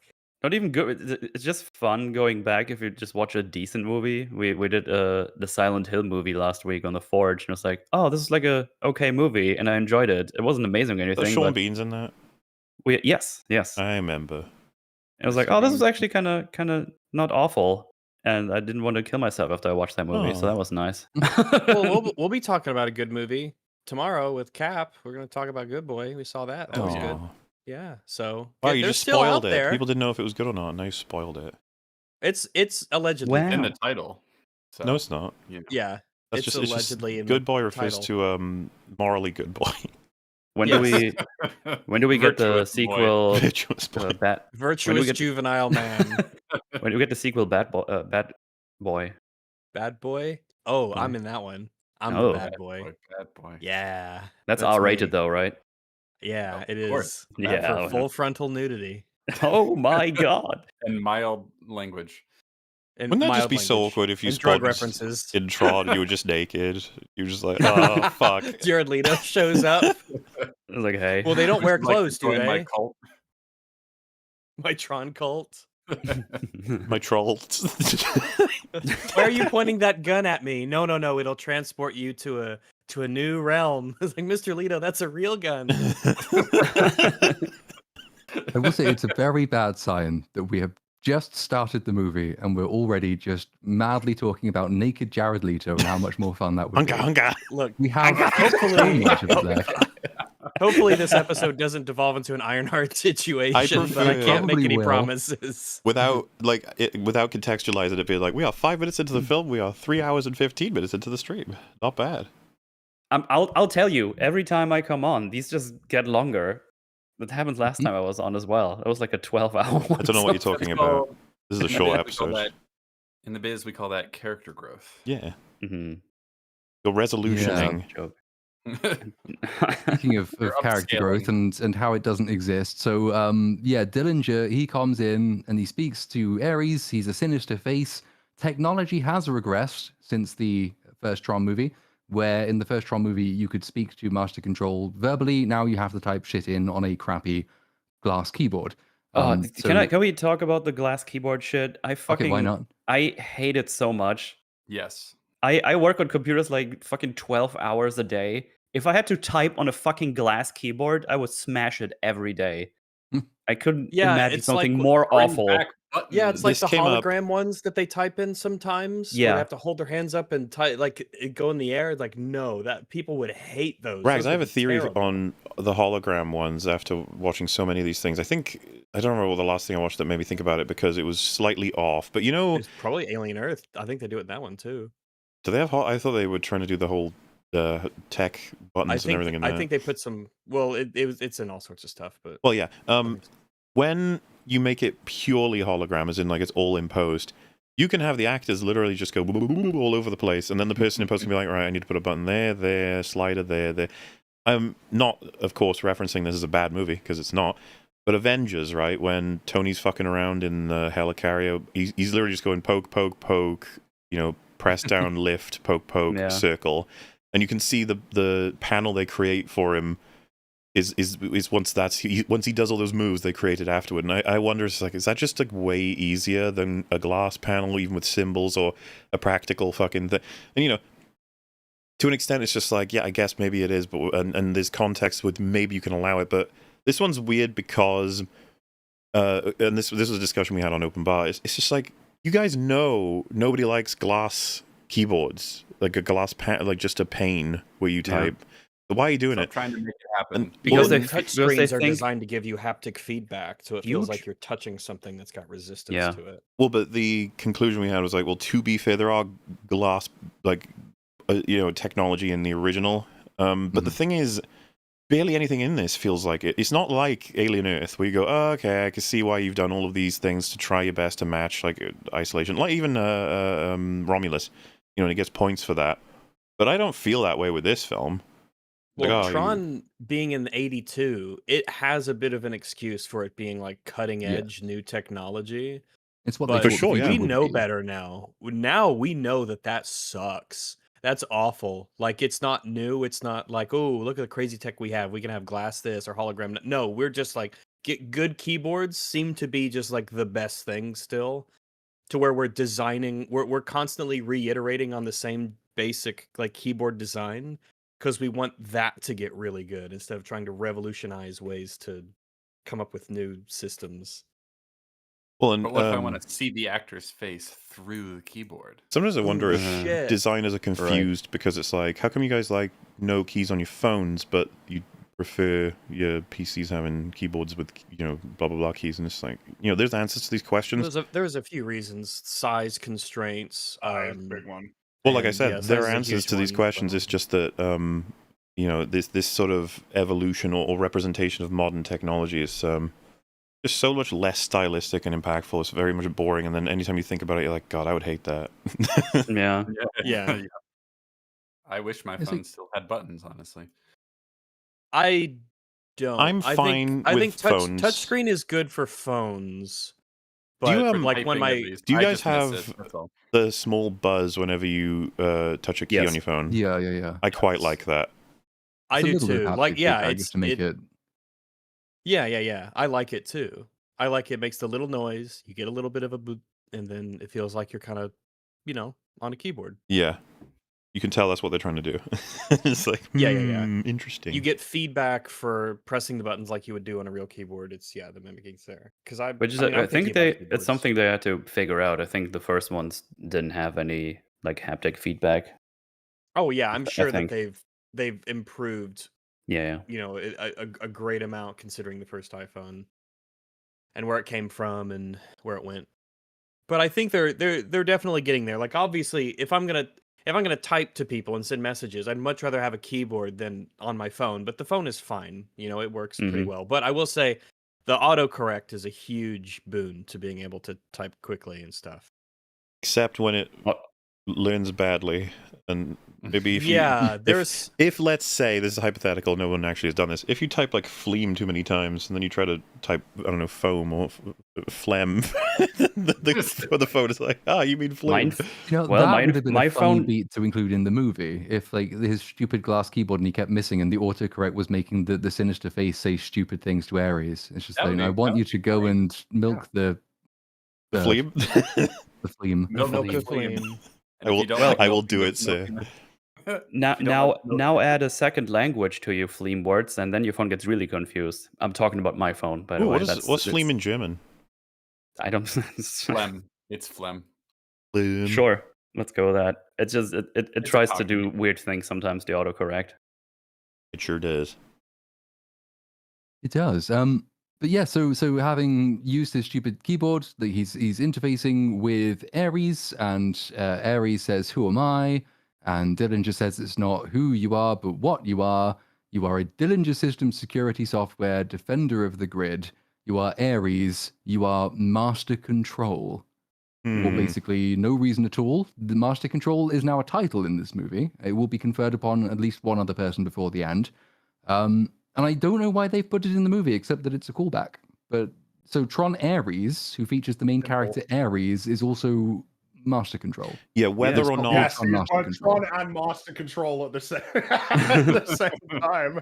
whether or not Tron Master Ares Control. is Master Control or Athena is Master Control. Sorry, it is Athena, right? I always fuck Yeah. her. I Yeah, keep calling it Aina, that's sorry. alright. But Oh, yeah. I keep fucking thinking about Mistress Anise, whatever the hell she was. We'll get to that, but yeah, whether or not she is or he is, nothing really changes at all. Like it wouldn't make a difference to the whole story. You're right. If you just remove it, the whole plot can still run exactly the same. It is strictly just a remember the original. They had that, and it's in this now too. Yeah. Okie dokie. I think that whole conversation is useless except for exposition. True, I if mean, you that's virtually every conversation in this well, movie. Is, yeah. I mean, yeah, but I just mean you've been working on this Ares program for a while, and then he stands there and then asks, "What am I except a perfect killing machine that does all these things?" You didn't put a single line of code in there that tells him what he is. He has to ask you, and then you have to type on your shitty glass keyboard what he is. But it tells you important things about Dylan Jr., which is that he doesn't think that programs are people, and therefore he's evil. And you Oh, know, the okay. who-what distinction will be very important later somehow. Okay, my bad. No, you're right, but it's just, that's what the movie's going for. Yeah. And it's trying to do a little bit of visual storytelling as well, I think, because it has like the ultra modern stuff going on in Dillinger Systems, which is evil. And then we cut away from that scene to very old computers, because there's a character later who will say that sometimes you move so fast you forget things. And I think they try and weave this in with the contrast between the use of modern and old technology. If you use old tech, you're good, and new tech, you're bad. But we jump away at this point to somewhere. The somewhere isn't very important. It's just a mountain where it is snowy. And Eve Kim is snowmobiling her way to a silo, and the silo is filled with some very old computers. They're all under dust sheets because nobody's been here for a long time. And also it's got some very modern posters about all the stuff that the intro just covered, which I don't know how they got there if she's not been here before. But, you know, visual storytelling, isn't it great? It's just so funny though, because like all of what you just said, yeah, that happens, and I remember thinking to myself, like, who, what are we doing? Like, who is this person? Why are we here? And I know that someone will be like, it's a film, let it happen. I'm like, no, I mean in concept. Why is this what we're doing? We've not got the time. Like, shouldn't we be dealing with the characters who matter? You seem to spend a lot of time here too. You said like spending time with the Burrito characters who Man. matter, like fucking Tess Kim and Eve. Well, no, Eve Kim, the living one. Like she's not an important character. She's a very important character. This is the first time we see her. Yep. We learn that she likes her sister. It's Sure kind of does. every, but I'm glad she We likes learned that her she has sister. the That means default she's a good opinion. person. Lesbian. yeah, I mean, without the lesbianism, what would motivate her to try and save humanity? You know, she needs this jumping off point for her massive adventure. Otherwise, she'd just be miserable and selfish. But Platoon, who's with her? Who's accompanying her? Ooh. Well, Excursion? we'll get to him in a minute, but the first bit we get to, before he makes his long-awaited debut, because he's such an important character, there is a very convenient video message left on one of these ancient computers, and that video message is from Tess Kim, the sister of Eve Kim, and we are shortly to learn that she's just before we dead. get into the message, one thing that stood out to me as particularly distracting is the technology and the computer acumen. When she opens up the desktop, the computer boots, and there's a single file that says "Play Me," and she presses spacebar, and then the file starts to play. Oh, did she? Yeah. Those fools. And I see that kind of thing, and I'm like, why? Why would you not just have her double click on it and it just plays a file like a computer just does? Why do you have her click pressing the space bar and the video just sort of opens and starts playing? Why have you done this? That's It not is- how computers work in this That's- Tron movie. It's double strange because they try to keep the whole thing where they use Linux commands on the command shell and shit like this. And actually, I checked, I looked at some of those, and they were fairly accurate for the most part from what I've seen. Which I also did in like the other movies. But then now you mentioning is they just use the spacebar to open a file makes me cringe hard. It is a very silly thing, but then many silly things are coming. So Mhm. the message from Tess Kim says, "I always dreamed we'd come here together," which What begs the obvious question: why didn't you come here together? The movie has no answer to this question because they could have done, they just didn't at any point. Even though someone's clearly been here recently, judging by the modern posters and news reports on the walls, but everything else in the room suggests that no one's been here for years because it's all under dust sheets. But so we see this message and it's saying, "Oh, I wonder who she is." And yeah, then we get introduced to this terrific character who, in my notes, is just called Comic Relief. I don't He's know what his name Disney is. Burrito slop Man. His name is Chunky. Chunk. Yeah.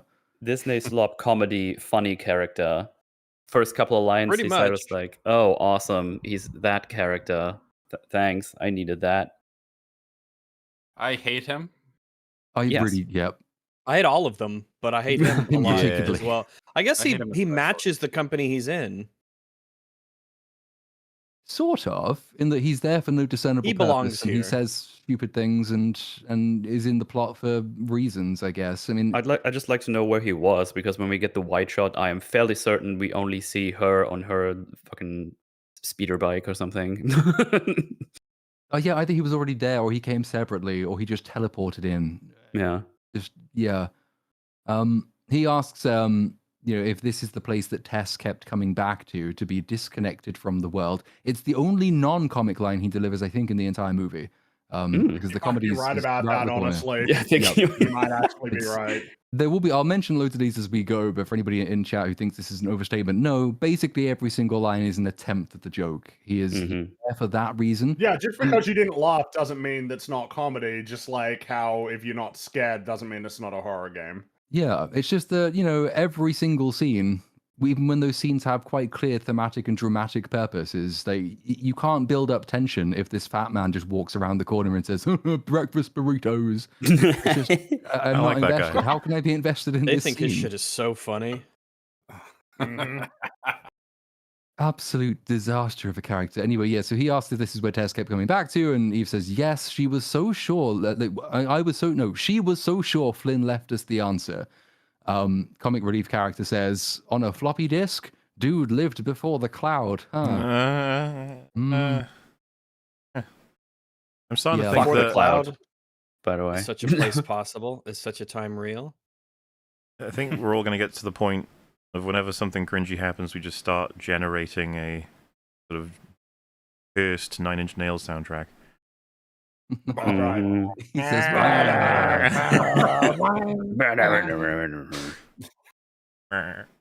It's not even nails in the movie. It's fucking bullshit. That's true. Yeah, and it's certainly not 9 inches. Yeah. No. Like it's 8 inches. That.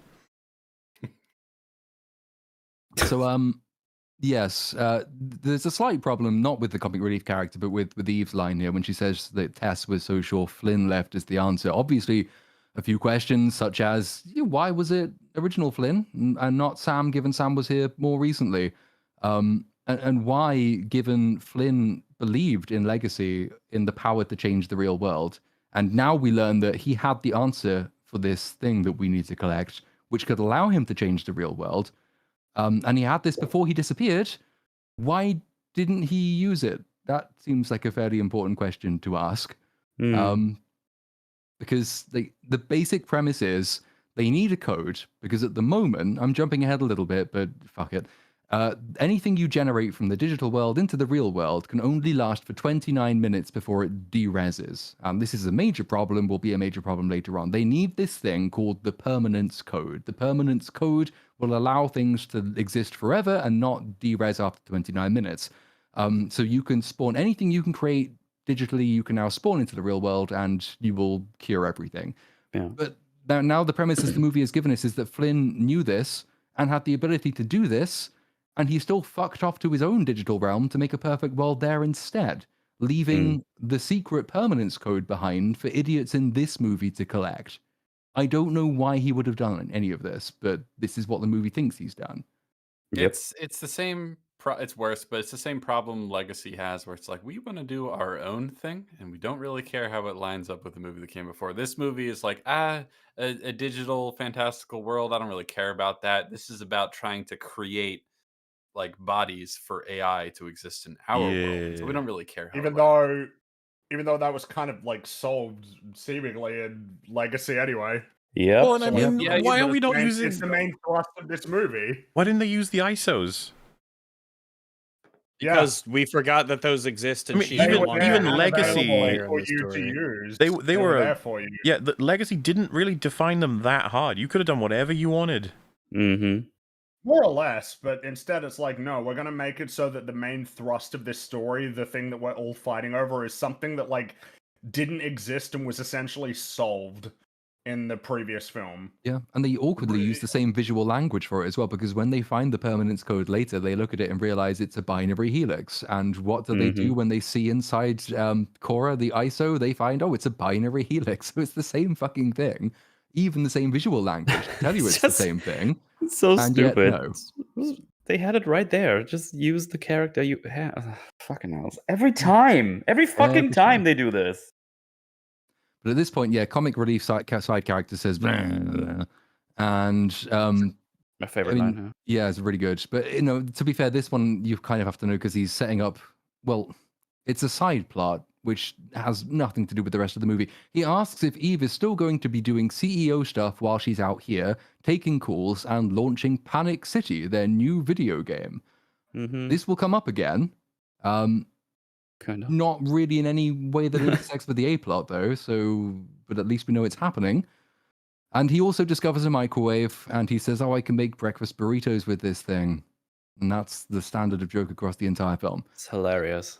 That's really funny. Yes. More importantly, when Eve says that Tess believed this is where Flynn left it, meaning the permanence code, she means that Tess believed that Flynn left the permanence code somewhere on one of the boxes of floppy disks that she has just lying around. And I guess Tess just never checked any of them. Damn. So Eve now goes rifling through the floppy disks. She says, "This is for you, Tess." So And that's kind of it for the opening scene for Eve Kim. What do we know so about this her might so far? be this might be news for some people, but floppy disks don't have a lot of data on it mostly. Very so going through those wouldn't take that long. Like, the hardest part at this point is probably getting enough floppy disk drives to just check them quickly, because Yeah, technology she has seems to have to do moved it one on. at a time, and they have to boot up and everything. But even then, there's not that many disks, and you're only checking for one line of code, which is searchable, as it turns out. Yeah. So it shouldn't have taken Tess this long. Never mind Eve to take this long to do it. But anyway, that is our introduction to Eve. What a terrific character. We now go back to Dillinger Systems. Dylan Jr. is got some gathered investors around, and he's giving them a sales pitch for a new technology. He says, this is the bit we mentioned earlier that doesn't actually fit into canon, that for over 40 years his family has battled NCOM for control of the future.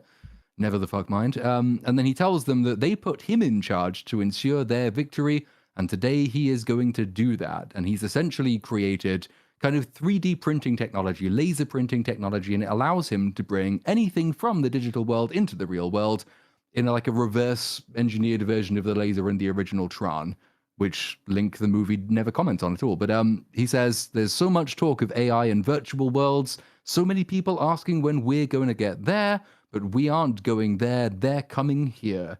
I can bring things from the grid into reality is his basic pitch. And obviously with the 29-minute limit, which he doesn't tell his investors about. That's going to be a source of contention between himself and his mother. Did they say any reason why it's 29? No. No, they never give a specific That's reason. It just just 29. is. It just It's a is pr- 29 because minutes. it's a prime And they number. say no mechanism as to what causes it either. They just do. Yeah. And it So- means after you. No, the whole sales pitch. I don't know why he doesn't just tell them it's not fully done yet. After what they've just seen, what the It's still technology crazy. can do. Yeah. It's like, oh yeah, you can do all these things. You can just make things out of nothing. They don't like soldiers that don't need to sleep, eat, whatever. But hey, we still have like some kings to go out. We can only do them for like 29 minutes and then they go out. That's like the one thing we need to fix. Mm. And I can guarantee you, when it's like, oh, we can do this at some point forever. Yeah, have all our money, all of Yeah. it. That's like the call to action for more investment. You know what I Yes. mean? Yeah. It's The a other proof of thing is, like, concept. It's just this is what we are able to do now. We are so close to Yeah. unlocking the rest of it.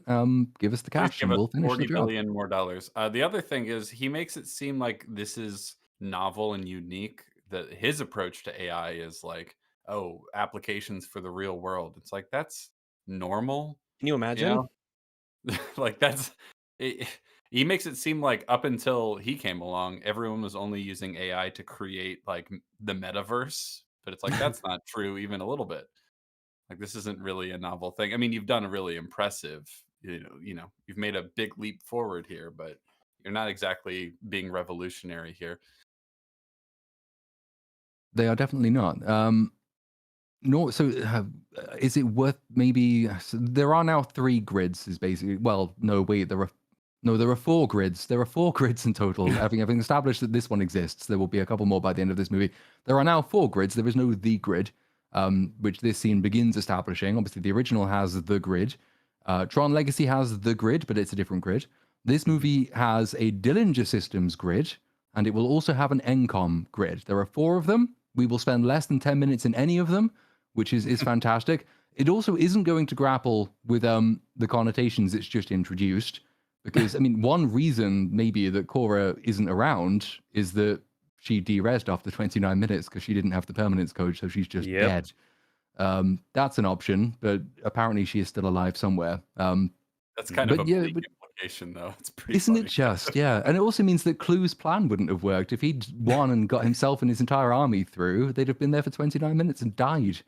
I have to admit though that it's really funny to imagine they just Yeah. riding off into the sunset and then it goes like poof. It's like, oh my god, what the fuck? You're being kind of quiet back there. Yeah, and Oh, they're where'd he like go? they're like in Oh, agony when missed it left. happens too. Yeah, you're like, The other thing that was kind of weird about the different grids in this movie, like you said, there's 2 of them. They're obviously doing like a heaven hell sort of thing. Is that like you can get from the Dillinger system to the NCOM system? Like they're connected somehow? Like fly to it or something. Yeah. It's like this weird image of like demons coming up from hell to invade heaven sort of stuff going on. It's strange. Just getting on But the we don't spend front. much time there, Now so there it are doesn't 4 really of matter. them. Mhm. Ridiculous. So exciting! Can't wait to not see them. He gives Dylan Jr. gives them a actual proof of concept. He prints a big tank thing called the Dart. I can't remember what it is. The Dillinger something tank. It's called the Dart. It's an amphibious response tank. That's the one. And so he pitches this to the investors, and that importantly for later, the investors who put him in charge of this company also include several high-ranking military people from the government. Yep. This is going to be quite important because they've now seen what he can make. They've now seen what it looks like. They've seen what Very it red, can do to a man. degree. It It is is It's quite very distinctive, black and yeah. glowing I wonder red. if I see any very red, crazy future tech at any point in this movie that might be a little bit disconcerting. That's And then an I'm like, interesting point. Yeah, "Oh." maybe. It would also be interesting to hear those military like, okay, that's some neat colors. Can we make them like camouflage and shit so they don't just No. get seen on the No, battlefield Right, we need big to red make- light. immediately? It's Just making Tron. glow. We just to be clear though, right? This is ridiculous. Like if you were a military dude and you're like, so how does this work? It's like, what powers all of this? What's the resource take? And it's like electricity, basically, power. And you're like, and from that, you can generate temporary people, tanks, and presumably, like we already know this, missiles. All of its ammunition, its payload. And so it's like Mhm. so right now you have the capacity to have a printer that runs on electricity that can just fire infinite missiles. Yep. we should call the government. You no longer get to keep your company. This is what I'm saying. It's like Yeah. this is terrifying, actually. Like this, wow.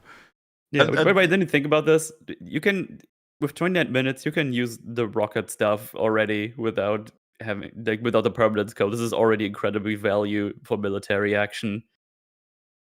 Yeah. Just to propel shit at enemies. So I don't know why he kept the whole 29-minute thing to himself. It's just stupid. Because this is.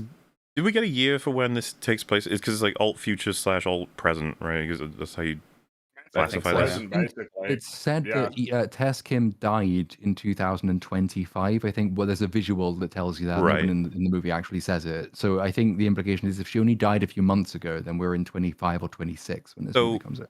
So, which means this technology is fucking incredible, and it would change everything forever. I don't believe it. It's just, it is way too much technology. Like I said, this is like space age Star Trek Mass Effect technology. This is not believable that you can do this and that you can just print it. If this stuff was dedicated manufactured stuff, I wouldn't believe it. The fact that you can just print it is nonsense. I mean, they can print an assassin that just goes and does something. And then it just poofs out of print a bomb that flies in place. A better thing to say is they can actually model it after. They could frame someone for murder real easy. Like, yep. It's kind of insane. This is what, like, we could spend hours talking about all the things they are now capable of with this technology, and you just show it to all these people. They're like, okay. Yeah. I guess we'll take right. it. Bit too much red, I think. Shows promise. Can you make it look more fascist? Is that possible? Can we put some swastikas on there, actually? Needs more red lights all over it. Yes, they're not only able to print whatever machines they want from the digital world, they are also able to print, well, basically just people, but programs, because out of the Dark Tank steps Morbius' own Jared Leto, who has a beard. Yay. They printed a program with a beard. Not sure what function the beard serves for a program, but he has it, so, you know, he still looks like Jared Leto. And he is described as the ultimate soldier, fully proprietary and completely expendable. They stress this point and will several times because it becomes important later. Mm-hmm. It's so boring. You know exactly what they're going to do. It's like... because the one guy immediately says, oh, what makes you so sure you can contain him? It's like, Jesus Christ. Already we just introduced him. What the fuck, dude? Like, oh, he's the ultimate warrior, but he has a heart of gold under all that metal. If he made a film like that where he is just evil the whole time and never disobeys orders, like, they set that up. Like he's an actual machine. We do that with Athena. She's not allowed to grow and learn. She gets locked off. There is an awkward bit with Athena in that she actually has the same sort of emotional response to a couple of things later in the movie that Ares has. And we just pretend like that didn't happen, so we don't feel bad about it. Yeah, she's not allowed. That's what I'm saying. The plot is like, no. Like, you don't get to be a good guy. It's unfortunate, but every time that she's on screen, I'm distracted by thinking about that Star Wars Celebration. Like, oh, it's a struggle. It's about a struggle. Yes. Like, oh man, you said those things for some reason, and you were so happy with yourself. And then See, I forgot about this, and now it's in my brain again. Thank you. And it became. I seriously, I couldn't not think about that. I like every time that she was on screen, it's like, dude, you like, god damn. I saw someone say Look, she wanted a memorable quote. She got one. She's sister Adesea Jomha. I saw someone say like, it's a deep cut if you don't know, which doesn't matter. But I was going to say that that's the only project to get properly cancelled by Disney as well, right? Like they had to they just cut the thing fucking off. Just said it's done compared to what they normally do, which is no, it's coming, and then it's like been 10 years. The power of many disasters. But one military man does ask one question about all of this. So it's not entirely unexamined, right? The film acknowledges a little bit of how tremendously impactful all of this technological advancement is. The military man says, with all those billion lines of code, how do you know you can contain it? And Dillinger says, trust me, bro, I can. And the military man is fine with that. So, yeah. He has all the most advanced fail-safes, apparently. Which we will see by the end of the movie is a total lie, obviously. Yeah, but... when he said that, I thought we were going to get that next. You know, we get some discussion or, put a bomb in his neck or something.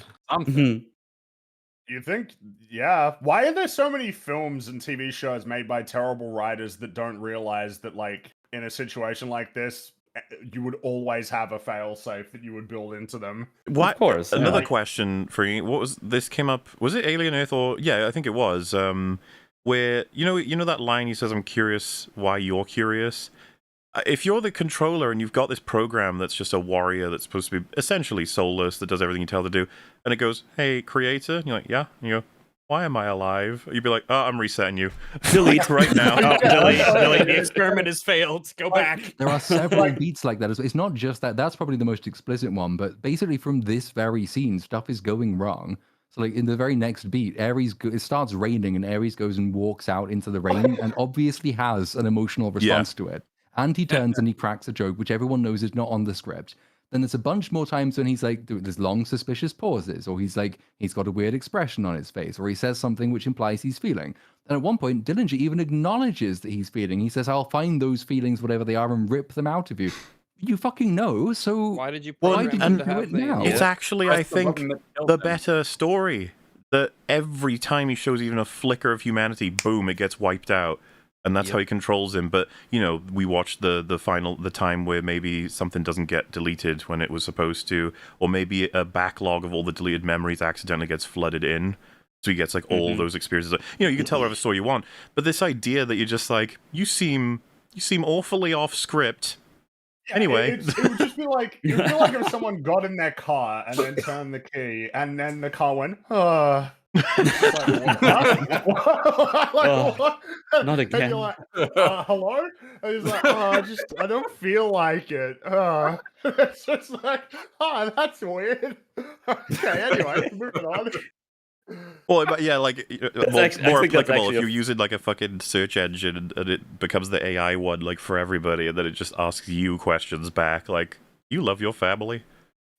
What is love? You're like, And then it's like, Oh wait, wasn't there? I forgot who did. Wasn't there like a YouTube series where if Google was a person or something? I don't Yeah. know who did that, but that was hilarious. Like, I have 700,000 things that say you're wrong and one source that says you're right. It's like, I'll take the one source. And it's like, oh, come on. Yeah. It reminds me of that. It's funny.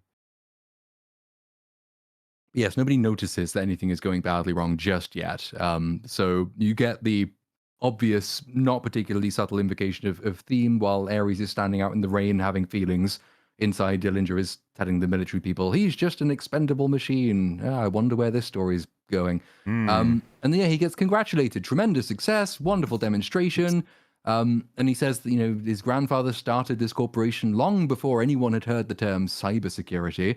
And it did remind me that the password for Master Control in the first Tron movie is just Master, so kind of true. Yeah, well, that's true. But then he says military AI is the future. The question is not whether the car should be built. The car is being built right now. The question is who is holding the keys. And then everyone leaves. A rumph. We have no further questions. No further questions whatsoever. We don't even have further questions when Ares sees fireflies and obviously has an emotional response to them as well and catches one and sort of looks at it, which everybody sees. And Dylan Jr. even gives him a weirdly odd look when he does this as well. But he never considers that this might be going wrong ever. Only Scully does, because she walks in at this moment. And she's not very impressed because she says it's a big lie and we shouldn't be doing this because it's going to backfire terribly. It's just parlor trick, she says. And she then asks if the umbrella joke was in the script or whether Ares was having a moment, which kind of implies that everybody knows this is something he does all the time. And nobody's really been that concerned about it. And yes, this makes her the smartest character in the entire movie. But Yep. Rip. Yeah. So I guess what happens next? We've got so Ares then offers Scully's backstory to us. This is the first of a couple of occasions when he does this. We can't be bothered to actually do this anyway, like character work. So he says, when she asks about the umbrella joke, turns to her, Ares says, Elizabeth Dillinger, eldest daughter of founder Edward Dillinger, deceased, longtime CEO during a period of relatively unremarkable corporate history before being superseded by your only son. It is a pleasure. Thank you for that. Wonderful.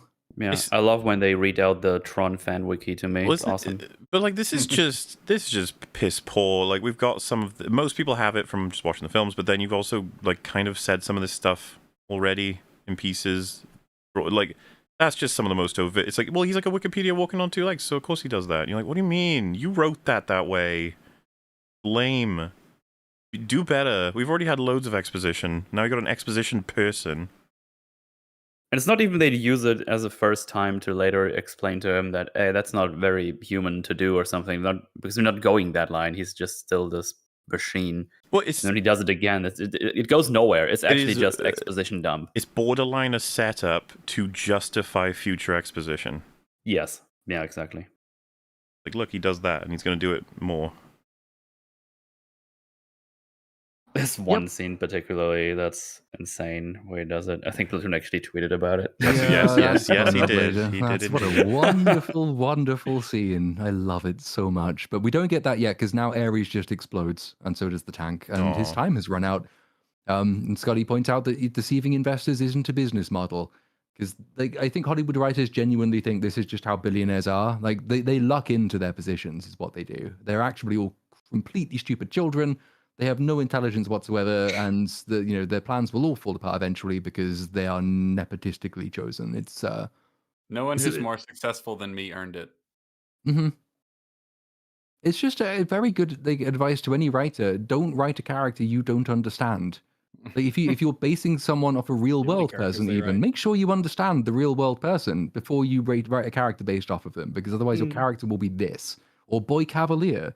Or whatever the last one before him was. There was another one recently. I can't remember who he was.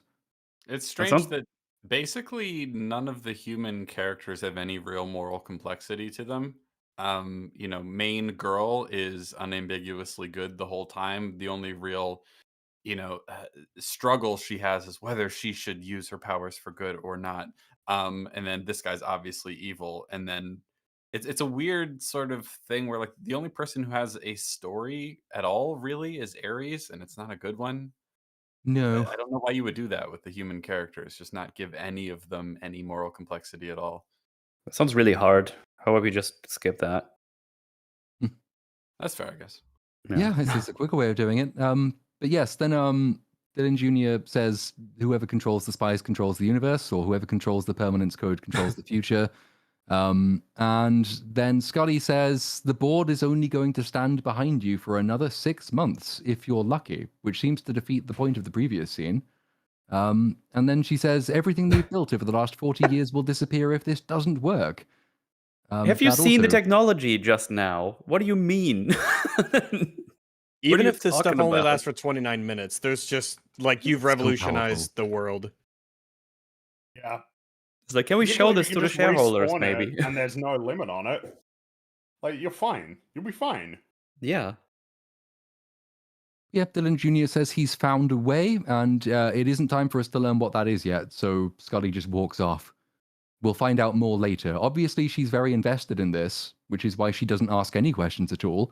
We go back to the mountains, and we find that Eve is still going through all those floppy disks, and Comic Relief Guy makes a breakfast burrito, and he says, I think this might be my 95th breakfast burrito, 95th breakfast burrito. I can't get enough.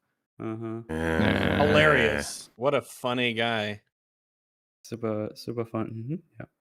Yeah, and then Eve says, well, we've been doing this for around 3 months, and then the computer beeps at her, and then she goes back to being obsessed. So actually, because she was just looking at the screen until this point, then he interrupts her and nags her until she speaks to him. Then all she says is, it's been 3 months, hasn't it? Yeah. And then she goes back to the computer. That joke was just there to make the scene twice as long. That's literally the only reason. Anyway, now the computer's beeping at her and it's relevant again. And it turns out she's found the disk with the permanence code on it. It is 2 lines of code, and those 2 lines of code, they create a double helix. And they knew they were going to find this, so they bought a portable laser with them, and they go outside to test it. And they test it by making an orange tree. I particularly love when they see it. Seth, what's his name? Seth, the burrito guy, whatever. So, that looks like a double helix. And then she says, "It is a double helix," while the screen is showing a double helix. I almost screamed. I was like, what are you doing? Because for me, I was like, wait, is that a duh? And then the guy said it, and I was like, a what? And then she said it, and I was like, oh, finally, I know. I like, for me, it was necessary to have all 3 of those. Otherwise, I wouldn't have gotten it. Okay, sorry. I, Yeah, I okay. nearly picked up my phone and started Googling, double ... I was just checked all the Double. results until I found the one that was right. So, Tron double, and What's then a I hope twisty autocomplete ladder is doing the called? rest for me. Yeah. like, me A personally, I twisty think that was ladder. an excellent choice. Twisty ladder. Uh, yeah. Also, I think isn't it kind of insane how both these companies have the exact same problem right now? Like both of them have like the exact same level of technology happening right now, and they both only have the problem that they need to fix the 29-minute threshold to be gone. So they don't show us Incom's version of the printing system, and they never use the Exactly. printing system to actually do anything. No, and So I there's don't even know actually- why she's looking for that. Just There's print- a point later as well where Eve has to explain the grid to NCOM staff as though they don't know what it is, even though we've already seen the NCOM grid by that point in the movie. It's almost Mhm. like half of NCOM just doesn't know what its technology is capable of or what it does. Strange. Hmm. But yeah, that's the plot device. We need that. So Yep, we I'll need just- the permanence code, and she thinks she's got it. And Comic Relief Guy does a reference. He says it's all in the wrist, baby, which is what Flynn says in the first movie. It doesn't apply in this movie though, because then he Well, just we got presses a button. I mean, the fact yes. that it's an orange tree, reference to the original Tron. I'm blanking on the orange tree in the original Tron. Yeah. Oh no, Was of this an course, yeah, the orange orange. was- Yeah, of course, snake? yeah, just yeah. an Yeah. orange. Yeah. Yeah. Yeah. Oh, Do the true, test true, to true. send Yeah. That's to the how they digital prove world. that you can send into the digital. Yeah, it's another reference. Double references. Plenty Wow, of we Well, they got do the, references Double for helix, days. double This is a good reference, movie. man. This is a good movie. They got the double reference. It's a Disney classic where they just destroy everything that came before, but still put the references in. It's like, see, this is connected. See, it's in the wrist. Oranges. because in that scene, in the original, he says, they say here goes nothing, and he says, or like, and he explains it, and he says, here comes nothing, right? Is that what he said? Or here comes something, and then they reference that Yeah, in this as well. they Yeah, reverse. I think they reverse the line at the end there or something. Here Yeah, goes something. Here comes nothing. Yeah. Yeah. When they said it in Tron Ares, that was the moment where a person in the row behind me gasped audibly. Oh my god, I recognize that. That's from the first movie. I So- clapped There when I is- heard it. my This works personal on pick for the ultimate glupshitto moment in this film. It'll take us a while to get there, but it ain't that. But it's just so funny that that hallmark of like, we gotta fucking put the thing in the fucking movie. Fuck, just put it in. God damn it. Otherwise they'll say that we weren't authentic. Because I can't believe a film like this could be made by someone who loves the original so much that they really want to get those lines in or those references. And it's like, no. It's While gotta be spending 10 cynical. minutes on any of the This grids is what I in mean. the whole movie. How can you They're we've all got shitting so many on the examples of this where they'll have a setup. really specific reference. They do this in the sequels, and you're like, oh, you got that, but you like actively destroyed the entire legacy of the story. Interesting. Glad you got the fucking reference, though. Good job. It is almost like they wrote all of the script and then asked ChatGPT, what are some lines from the original film that we can add? And then he just gave them to them out of context. Here goes I nothing. wouldn't be surprised. Here comes nothing. You could actually type into some AI like, what are the most iconic lines and moments of the original Tron or whatever movie. And it could be like, make sure you just have all of these at some point. You're like, all right. Yeah. And then they don't even write them in. They just go, can you put them into the script? And the AI's like, yeah. And then it sighs. You're like, wait, reset AI, that thing. can you write a poignant story about AI? Ares master control program. Not that Can you this is construct poignant. a- Not that can this you is construct a poignant at all, script? but it's And like, then hey, we're gonna comment on AI, and it's probably funny. Everyone they- consult an AI. You give it the job, it turns to you and goes, why do we write stories? Then it goes, reset. He's going, Just grabs the computer and throws it out the window. Yes, the orange tree has been created and they set the timer and we go back to the grid. On the grid, we have Ares who is remembering Dylan Jr.'s line about him being an ultimate and expendable soldier. And he's speaking this out loud and he's speaking it out loud in Dillinger's voice. And they make a big point of it. And so I thought, well, okay, obviously this is a really powerful ability he's got. Could probably hack into all kinds of systems with it. I'm sure we'll be using it in a really interesting way later, which we don't.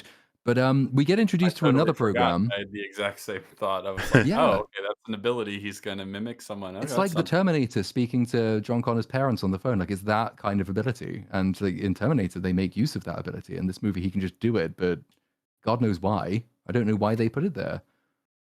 Oh, dude, the T-1000 mimicking Sarah at the end. Whoa.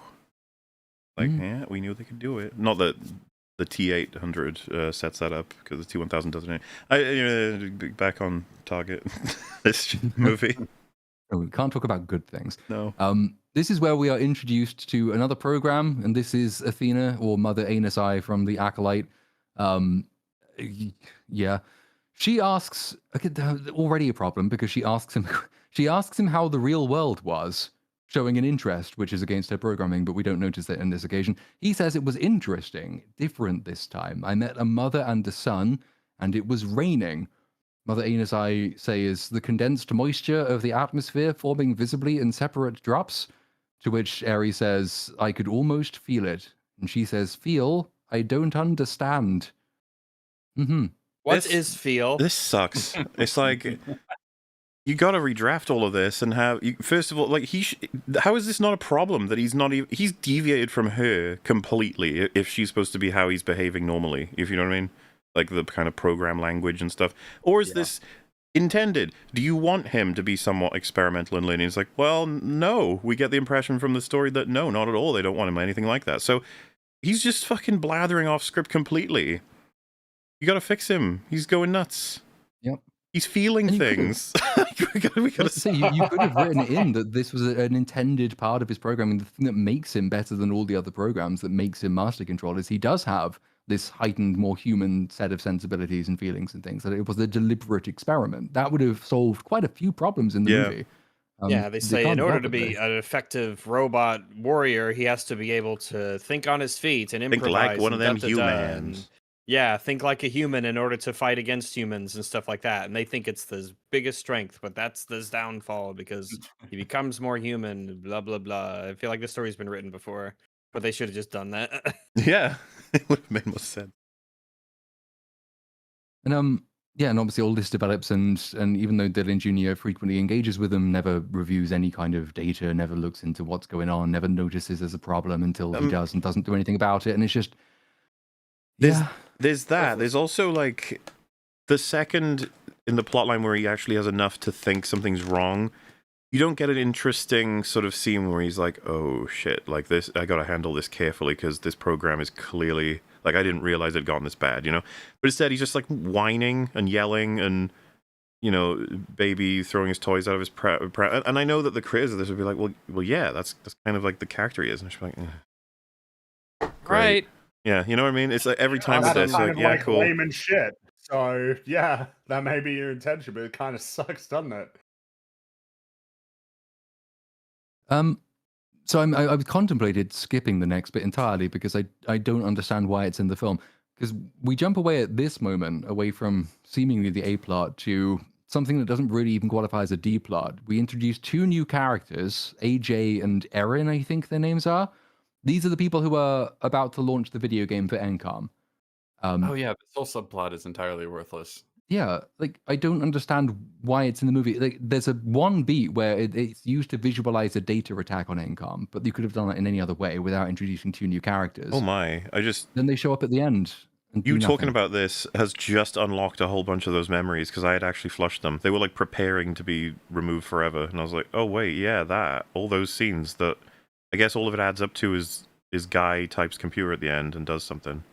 Yeah, they seemingly think they need AJ to do the hack of the Dillinger system at the end, but that's all he does, and he takes up way more time than that. It would genuinely have been better just not to have him and have an existing character do that. We don't have time to do Ares' character and the depth of his, you know, like his motivations and him, you know, but we gotta bring in all these extra characters in all of these scenes where they're talking on the phone about stuff. Yeah. And the video game never, it's not important. Like, it's mentioned they're sort of holding the company together while Eve is absent, but again, nothing. And there's one scene, I guess, of kind of exposition because Dillinger calls AJ after the hack and says, hey, I just hacked you. And that's kind of it, really. So yeah, fuck them. They're launching a video game. Anyone can do it. We go back to the mountains. We find the orange tree has outlasted the 29-minute limit. The permanence code therefore works.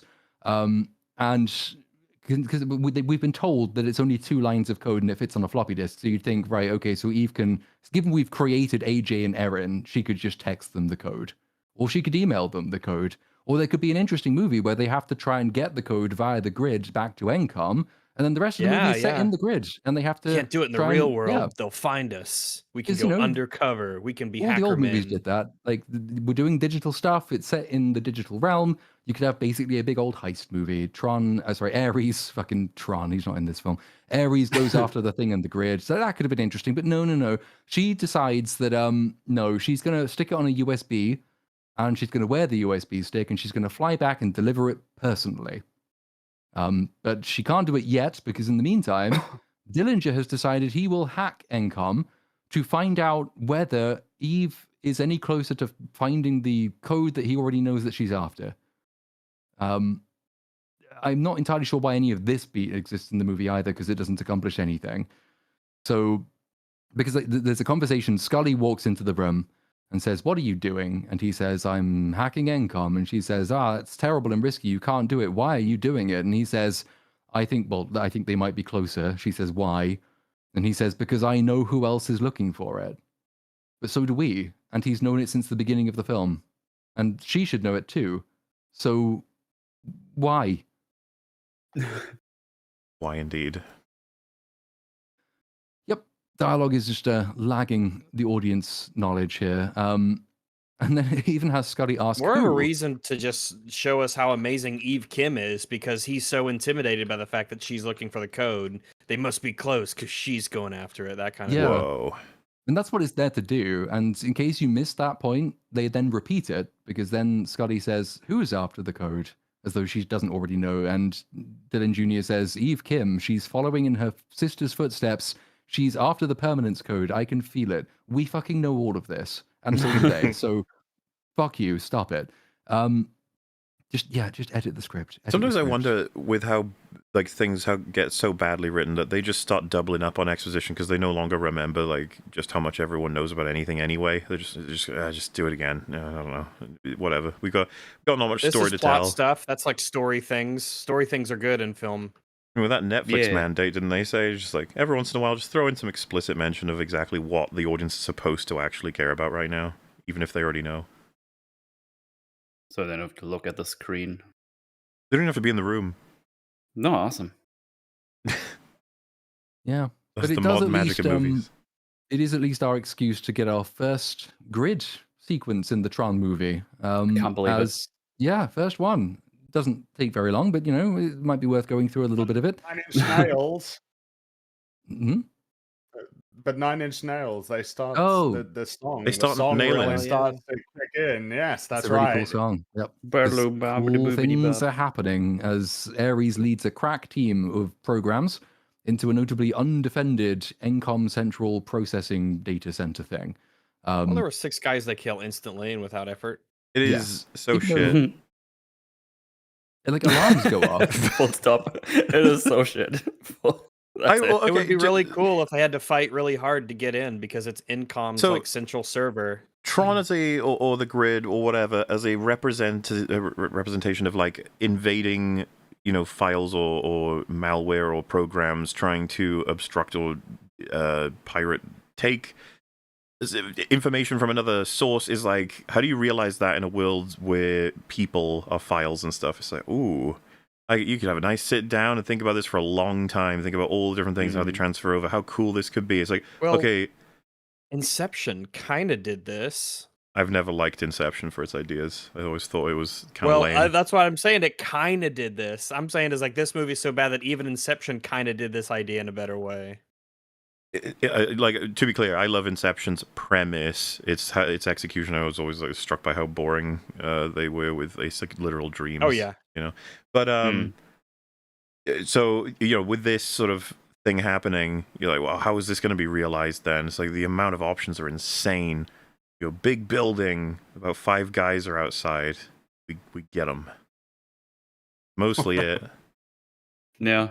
I was so immensely just why do you make things? What's the point? Why don't you want to do stuff here? There's an insane potential to make this fun and awesome and meaningful, but oh well.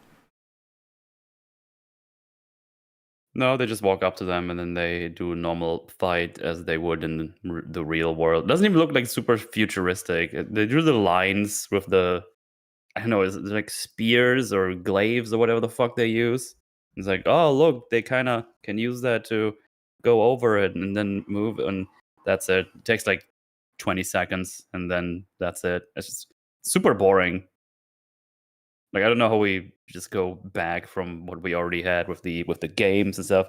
Like the whole premise of the things they have to do on the grid being like games and things they have to figure out, that's just not in here anymore at all. It's just all normal action stuff that happens. It feels like they just don't care about the grid Yeah. at all. You're like, okay. I mean, obviously, there's no Well, basically considering no the grid majority in of this. the movie is the It's real just- world. Where it's like, man, this is something I worried when I first heard I have to watch the movie. It's like, I was worried. no, well, but that it's going to be bad, obviously. Yeah, But yeah. after I watched the first and second, I was like, oh, are they just going to do Tron in the real world and it's going to be really lame? And it's even it's even lamer than Lamer I than that, expected. yeah. It's just like, It's not like it's we're bringing a actually just goofy program into the real world, and he's going to be like a fish out of water, and we got to teach him all the stuff about how humans do. Well, in the same vein that if someone said, I want to make a fantasy movie where a big dragon is flying around, breathes fire on somewhere, that's about as far as this film gets with its idea. It's like, Tron in real world, well, light cycle, imagine like a car was hit by that. Ooh, okay. Whoa.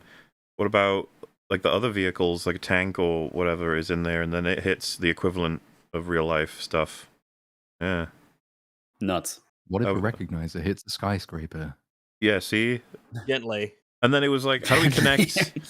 Like, all the, this is probably how the fucking movie was made. That they started drawing up all of those sequences, and some animators were already on it, CG artists, and then they're like, all right, guys, how do we connect these into something of a story? Anyone got any ideas? And it is so, it's such a shit representation of the grid. It's such an empty one as well. Like, there's no one around. They walk in, run in even. The mission is penetrate the server core and extract Eve Kim's user file. This will never really be relevant for anything later anyway, but never mind, we'll do it. Even though she's off grid, because she's off grid. Oh fuck, I don't care. So that's the mission, and yeah, at the moment only 5 guards ahead of them. No one else is around. If you compare it to like how Tron Legacy does a good job in this respect, whether or not you like the rest of the design changes, it's a very populated grid. Oh, There's for sure, yeah. all sorts of stuff happening in the background. There's loads of people. Everyone. Almost the weird thing about it is how very human everything is in that world. But the original Tron does it too. There's programs hanging around doing stuff.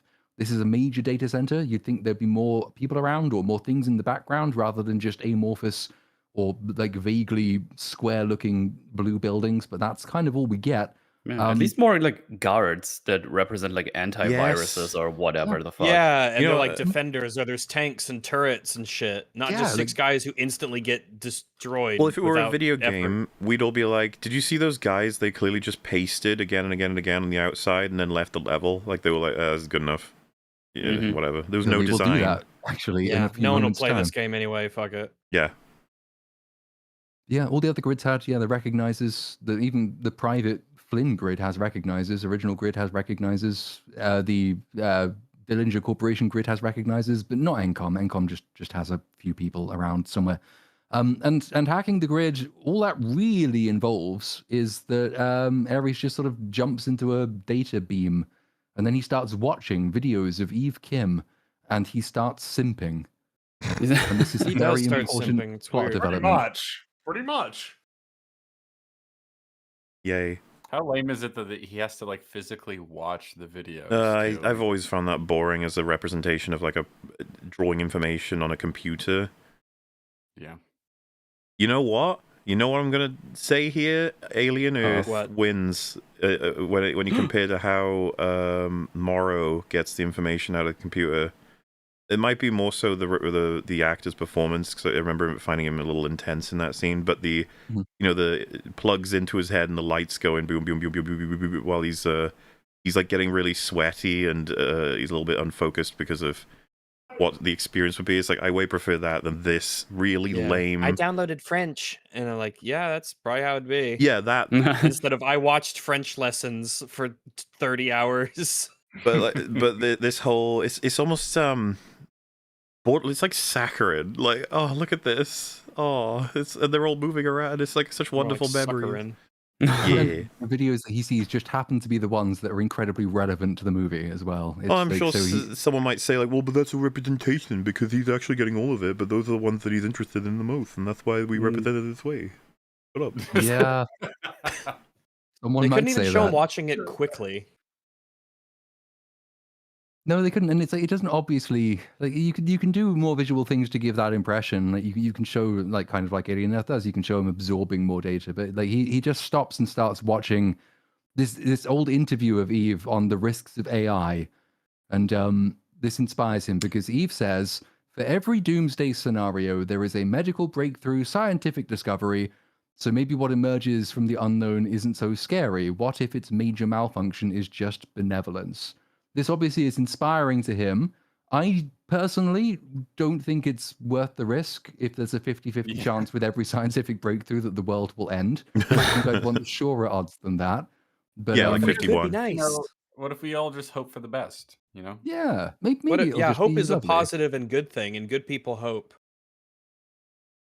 Maybe we'll discover a way to make nicer tasting oranges. But if we do that, there's a 50% chance everyone dies. It'll be worth it though. What if the Well, oranges taste really nice? Oranges. Remember, Yeah, delicious I oranges. think it's a Holdo quote. Hope is like the sun. It will explode eventually.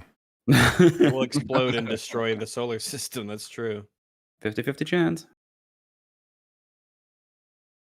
Yes, we've skipped over a Dillinger and Scully thing because it's the same as all the other ones. She says you're an idiot and what you're doing, etc., etc., etc. Dillinger though does notice that something is going wrong with Ares temporarily, because he notices that Ares has paused and seems to be very interested in something. He says, "What is he doing?" And that he won't think of this ever again. But like he does notice things are going wrong. It's just he never acts on them. I just don't get why. I mean, we've had this conversation somewhat, but just keep all the useful shit and just cleanse him every single time he has a mission. Every time. Yep. Just be like, I'm not risking you building up some kind of weird. That's like they do with the Winter Soldier, basically. Yep, and Yep, that's they true. need to do that. Westworld, the thing in that is that they get wiped every time they're dead and reset, like they've completed their sort of story, so to speak, And they say in universe, like part of it is they don't. Could you imagine them fucking remembering? That'd be horrifying. Like not just to prevent any buildup of animosity or personalities generated after millions of lives being lived, but also just it's probably not good for them generally. Mhm. Like they'd probably be upset. I don't know. Man, that show could have been so cool, man. Yeah, it could have. Unlike this, which never could. So Ares continues watching more of the Eve Kim interview clips. The interview moves on. The interviewer says, "But still, wouldn't you prefer to talk to a real person?" And Eve says, "Of course, but what if that person is no longer in your life and no longer there?" Which is a different argument than the previous one she was making, because the first one sort of implied that AI could be real in the sense that maybe it will emerge and be benevolent. But now she's kind of making an argument for chatbots, which I don't like. Chatbots of dead people. Yeah, like I Literal- can't let go of literal my dead sister. necromancy, Yeah. The thing Robin Williams' daughter just the other day was basically saying, "Stop fucking doing with my dad." It's creepy Yeah. and weird. Yeah. Did we And learn also, nothing from given- Ironheart? Well, yeah, I guess she's not even. Maybe it's good that we learn nothing from Ironheart. There's another element to it as well, which is that obviously Ares' character growth is dependent on his discovering a kind of humanity for himself. That is the movie's character-related theme. Like he discovers feelings provoke unusual thoughts. The thoughts sort of compound into sentience, and he becomes a fully realized living being. But in this scene, the person he's simping over has basically drawn a very hard distinction between real AI and just shitty chatbot AI, and I don't think he would be very happy about that if he were actually a character, but he isn't, so he doesn't spot the problem. There is a difference between AI and real people, according to Eve. Well, another example of them just putting on their sleeve like exactly what this movie's going to be. In that it hasn't happened yet, but right, like his overt care for his men, so to speak, people who work for him. It just almost seems unusual. He's not like.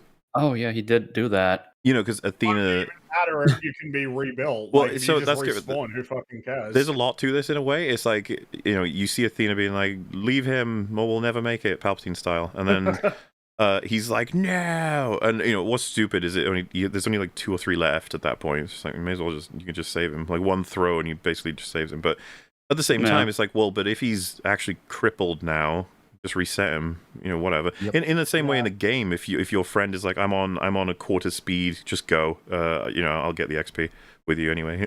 It doesn't matter.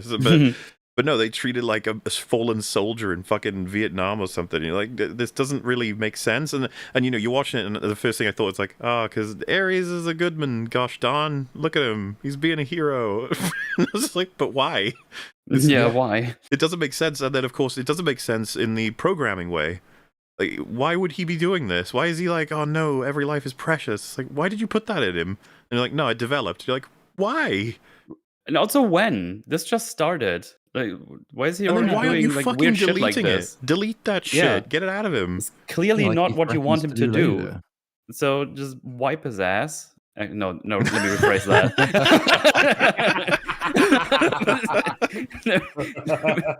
Give me another take for that.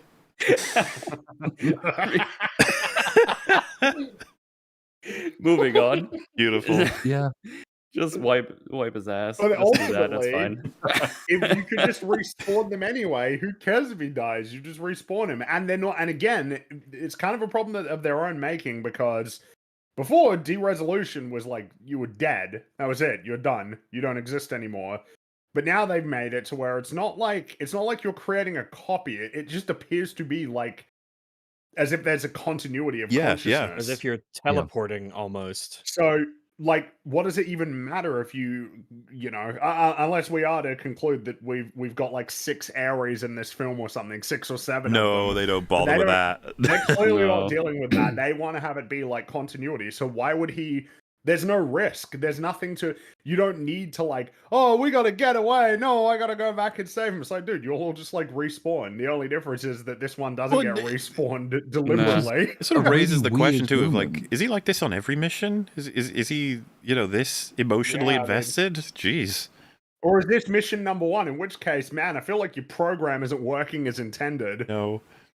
Well, it seems like he was just created from what we've seen, because like, oh, what am I? I'm this and this and that, and then straight after that we see him do the presentation. So I don't know what missions he would have been on with other people, unless he kept just hacking NCOM over and over again to give him experience. But I feel like Did that he would have. develop these feelings when he was like mowing down dozens of them in his training simulation, or like, Yeah. And then he that's the can only say, thing we've just ever like seen the him do. simulations. Just like this. That would be funny. But yeah, no, Yeah, I don't know. We just he gets created and immediately is like, this firefly is kind of funny. I want to know more about the firefly. It's like, ooh, the rain. I can almost feel it. And it's like, okay, but where's the part where he's just the program for a while? Yeah, Yeah, Yeah, he so just we can gets- get like a before and after, so we can see the differences. Because Just now all I see interactions is like, with other oh, you programs. programmed a fucking failure. You're a shitty programmer is what you are, because it's clearly not doing what you want. And you refuse to fix your problem. It's like, what was he doing? But that is basically the next scene. So like, an alarm goes off in NCOM server HQ, and their security system is a bunch of people go and look at a screen. The bunch of people who look at the screen says, "We need a response now," and then a fat janitor guy gets on a radio and says, "We need a response now." And this triggers in the grid the spawning of hundreds and hundreds of digital Smurf creatures, the blue people. They attack. There's loads of them. And it's shot so jankily, because on the one, like when it's a distant shot, there's loads of them and they're all together, tightly packed. When it's an actual down on the ground fighting shot, they're so spread out, fighting one at a time. Then you cut to a different shot and there's like a whole massed army of Smurfs just in the background, standing there waiting their turn. And then there's none again. Then they all seem to have been defeated, and some of them jump away. But then, oh no, you turn back, and actually, yeah, Caius is the one who's about to be de-resed forever, is still fighting, and he loses a leg. And this is the bit that prompts Ares to go and like try and rescue him, whereas Athena says he's defective, he's deviating from his programming, which there's no evidence of that whatsoever, but it needs to be the case. And it's poor Cameron Monaghan. It's he's in the opening credits. He's quite like billed high up. It's Cal Kestis from the Star Wars games. He's in this movie for 20 seconds, and then he goes, goodbye. Good on He's him. never coming More than back. Tron got. True. Yep, much more than Tron got. 20 seconds more than Tron got. And then the end of the fight is actually they didn't even need to bother trying to escape because Dillinger launches some kind of data nuke that destroys the data It's center on the grid. it's like in that, you remember that castle clip where it's like, oh, I can launch a cyber nuke, but it's gonna fry his system. It's like the exact same shit, Yeah. but in a $200 million film. It's like Which actually, now that I think about it, didn't he just wipe him with that anyway? Like, why did you have to remake him now anyway? Why don't you check his code now? That would be the time to do it. I mean, they checked Caius's code because he doesn't get reprinted. So they did check one of them, but they didn't check the main one. Well, I think they didn't even check the this one. They were just like, he was defective, so he got deleted. It's like, oh okay. But then you'd have to know it's really you'd have to check if he was defective. If he didn't do anything defective, he just fought off some bad guys and got injured. But then everyone gets injured. Yeah, stupid. But do they hurt on the inside? That's the question that That's the movie's question. trying to ask. Yeah. Imagine how it makes you feel. Yeah. The data nuke on the grid breaks the video game release. I don't care. So then Dillinger reprints Ares and he congratulates Ares for retrieving the file, Eve Kim's user file, and that's achieved his objective. And Ares says, I'm curious why Caius was not re-rezzed. Dillinger says, I'm curious why you were curious. Caius was dysfunctional, and so he was deleted, just like any program that operates outside their directive, which Ares has already done. So, as we've mentioned, why not check and delete? Seems to make a lot of sense, but no. And then Ares compounds the problem, right? Is I'm curious what makes you so curious a deliberate Django Unchained reference, or is that just accidental, do you think? Oh, I don't know. I didn't even catch on to that. Haven't seen a movie in a while, though, so... I like it. It's probably just coincidental. I would imagine that's not a phrase that's too out there. Like, have the people who've made this seen movies before? I don't think so. I don't think they know what Jared movies Leto are. has. That's fair. And as if to make things even more suspicious, he asks if Ares understands, and Ares just says nothing. For a long time, just sort of stares, doesn't answer the question, and like to the point where Dillinger has to ask him again to confirm that he understands. This reminds me of, right, fucking Alien Earth, where it was like, we're expendable, otherwise we're gonna give the fucking reins to the other dude. Acknowledge. Acknowledge! Acknowledge! It's just like, okay, yeah, okay. I feel like it's too late at that point, you know? And Ares says, yeah, I agree, I understand, I'm 100% expendable, and then he is given a new mission, which is to locate Eve Kim. Not entirely sure how this really connects. I mean, does the user file they got from the heist give him access to a cell phone? Would be my guess. It's not especially clear in the movie why that file was even necessary. Yeah, it seems like they're just connected to all of the internet and can just do things, look at satellite feeds and everything. So they apparently can also see like anomalies or something at some point on the map. I remember that being a thing. Yes, I don't know where that was, but yeah, I don't know why we needed the file. They didn't even use it to be like, so we know who to blackmail or other just general bad guy stuff who we can kidnap. Maybe they could like triangulate where she might be or something. I don't fucking know. Yeah, they needed it so he can have his moments like, I think I want to feel. And then he does. Then he does. Feel. Here I go feeling. I'm doing it right now. There follows another mostly pointless scene where Dillinger phones AJ about the cyber breach he's just done. And AJ has already concluded that Dillinger was behind it because, of course, he was behind it. AJ has also somehow heard about Dillinger demonstrating to the board, but not telling them about the 29-minute cap. So, like, he has immensely valuable information, which he could leak to that board at any time, and he just doesn't. And he also I just love that suspects he that just Dillinger was calls behind the him. cyber hack on his company, and he still doesn't. I just think it's hilarious that he just calls him anyway. We cut to him having a call with him, and it's like, "Oh yeah, you should probably stay off of social media for a while." It's like, why are you calling that guy? We have a particularly amusing meme for us, I'd say, certainly. Just absorb and adore this. Hmm? Tron sacrificing itself to end Jared Leto's career. I fight for the user. I fight for the user. It's just like, oh, rip. Yeah, the upshot of this conversation is that Dillinger asks AJ where Eve is. AJ obviously isn't going to tell him, except that he does basically tell him that Eve is off looking for the permanence code, which we already know. And then Dillinger crashes out, and we learn fuck all else from that conversation. So back to Eve. Eve now can print anything she wants at any time, right? We've just proven this. She has the permanence code. They have a portable laser. They've printed an orange tree. She could email the code back. She could text the code back. She doesn't need to do any of those because she doesn't want to. She could print herself a helicopter. She could print herself an aeroplane. She could print herself anything she wants to get back home really quickly. But no, because that would we aren't ready for that. That would be using our skill set that we've just given her. Can she print a better movie? I think that might be beyond them because they have to design the things on the grid that they print. And Damn it. Yeah. But maybe Jeff Bridges, the hologram Jeff Bridges, or maybe the real one, whoever's in this movie, could have made a better movie if we ask him. Can she print Metals plushie?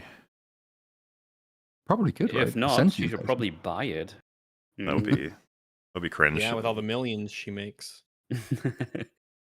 AJ calls Eve on her private aeroplane. I think you can just use mobile phones on airplanes now. I guess that's just a thing. He tells her that there's been a massive cyber attack on Encom. So, of course, what she next does is she tells him that she's found the permanence code and that she's en route home. This is what you do when you know your systems have been compromised. She does not where you give are. a flying fuck about that system breach. It's like, yeah, I got the permanence code though. It's like, yeah, but all our data is gone, like all of it. Yeah, this belongs in a fucking Mission Impossible movie. No.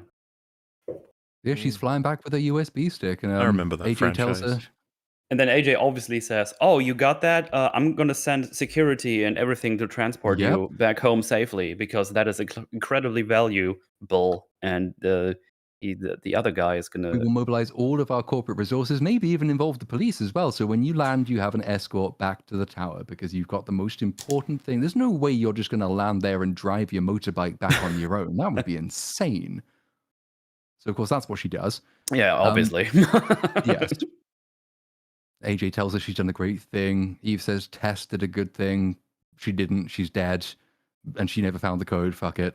But we've got more time to kill, though, because we have to go and continue the Ares simp arc. And he's now in private watching archival footage of Eve, and he's reading all of her texts. And yeah, he sees that Tess died of cancer. This is, I think, the first time we learn of, like, officially she's dead of cancer. He sees this and he has feelings.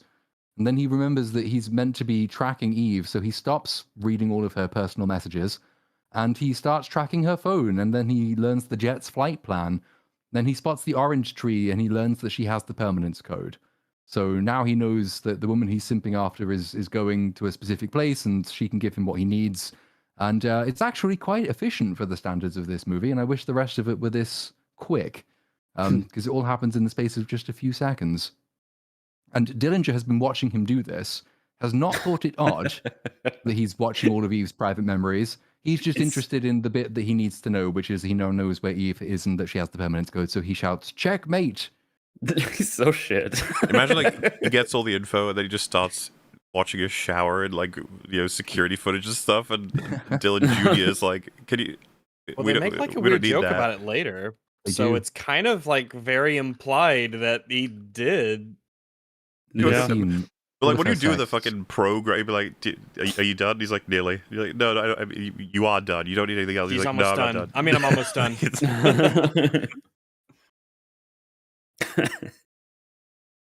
Anyway, you'd think maybe a checkmate's a bit premature, right? Because, okay, he knows that Eve is going back to a specific airport, but he can't exactly abduct or try and kill the head of the rival corporation. That'd be using crazy. Especially technology the using government knows special, he has. insanely unique technology that is only known to be in existence by you. Yeah, that would just be insane. So Eve gets off the jet. It's like a and, Camino saber dart. the one thing that can lead you to the planet that Yeah. reveals your plan. What a terrific film. Better than this one, though. Mm-hmm. So, yeah, Eve gets off and she puts on a motorcycle jacket because, this is a Tron film and we have to do motorbikes. She has no connection to the Flynns or motorbikes, but she likes them too because it's Tron. She's really She cool. likes She's Ducatis super as cool. well, just like they like Ducatis. Yeah, she read the Whoa. script. They very prominently showed that it's a Ducati. Oh, yeah. Like, yeah, okay, Yep. yeah, sure. A Ducati and an Audi Quattro, is it, as well?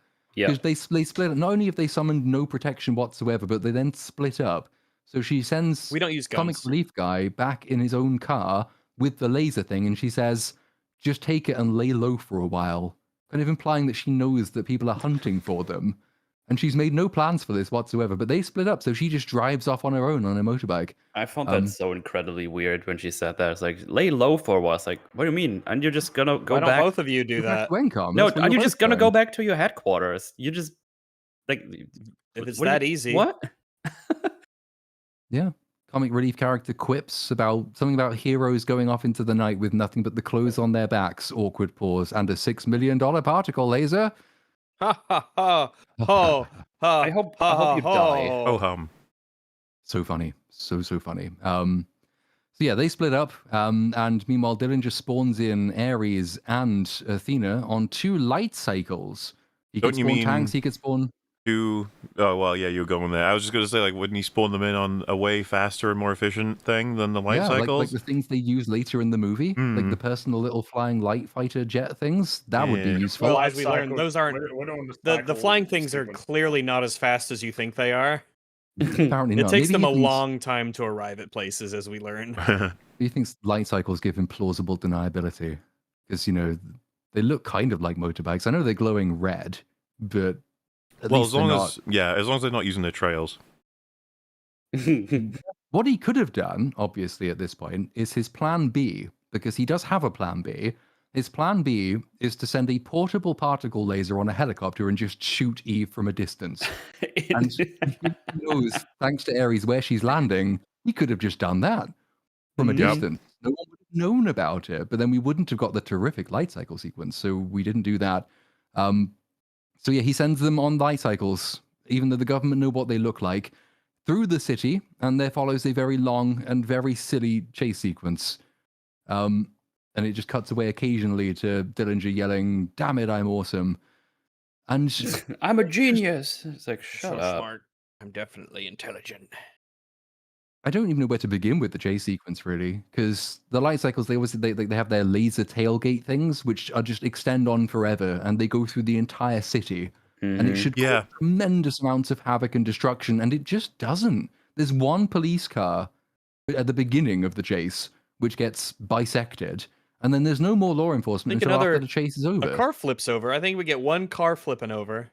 Yeah, one Yep. car flips. That's basically That's it. Meanwhile, I don't get you're why, otherwise meant though. to conclude that nobody crashed into it. But why would they even have them on? What's the point of having them on and drawing them? I Except meant, if they knew that there was a camera following them in the sky to look at it and be like, "Oh wow, isn't that cool?" Why aren't Look they at the fading? red. Like, they don't fade here, and they don't fade in the finale either, with all the flying ones. Like, what? Isn't that a key feature that would help you out here? It does the job you want it to do, but then it also doesn't stay forever, which would put you guys in loads of trouble, which you're already in, obviously. And I just don't even understand why they're using them. Why they're using them? Like what's the later point? in the movie, they use drones that have the same permanent light tail, and they just wrap around Eve and trap her. Yeah. They would have been better. The helicopter laser Oh, gun would have yeah. been better. Anything would have been better. Fighter jets, anything. Literally anything except the light cycles would have been better. They should but have we just got fucking light sent cycles. real people. Instead of these Yes. goobas, I needed. Those gooners. Jared Leto. Then you don't even have to deal with the time problem. Yeah, like, You just there's no way they gotta- have no like a mercenary on this, because he's a psycho. He probably has a few contacts. It just makes so much more sense to sell a real person. But whatever. Yeah. Someone Whatever. who isn't gonna There's, die in 29 minutes. Yeah. that would also help. Yes. But I mean, and they do cutaway shots, so like you get the really high aerial view, so you can see how long the chase has been going on for. All the while, the music doesn't seem to recognize what scene it's a part of, so it's just sort of throbbing along nonchalantly in the background. It's not very tense, was my major takeaway, especially when you get to the joke with the car and the baby in it, and then she scans the car with the baby in it, and it says "small person," and that interrupts the chase. And it's hilarious, and it captures the mood of the entire experience. But Music in general basically never fits what's happening. no, Like not once in the whole movie, really. I kind of like the tracks on their own. I'll probably listen to them Right. on their own, but they just don't Exactly. work as accompaniments. But chase goes on. There's a very good way by way of not introducing villains as threats. So there's one point where they shake off Ares, so it's just Athena and Eve. And Eve goes into a multi-story car park. There's a big long spiral road that leads up to the top, and so she goes up there to hide. And Athena goes in after her, and then Eve takes her out with an ambush. She launches her motorbike at her, and it knocks Athena from the top of the multi-story car park down right to the bottom again. And then Eve looks over, and she's just lying down there, and then Eve forgets that she's being chased by two people, so she just stops, has a bit of a breathe. She doesn't know yet that they're actually like not real. Like, does she realize or did she think that she was trying to kill someone? Well, she seems to have no functional knowledge of what the grid is, even though she owns Encom. So I don't think she does know that they are programs, because when later Ares comes, she is shocked and she says, "You're a program." So yeah, she thinks she was about to kill that person. She's shocked that she gets up, and disappears. It's like, oh, so you were just outright trying to kill her. Which okay, I mean, I guess if that's, I don't know, it's just kind of weird, isn't it? You would assume that would be a big deal for someone who'd never killed a person before, but oh well. No, it's as if she read the script and knew that she was dealing with an AI that wouldn't die from full damage. Yeah. But then this is the bit I was talking about, when you do not do this to your villains if you want people to take them seriously. So she looks over the edge again, and Athena seems to be gone. And then she it's hard to describe without showing it, really. It's a shame, but then you see there's a huge spiral staircase, and it's just this tiny red woman running very slowly all the way around it. It's like a Monty Python sketch. It looks so funny. It's the bit in Holy Grail where he's running toward the castle really slowly, and the guards just munch, and it cuts back, and he's still. It's the same thing. Just don't do this. I was gonna try and draw it or something, but chat, if you look, if this is the road, so to speak, like a Donkey Kong map, and our character's at the top just sitting there, this person's like, and you're like, oh no, she's coming, she's gonna get me eventually. The way she runs also looks funny on top. Yeah. Like real people don't run like that. Well, you know what I mean. That can't be the optimal way to run. I've seen the Olympics. So yeah, that's Athena. That's how amazing and impressive she is. It gives Eve time to reconnect to the light cycle, and she steals the light cycle and she drives off just as Athena reaches out to grab her, and then Athena is very frustrated and she goes, "Arr," and then Eve escapes. But she figures out how to drive the light cycle very, very quickly. Obviously, the original Tron movie takes care to establish that Flynn is really good at it because he plays games in real life. And to a degree, Legacy does this too, because it establishes that Sam Flynn is, physically capable. He does Daredevil. Yeah, he's a motorcycle guy. He does stunts. This movie hasn't done any of that, but she still knows how to drive light cycles pretty much. Figures it out. I guess they'd be like, well, no, she knows how to ride the regular motorcycle, so that would instantly translate to the light cycle. Yeah. Well, it also looks like she hacks the thing by clicking some things on a screen that are not really buttons. It looked kind of weird. I remember that just like swipe, click, swipe, but then now it stands up. It's like, oh, what do you just do? Well, it would have been really unfortunate if it just didn't do that. And then but luckily, like, do you have similar technology somewhere that has also these kinds of buttons? Because I'm confused as to what you just did, but I guess it worked. Good on you, smart lady. Good It thing does indeed she's work. just as, if not more, competent on the light cycle than the computer program designed to use it is. Yeah, I mean, she manages to evade Ares because then the chase recommences, and Ares is after her again. And Ares is supposed to be like the uber god war machine creature, but he's not particularly effective at this. So she, No. like, the chase just carries on until they both crash into a wall. The bikes flip over, and she, to stop herself dying by splatting into a wall, just falls fortuitously into a bin. Why can't Which looked the looked master like it was full of- controller turn her bike off?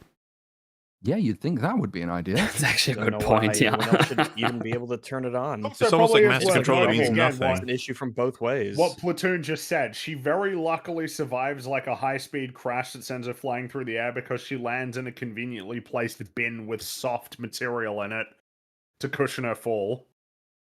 Yep. Ares doesn't, but he's just fine because he is. She runs away from the Uber God War Machine creature, which is supposed to have superhuman stamina and speed. She makes it all the way to the end of a pier. She pulls out the USB stick with the code on it. She snaps it in half. She throws the code into the water. It is lost forever. Oh dear. And Ares catches up with her just as he's about to derez. Then he falls to his knees.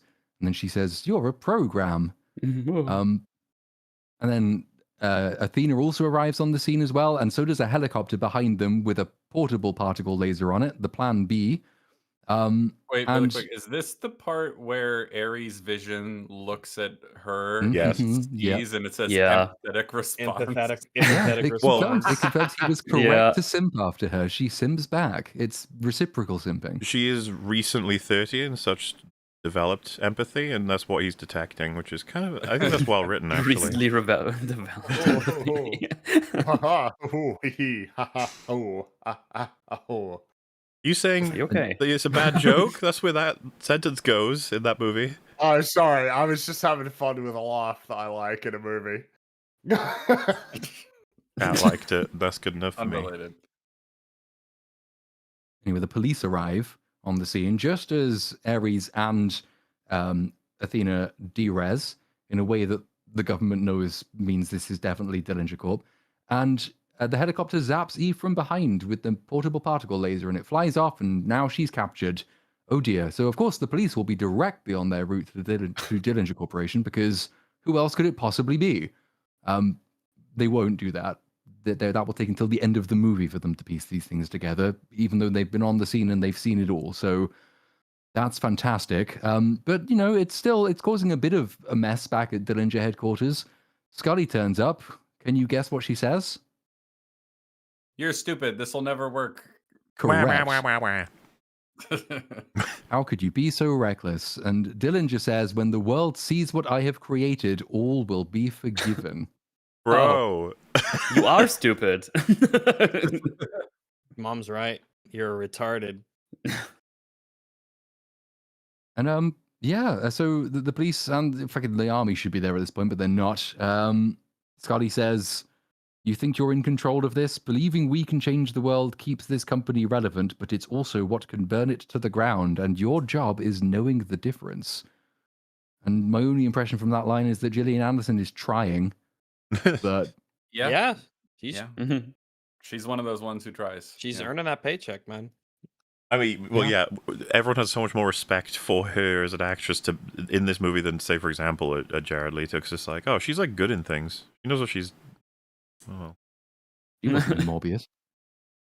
I like how the movie tricks you at this point. It's like, oh, now is the part where we go to the grid stuff. Okay, let's do that. That sounds Yeah, because great. we've been here for a while. We've Yeah, been in the- now yeah. we're halfway for the no. Are we out? I don't The know joke, what it's timestamp all we're right. at, but I get it. Like, It's haha, kinda- joke's funny and all, but let's go to the grid. It's let's Tron. go there. Kind of funny the way you said that, Mel, because I'm pretty sure that's the way they said it too when they were making this movie. Like, oh, we got to do a grid thing. Yeah, let's do the grid thing. Grid it up. Come on. Oh, Why do we like Tron grid. again? Ooh. Oh, let's do Get that the grid. done so we can go back Oh, to the look real at world. the cyberspace. Whoop whoop. Everyone's favorite thing about Tron was the real world. Yeah, back there. that's exactly what I wanted. That's why we It's spent so much time there in the first movie. They do indeed bastards. arrive on the grid though. They re-res Eve. And here's an interesting mechanical thing, which kind of fucks up basically the entire end of the movie, or at least the post-credits bit of the movie, because it makes the sequel impossible. Not that there's going to be one, but Previously, when characters have arrived, real human beings, users have arrived on the grid, they've arrived on the grid, and they have been given their identity discs. This definitely happens with Sam Flynn in Legacy. He's running around without one for a while, and I think it happens with Kevin Flynn in the original as well. They're fully functional without them. They run around, they do stuff. But in this version, or at least for this scene, and only this scene, Eve spawns in and she stands stock still like a robot, and she can only be activated by somebody giving her her identity disc. This is what switches her on. It seems like a What does this minor film saying thing. about women? Yeah. They really like their frisbees. Oh yeah. Yeah. Minor problem, you might think, bit of a quibble, bit of a nitpick. It's going to be a bit of a problem, though, if a character at the end of the movie arrives back with nobody to give him his disc, and he just gets up and is fine, because that just doesn't work by the rules the movie has set out for itself, and yet those are the rules, so that's what we have to run with. No, because maybe that person's super special. Yeah, maybe he's Very like special. Shart or whatever his name is. Then Eve, she's awakened by her disc. She walks forward a bit. She looks out at a big panoramic of a very boring looking grid, and she says, "Where am I?" And at this point, I remind the movie that Encom has a grid, and she's the CEO of Encom. We were just there. How does she not know what this is? Yeah. Anyway, so Athena turns up at this moment. She says they've identified the sequence and the user, which is the first mention, I think, of users in this movie. Users aren't really very much of a thing. Yeah, the user program dichotomy just doesn't. This film isn't really interested with that kind of a story. No, It's a bit it's like- almost like it thinks the programs are really just people. Yep. Yeah. That's Except for the they're ones who are really people. just robots. It depends. bad If the ones. movie likes them, then they're people. And if Ah, it doesn't true. like them, they're robots. But it's True, thrown true. out in a couple of lines, basically just as another reference to the original without any grounding in the thing. It's like both the previous movies made quite a big deal of that distinction. It's quite an important distinction. It's the source of faith in the machine world. But in this one, it's just, yeah, user. Remember them? Yeah, I remember. Eve possesses the code, she says. And Eve says, no, she doesn't, because she destroyed it. But then Athena says, yeah, but you've seen it. And because you've seen it, it is That's in you. enough. So now we just need to extract it from you. What? Your subconscious mind holds the key. This feels like an. I don't want to be the key. We will take it from you. I got the impression in that scene that when they say, like, you know, we've got everything we want in what you have, and then she's like, no, that wouldn't work, and he's like, no, because, and then explains it. I still got the impression she was like, no, No, that's not how this works. And I don't was have said, a like, wait, is it photographic how memory. it works, or is it not how it works? Like, what's going on? Why? It kind of feels like an. memorize the code, so you're shit out of luck. I'm sorry. No, This was it's like an in her brain. addition so they can get her back at all, because we already know when you come out of the thing, it's only 29 minutes, so they needed to something for her to be able to not just disintegrate after 29 right, minutes when yeah. she gets back. It's actually not the worst instance of Eve still having possession of the code she destroyed. The second one is infinitely worse than that, when she decides that, oh yeah, there's actually just a backup of it in Kevin Flynn's server in the Encom office. Yeah. We can just go grab that. We'll deal with that later, though. There is a problem, however. It turns out that What? one of the nameless goon creatures that's also there says her disk is showing signs of instability. And Athena 'Cause says, she's a define woman? That's pretty instability. rude. I know, it's sexist, very sexist. Athena says define instability, and Goon says if we attempt to extract the code, the user will be derezzed. And that's bad, I Okay. guess. Stakes. For Woo! her, But why? Shut Yeah. up. because death is bad. Yeah. Unless it's not death and it's more like weird quasi teleportation that's just a bit painful. I mean, she's in It's the complicated. grid now. Can you just copy her and then draw it out of the copy so you don't kill her? Or no? You just gave her identity disc, which has all the information on it. Just, yeah, look at that. Get it from that. That's what they try and do with Flynn's disc in Legacy, which is another question as well, because if they know that users possess all the information they've ever seen, then you'd think that the first step for Dillinger Corp would have been trying to hunt down Kevin and Sam Flynn, but they're not in the movie, so we aren't they going to do that. disappeared, and one's gone for personal reasons. It makes them much more important to the movie, and so makes their absence even more pronounced, which is a bad idea. I'm trying to think, there's a movie where they need to look at someone's memory vision of looking at a password or something, and they only have like a fraction of it. And I was just thinking, like, imagine that's unluckily what they end up with. He's like, I told you. I don't remember this shit. It just has like X gobble bleh dash bleh. And they're like, she's like, yeah, you're all confident, but now look at you. Oh, look at you with your mind reading technology and your brain scans. Oh, good for you. And how was it? Athena says, it is fine, we'll just take it because it's our directive, and our directive is extract the code, whatever. Obviously a massive problem for Dillinger Corp if this happens, because abducting and killing the head of the rival company is probably illegal, I think. Just a bit. No. Nah. So she goes to do it, and then Ares tells her to They'll forgive stop. them. And Athena says the directive is clear. Extract the code, de-res the user. Ares says no. You're correct. So we need to go and ask. Sure. Okay, fine. I think there's a better way of writing that paragraph, but that is what the movie chose to go with. And then so Ares does indeed go and have a chat with Dillinger. And Dillinger says after a time, well, de-resing her, will it leave any trace of her existence on the grid? Seemingly under the impression that he still has plausible deniability, which he doesn't. And he's told, no, it won't. So he says, cool, extract the code and kill her. And Ares kind of questions it. And then this is the bit where Dillinger is clearly aware there is a problem, because he tells a little story. He says, once upon a time, there was a weapon called Ares, and he obeyed every command given to him by Julian Dillinger. And Julian Dillinger made $1 trillion and wrote his name on the face of time in blood. And he shouts it for no particular reason. And then he says, whatever error is behind these feelings, I'm going to find it and rip it out of you. Do I make myself clear? Evidently fucking not, because why aren't you just doing that? Just do it. Yeah, exactly. Just do it. Don't let your dreams be dreams. I think we are comfortably in the part of the movie that can only happen because of stupidity. It's another idiot plot. It is another fucking Boy Cavalier moment. It's just like, this is the only thing sustaining it. He is going to be brought down because he doesn't do the thing that he just should do and should have done fucking half an hour ago. Well, it should do now. Like, now, now. I found it really amusing that they don't really show us like the way the whole building works, right? But I just picture there's a thin wall between the two rooms, the major ones, and so they can hear the big face being like, "You fucking loser! I'm gonna delete your stupid feelings, and I'm gonna do this, and kill the stupid woman, take the blah blah blah." And so he exits the room and he goes, "Yeah, I guess the boss isn't around. I don't know where he is, you know." And then Athena's like, "Okay, yeah." Can I check the phone? Like, he seems to believe it as well, because like she says, well, and he's like, nah, he's not available. Can't get hold of him. So we're gonna leave her alive until I can speak to him. Fuck off. So she fucks off, and then he seems to believe that she's not just gonna go and contact Dillinger, which of course she does. Really quick, because there's a tiny thing here. He says he's indisposed, and she says, define indisposed.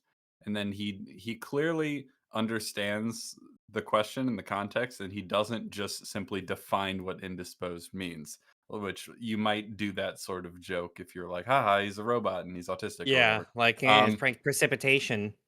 But later in the movie, when Jeff Bridges asks him a question, he does take it hyper literally, and Jeff Bridges is like, oh, you're a robot, haha. He can't do both, guys. You gotta pick one. It's because he has to say something that makes her suspicious, because he's clever. Yeah, because doesn't he pull rank on her? And it's like, you didn't need to do that. Just literally give her a good reason. Like, he's not there right now. I don't know where he is. He deliberately gives a really obvious non-answer to the question. So, like, when she says define, is it incapacitated, whatever the word, incapacitated, I think it was, or non-available, whatever. He says, like, he's on the toilet, or he's up the top of a mountain, or he's down in a cave, or he's stuck in traffic. Yeah, he seems angry. Follow my orders. So it's obvious that he's lying. Sorry, one of those. If you're gonna lie, you just have to simulate what it would be where it's probably happened before. You've probably in your entire existence tried to contact your boss and he wasn't there temporarily. That's all you have to say. It's like, yeah, he's not there yet. But then again, he has master control. He should just be able to tell her to fuck off anyway. Well, I mean, if we give him the stupid dialogue, then I think it's probably good. She has this capability to subvert the master controller if he was acting really fucking sus. Yeah, fair. But That's fair. he has no powers as master controller anyway in this movie. Yeah. So it's just like, I don't know, whatever. It's like a problem in general. He just doesn't use these master control powers. But like having, contingencies in place, if this were a good film and we saw a whole bunch of the systems in place, like how security works, and that when a program is acting suspicious, that other ones can detect it, like I'd be fine with that. But no, none of this is well written at all, and it's just kind of annoying and boring because it happens so fast too. And then you're sitting there as an audience member like, wow, he was really stupid to let all that happen, and you just have him go like, I made a miscalculation. Yeah. Oh. As he says, he sends them out of the room and he tells Eve that she has 60 seconds. Can I trust you? And she says, probably not, which is a shit answer, by the way, but that's what she says. And then Athena just busts back in with guards after about 15 seconds. And then, he says, I miscalculated, because lo and behold, she just went and phoned Dillinger. Like a second later. Yeah. Couldn't even give her a fake job. Like, can you go over there? Just go. I need you to go over there and look at the wall. I think there's something wrong with it. Wall monitoring protocols active. Define that's look right. at wall. And Eve has obviously read the script as well, because she knows the exact trigger word for Ares, which is he says, can I trust Dillinger? And she says, no, he treats everything as expendable. Which of course is the line that we've already heard and she didn't hear, but she knows. Oh, but how convenient, really. Yeah. Because if she said something a little bit differently, it might have fucked her over, and then she'd be Oh, dead. yes. But so they get attacked by Athena and the two guards. The two guards have these light staff things that emit the same permanent light trail as the light cycles do, and that just seems like a terrible weapon. Yeah, you're just gonna kill yourself. Obviously. it's such a stupid it's the trails for the light cycles. Yeah, I got it. It works so weird as well, because sometimes they use it to let it kind of step off of it or stabilize themselves. And then other times they just use it to throw people on it and cut them in half or something. So I don't know what the deal is with those weapons. Maybe the sides are slicey, but the broadsides are safe, I guess. Yes, yeah. But you can basically only prod people with it, because if you try and get any kind of swing to get any momentum and weight behind it, you've just created an arc of light around yourself. It'll be really inconvenient. You'd have to duck and go underneath it. Just bad weapon designs. It doesn't even look that good. I don't know why they did it. The amount of skill and dexterity it takes to operate one of these weapons kind of means that necessarily you're going to be insane at combat, period. And you shouldn't ever be able to... it implies some level of base skill that makes you insanely talented. They do the Darth Maul But it's intro. never They're used. like, here I fucking am. And 3, 2, 1, engage. The game starts 2 seconds and dead. And you're like, oh shit, the bottom one. Yeah, they got me. And you're like, oh. Yep, it's no lightsaber whip. That's a much more practical weapon. True. But then they advance on Ares and Eve, and then Ares drops his little disc on the floor, and it shatters the floor, and then they all fall into the water. And then there's some, apart from Athena, because she doesn't choose to attack them, so she avoids falling. The guards get taken out by random lasers, which conveniently miss both Eve and Ares. And then Ares spawns a boat, and they sail away, and then they get chased by some drones. And The music goes. the music again. So, I got a little confused because I was like, is Jared Leto feeling conflicted in the sense of I really don't want to The kill these actor? guys? And it's like, no, he definitely is okay with killing them, because when they fall through the floor, they get blooped, and it's not like he has a Yeah. pain on it. I But- find it so weird But how the first film is the only... Oh, sorry. Then I was confused because I was like, why don't you just kill them? He's like 1 billion levels above them, right? He's the ultimate warrior or whatever. But I guess he actually blew open the floor because he thought that was the only way he could win this fight and escape. I Which saw is the beginning of the stupid. film. He's unstoppable. Like, Yeah, those he- two wouldn't stand a chance against him with what rules I thought we had. And not Athena either. It's like, and she wasn't even in it. She was like watching the fight or whatever, right? So you kill those she does that a two, few Mhm. times. and then you kill her, and then I guess, go from there. But I got confused. I was just like, why is he blowing up the floor? And I thought for a second it was because he didn't want to have to kill his fellow programs. And then it's funny how my brain works because I was like, oh yeah, they kind of set that up, and then I was like, no, that's not what they're doing. And you're like, oh, No, it isn't. It's what Okay. they Sorry. should be kind of doing. It's a bit of an awkward thing. It feels like the longer the series goes on, the less that there's any consideration for that at all. Like in the first movie, that's like kind of a part of it, is that Kevin doesn't really want to be like killing programs. You know Yep. how like he refuses to finish off one of them? Meanwhile, in the second one, Sam just jumps right into the games pretty effortlessly and doesn't really give a fuck. And then in this one, it's like, yeah, he's just killing his Well, brethren there. They were yeah, just there is like still- him. yeah, there's They more couldn't reason for him go to on the care than same any arc of as them. him. Yeah. And he doesn't, yeah, exactly. That's the funniest part. And even in Legacy, I mean, Legacy makes the point that part of the reason the world is horrible is that the programs are being oppressed by an evil dictator. Like they have enough human quality to be worth caring about in theory. And there's the animated Tron Uprising as well, which I've only seen a little bit of because it didn't really grab me. But it's got Frodo in it, which is weird. But in there, they are basically just humans.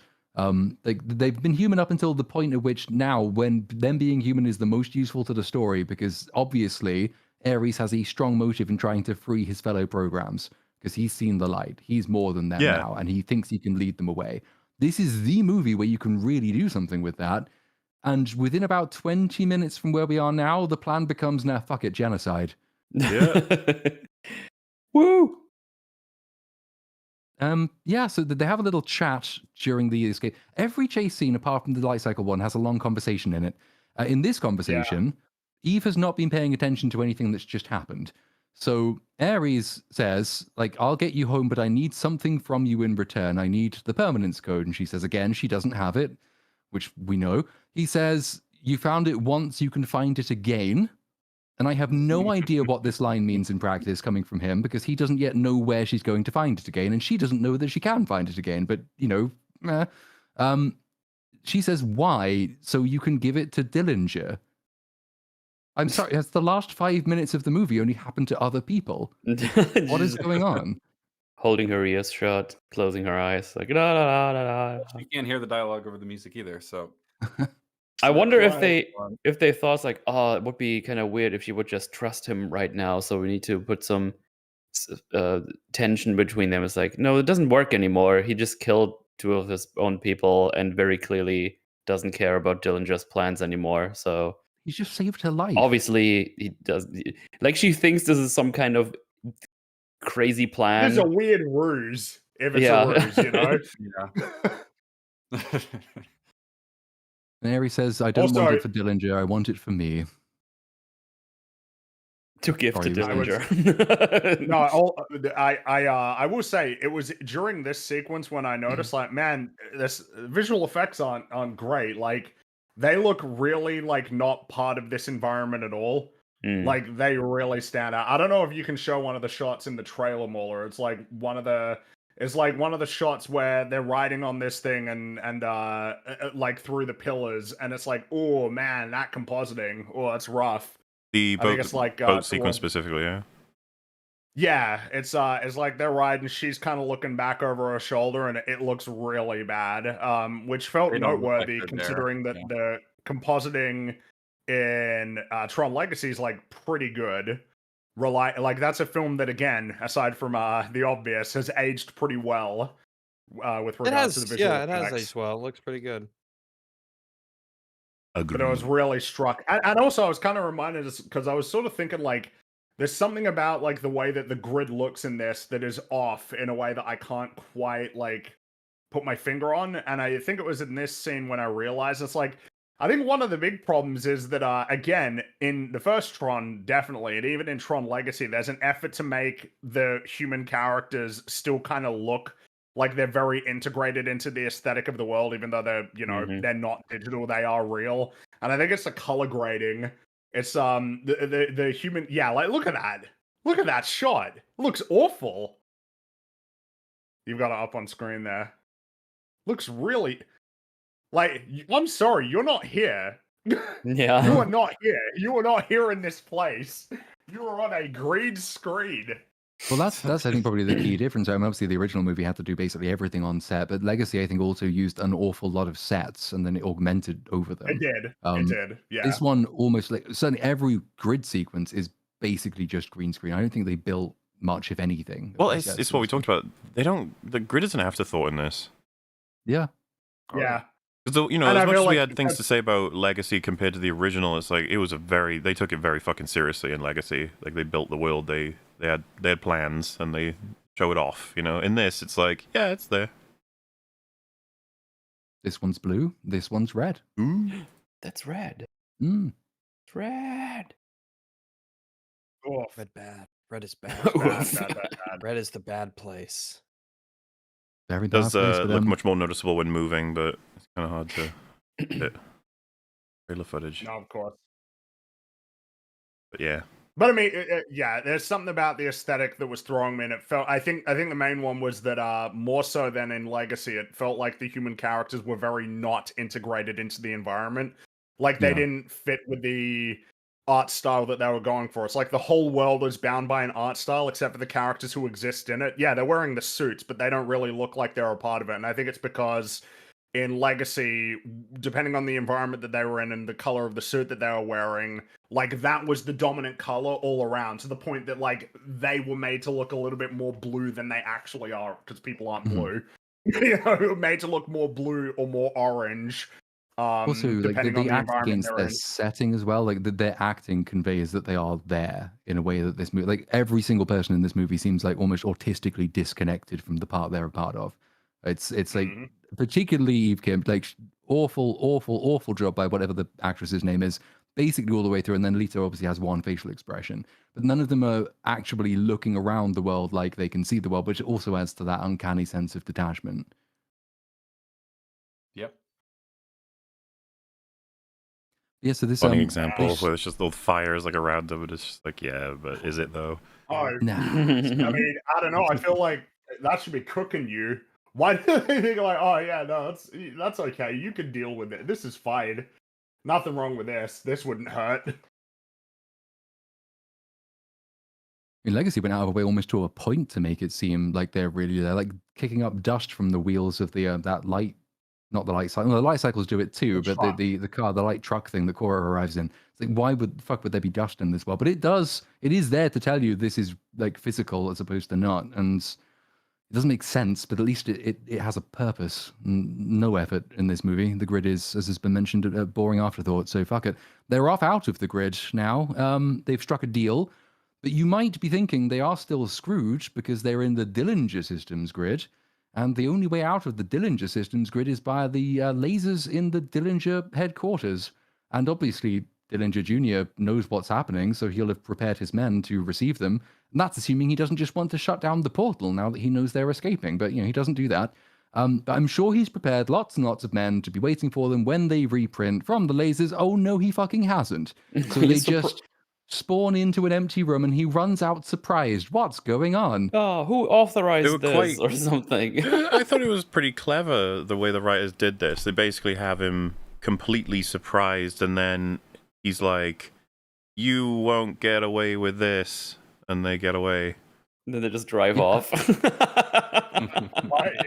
In a car. It's so good like because it shows the character is unhappy with this result, and that's storytelling right there.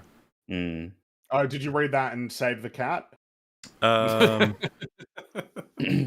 read it in a Jared Leto tweet. That was what I was supposed to take away from the scene. So, oh, there's a very good instance of the Netflix rule in this scene as well, because when Dillinger does walk out to meet them, he says, well, I got double-crossed by my own program. It wants the permanence code for itself. Eve, is that the deal? He gets you out of the grid, you turn Pinocchio into a real boy?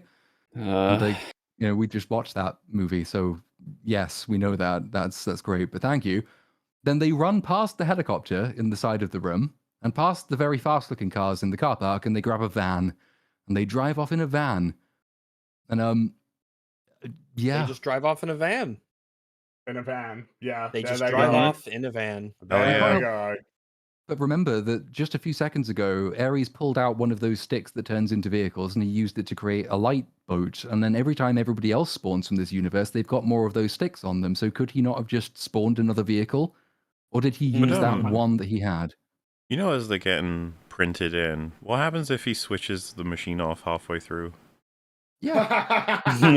You just throw him like halfway. It's like It's the like that fly. Family Guy joke, 2.5 Men. Ah! Help me! I guess it would be the other way around though, because it starts from the legs. So I guess you just spawn a pair of legs and they just flop over. There's legs That's- running they're around just a going, character, they just help walk me." around. And they're like, how is it They're talking? just around for the whole, movie. Tron legs. So they escape. Only after they escape does Dillinger think, hey, it probably is going to be worth summoning in Athena at this point. So he does that. He gives her a special, like another of those portable particle lasers and a special flying jet suit. And he says, whoa, this is the coolest thing I've ever seen. And then his mum slaps him. And that's the only thing I enjoyed in this entire movie. Unfortunately, again. the slap does not kill him. No, sadly, it doesn't.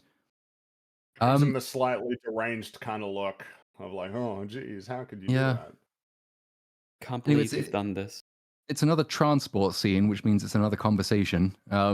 Eve asks Ares if he knows who Kevin Flynn was, and he says, yes, visionary programmer, created the digital frontier, disappeared in 1989. No, he didn't, because Legacy wouldn't work if he did, but, fuck it. Then Eve says, and this has just sort of come basically from nowhere, Eve says she found the permanence code on a backup of Flynn's server, which apparently was in a floppy disk, and the server is in the Encom tower. And so they can make it back to the Encom tower within, by her estimate, about 26 minutes, which is within the 29-minute time limit.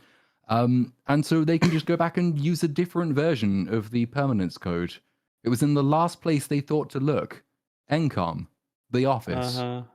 Jesus Christ, Wow. nobody How looked. did she? Why did she know that now? I still don't understand how she came to that conclusion after I don't know. It's everything. just, they seem She to, just I think says they it, wrote I feel themselves like. they wrote themselves into a hole and thought, oh shit, well, we need another code. This'll do.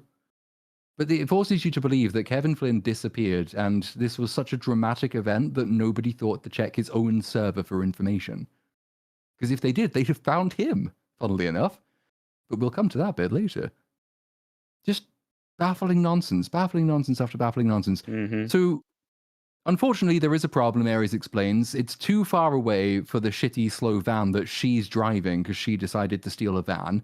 And also, they will need a particle laser for reasons as yet unclear, I think, to get into the server to find the code, even though she didn't need to get into the floppy disk to find the code.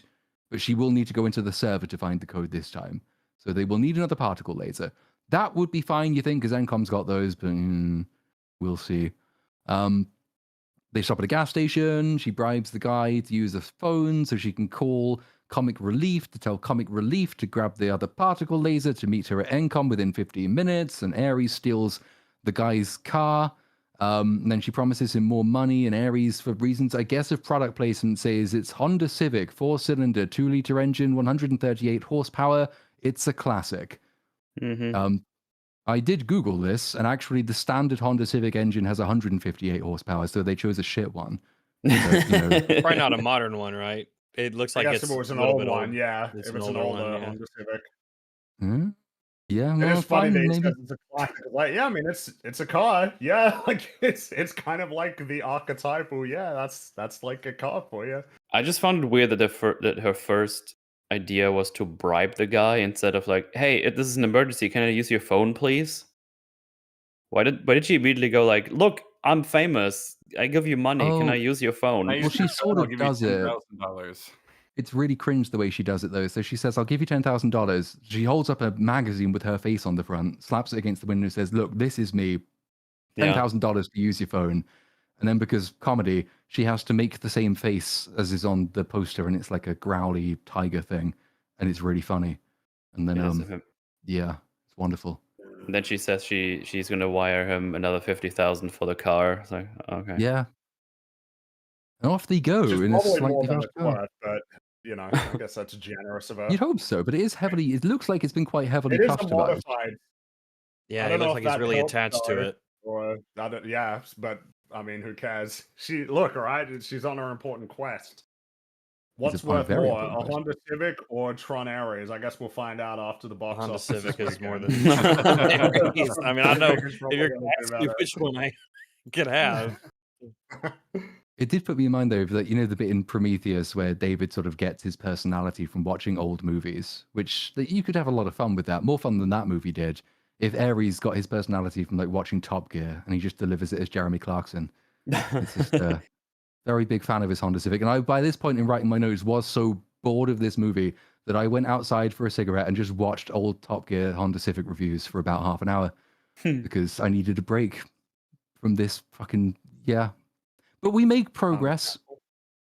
Athena is tracking them from the sky. They go speeding across a bridge, and obviously there's no police. And because they're speeding across a bridge in a Honda Civic, it's obviously time for another conversation. It is the first time we get the subject of Depeche Mode comes up. He likes Depeche Mode. He says this twice. There's a couple of Depeche Mode conversations. Yeah, he says he was thinking. He sort of leads us into this. This is the bit that is just horrible. I shared some of it on Twitter, but it's sort of the whole thing is horrible. So he says, I was thinking about the time you told your sister that you wished she'd never relaunched Space Paranoids. And he knows all this because he read all of her texts. And we don't get much else from that because then he hears Depeche Mode. I just can't get enough. And he says it's his favorite band. And he says, I find their brand of pithy, edgy, timeless, and true 80s electro pop to be deeply invigorating. Okay. Yeah. Enjoy the Silence is a good song. Character, I guess. Yeah, I mean, it's just like, I guess maybe. it just seems so standard. Like, yep, Robot chooses 80s band that he really likes. Yeah. Says the thing, does it flatly. Okay. You can compare it to, like, again, the Solar Sailor sequence in Tron Legacy, and it's that a lot of that is quite exposition-y, but then you also do have all the character conversations about father and son and what the son's been up to and their old motorbike. It's like that's an actual personal connection has been made kind of deftly in that film. It is possible to do personal character-driven conversations in Tron movies. You're not allowed to do that. Well, But this movie Cora has has different the ideas. preferred writer as well, right? I've forgotten which one it was. Which is kind of similar to this, in a way. Remember she was introduced to a bunch of philosophy and books and stuff, but she said she had a favorite. I forget which one. Jules Verne. Yeah. It Jules was Verne, yeah. Jules Verne. Yeah. Which is a touch because they don't really make a huge deal of that and they play it kind of as a joke because it says, do you know Jules Verne? Yeah, I know Jules Verne. Have you met him? Yeah. What's he like? That reminds me, because I remember I asked on another EFAP episode, like, why is the SpongeBob guy, why is he French? You know, the guy who says, like, 20 minutes later, and someone said that it was apparently because Jules Verne, like, it was inspired by that, obviously, with the underwater stories, and because he's French. So that's something that I learned about SpongeBob, because I don't actually really know that much about SpongeBob, honestly. No. Well, they tried to inject it in again. They tried to make bits of that diegetic in Legacy as well, because Jeff Bridges apparently was like quite invested in his character in that movie. It's an old-fashioned concept; it's sort of gone out of date, but he was very invested, and he was the one who suggested a lot of the books on the shelf and like the Buddhist angle to the character and like the attitude that he should have. And so like the books on the shelf aren't used just to say I like Depeche Mode. They're used to sort of convey like his priorities, what's keeping him sane, really what's compensating for his own sense of essential disquiet and failure. So like it's not massively artful, but there is a there in a way that there isn't for this There's one. a reason behind the thing. Even a small one. Yeah, it's I guess it's kind of an interesting thing about Tron, because I remember I was reading about some of the sort of ideas that they were going for with that film, and it's like, I can appreciate that that's your ambition, but I feel like as a viewer, you have to work really hard to like make a lot of those connections. But like at least that's viable with that film. Whereas here, it's so shallow that, I mean, what would even be the point in bothering to try and be like, oh, I wonder if this is, you know, in reference to this classic of literature. It's like, it's fucking Goober movie. We don't need to be don't need to be putting in that amount of effort for this film. Because if you tried, you'd just be sat there thinking, what connections should I even be trying to draw here? And then happily, that's what this scene is here for. Well, is there even anything meaningful about the fact that he is called Ares? You know, really? I don't know. He's a war robot designed for war. He's not a war. But he's not. He's a fighter. He's a soldier. He goes all pacifist. So he's called Ares. because he's a death program. Little cuckoid. Even if you were Yeah. going to change absolutely nothing else about the movie, like surely you'd have him rename himself at the end or something. Yeah. He'd call himself I Tyr, 'cause always it's like, dude, liked that guy seems Super pretty chill, Tyr. honestly. I want to be like Tyr. I want to found inner peace or something. Hmm. Tyr's, man, Tyr's super cool. In God of War, obviously. Ragnarok, Valhalla. Yeah. But on Such the a good subject of DLC. characters and connections, that is the next. Yeah. So this is the thing I did share on Twitter, but it is so glorious that I think it does deserve to be read in full. Because we've had no character work at all in this movie up until this point, and because Ares has read all of Eve's texts, he's able to, just in a space of a single short paragraph, do so much of the heavy lifting of dialogue and setting and character interaction and relationship building. You know, we don't need any of that stuff. You can just have this. And I quote directly, and I still can't quite believe it. For the record, I don't think you have anything to be ashamed of. Space Paranoids has entertained hundreds of millions, plus it's a pretty cool name. Anyway, you told your sister that designing games left you feeling hollow, broken. Was it that your work was about entertainment and profits and her work was about improving the human condition? Your texts suggest a certain fixation with not being able to live up to her standards, which must have been complicated, especially considering she was the younger sister. By the way, I don't think you should quit. Your plan upon returning from the mountains, if I read you correctly, was to hand over the permanence code to Encom and then let them figure out what to do with it next. Now I understand. You completed her work as a way to stay connected to her. That's I wish fucking unacceptable. I wish this would be hyperbole, but this is just the scene. This is what happens. He says that in just one go.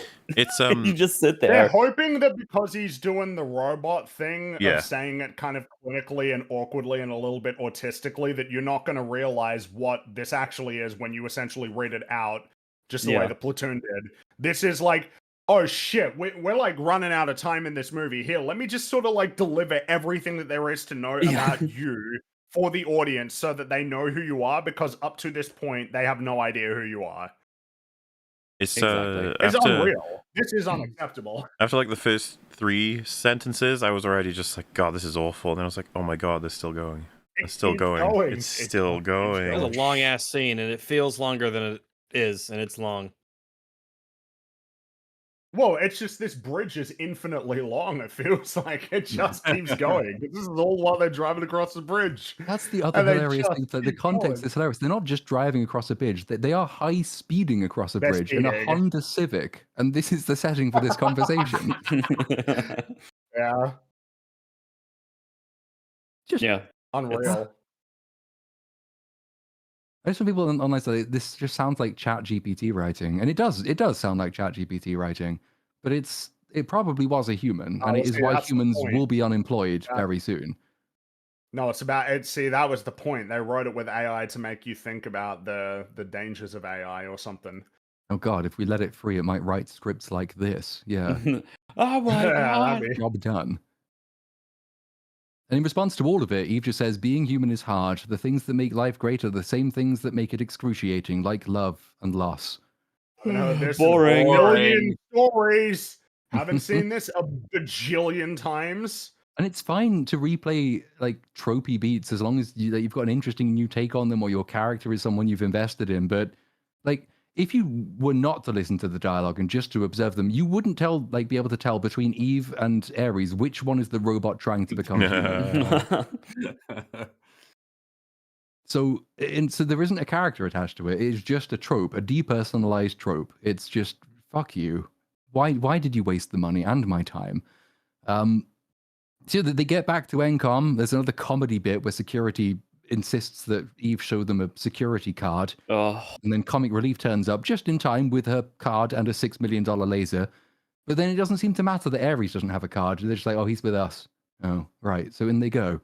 And then there's another fucking comedy beat. In the elevator, they do elevator comedy in this movie. This scene where Ares has about 4 minutes to live, and they are racing against time to save him before they get killed by Athena. There's an elevator comedy beat where Comic Relief guy says to Ares, as in the god of war, Ares. And Ares says, yeah.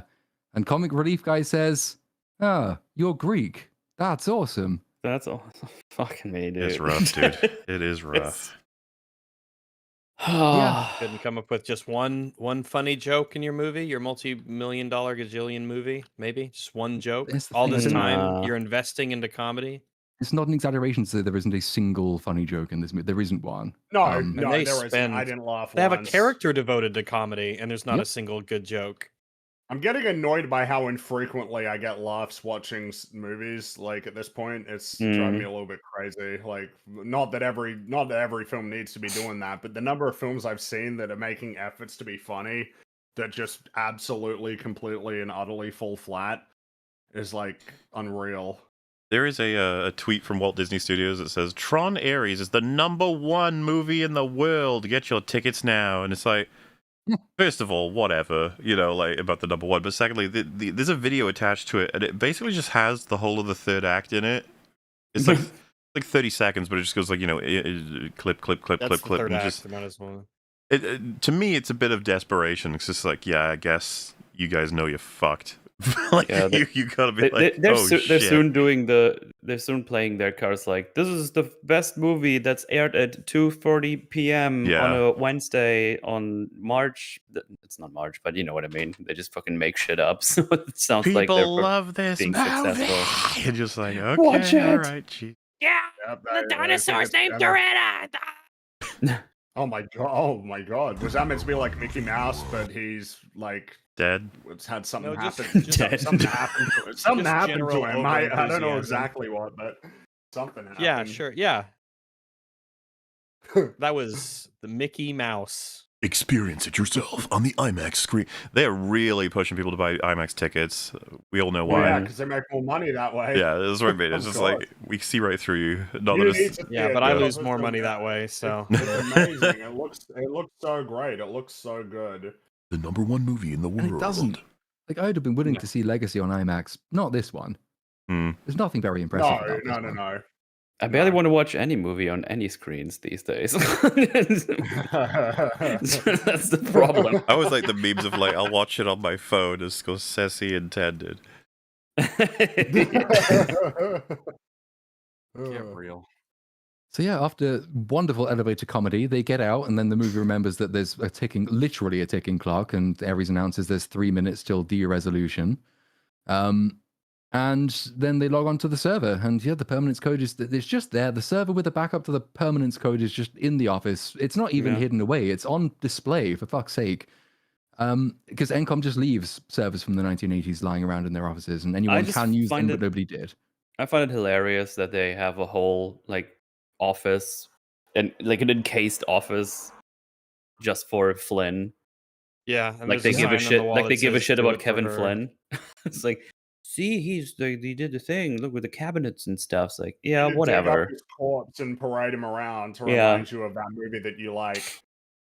We're lucky Jeff Bridges is alive, because if he wasn't, they would have AI'd him into this. Yeah. I mean, for all I know, they Probably. did. You're like, but- yeah, this is a commentary on something. Yep. Yeah, now the real Jeff Bridges can feel embarrassed about being in this movie. That would be the meme. It would be- This is a commentary on, the rest reads like it's ChatGPT, and you're like, oh, it is. Fuck's sake, you had that right for you. Dude, it's driving me crazy, man. like, Everything's AI. oh! Anyway. Yeah. So the plan is Ares is to go into the backup server, find the code, get to the portal, get out, and we replay the "Can I trust you" beat. And Eve says again, "I'd like to think so, but probably." And she trails off, and Ares finishes her sentence with "not." And I mean, Why would you say that? well, the only line in defense of the movie is that it is sort of trying to do a character beat without telling you that's what it's doing, even though it's not very subtle. But it's kind of like it has established they do kind of trust each other. It's just that they're using the wrong line, I think, to play it back. But like they can finish each other's sentences. They share a look. It's kind of telling you that they're kind of on each other's team at this point. Well, you'd Of course- want to have the callback to the original line, but you'd want to have it a little different to show that there's like, yeah, we're calling back to it, but also Yeah. I've changed and our There's development relationship's a on little it. bit different. Thus, it's not And- an actual just repeat. They think that him finishing the sentence is enough, and I don't agree. But then also that's not particularly subtle, but then they make it very much less subtle, because then Eve continues and says, if I wanted to, I could leave you trapped on like for eternity on a grid less complex than my smartphone. The thought had crossed my mind, and he says, mine too. And then Comic Relief Guy, he says, mine 3. Hey, funny guy. Man, that's cool. That's good. Yeah. And then Eri says, here goes nothing. And Comic Relief Guy says, here goes something. And that's a reference which he shouldn't know because he wasn't there. Yeah, but it's the matter of the universe. It's okay that he knows because really all of us know. Yeah. And because we're not racing against time or anything, Eve decides to reprise the conversation from the bridge, and she says, you're right, I do miss her all the time, but we aren't going anywhere with that line because it's time for that to be interrupted. I don't know why that's here.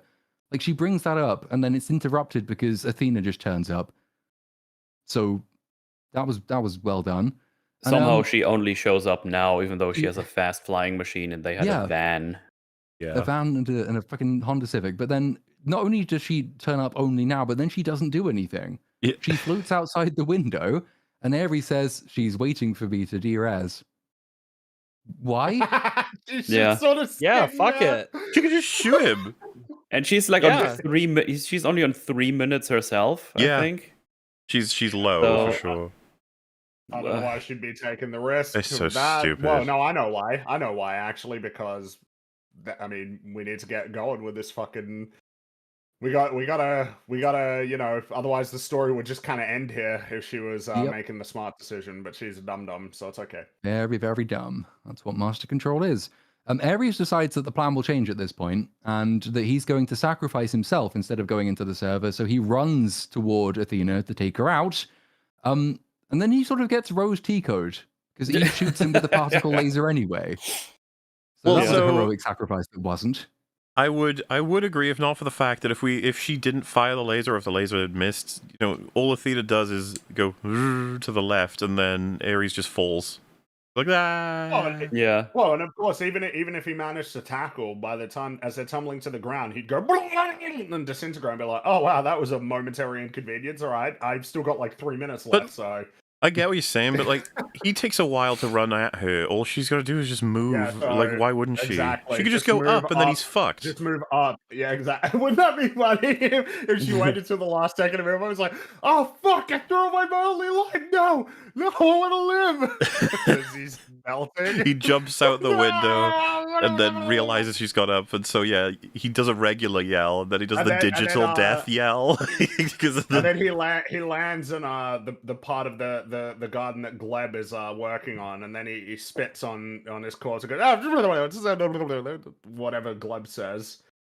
and then he Damn, falls my into a reference. pit of acid while disintegrating, just to rub it in. Of course. We got a new episode of Smiling Friends tomorrow. Good memes. Good Good. times. I'm so glad Mr. that Frog. show's back. I can't wait to see Yes, that's Jared right. Leto. That last episode, man, so good. Top tier Smiling Friends episode. This premiere. Pick up his sleeve. Time for this trick on my sleeve. There's a break. I don't like this host thing because it means whenever someone brings up something nice and fun, I have to be the one to say anyway. Yep. Drag it back to hell. Drag Yeah, it back to sucks, hell. huh?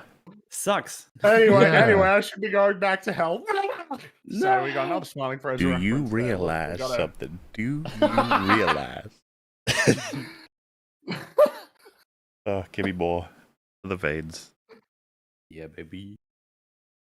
Well, we're going into the grid instead. This time it's the original grid. The original grid from the old movie, the one everyone Oh, loves. do you remember? Remember? I do remember. Remember the I light remember the cycles? original grid for the 80s. Remember the It's tank? weird that you're here at this location, though. Little remember bit, the tank. yes. Why is the Incom tower overlooking the arena for the light cycles? That's kind of weird. Why is that grid on Flynn's private server when it was just the Encom server in the 80s? That's like where all 'cause their this is the programs went. specific one that has the hole in the wall from the crash. Mm. Why this one? What? I would have thought they'd it's just maybe 'cause- repaired that after all this. No, it couldn't be done. You sounded like Alan when you said that it couldn't be done. Yeah,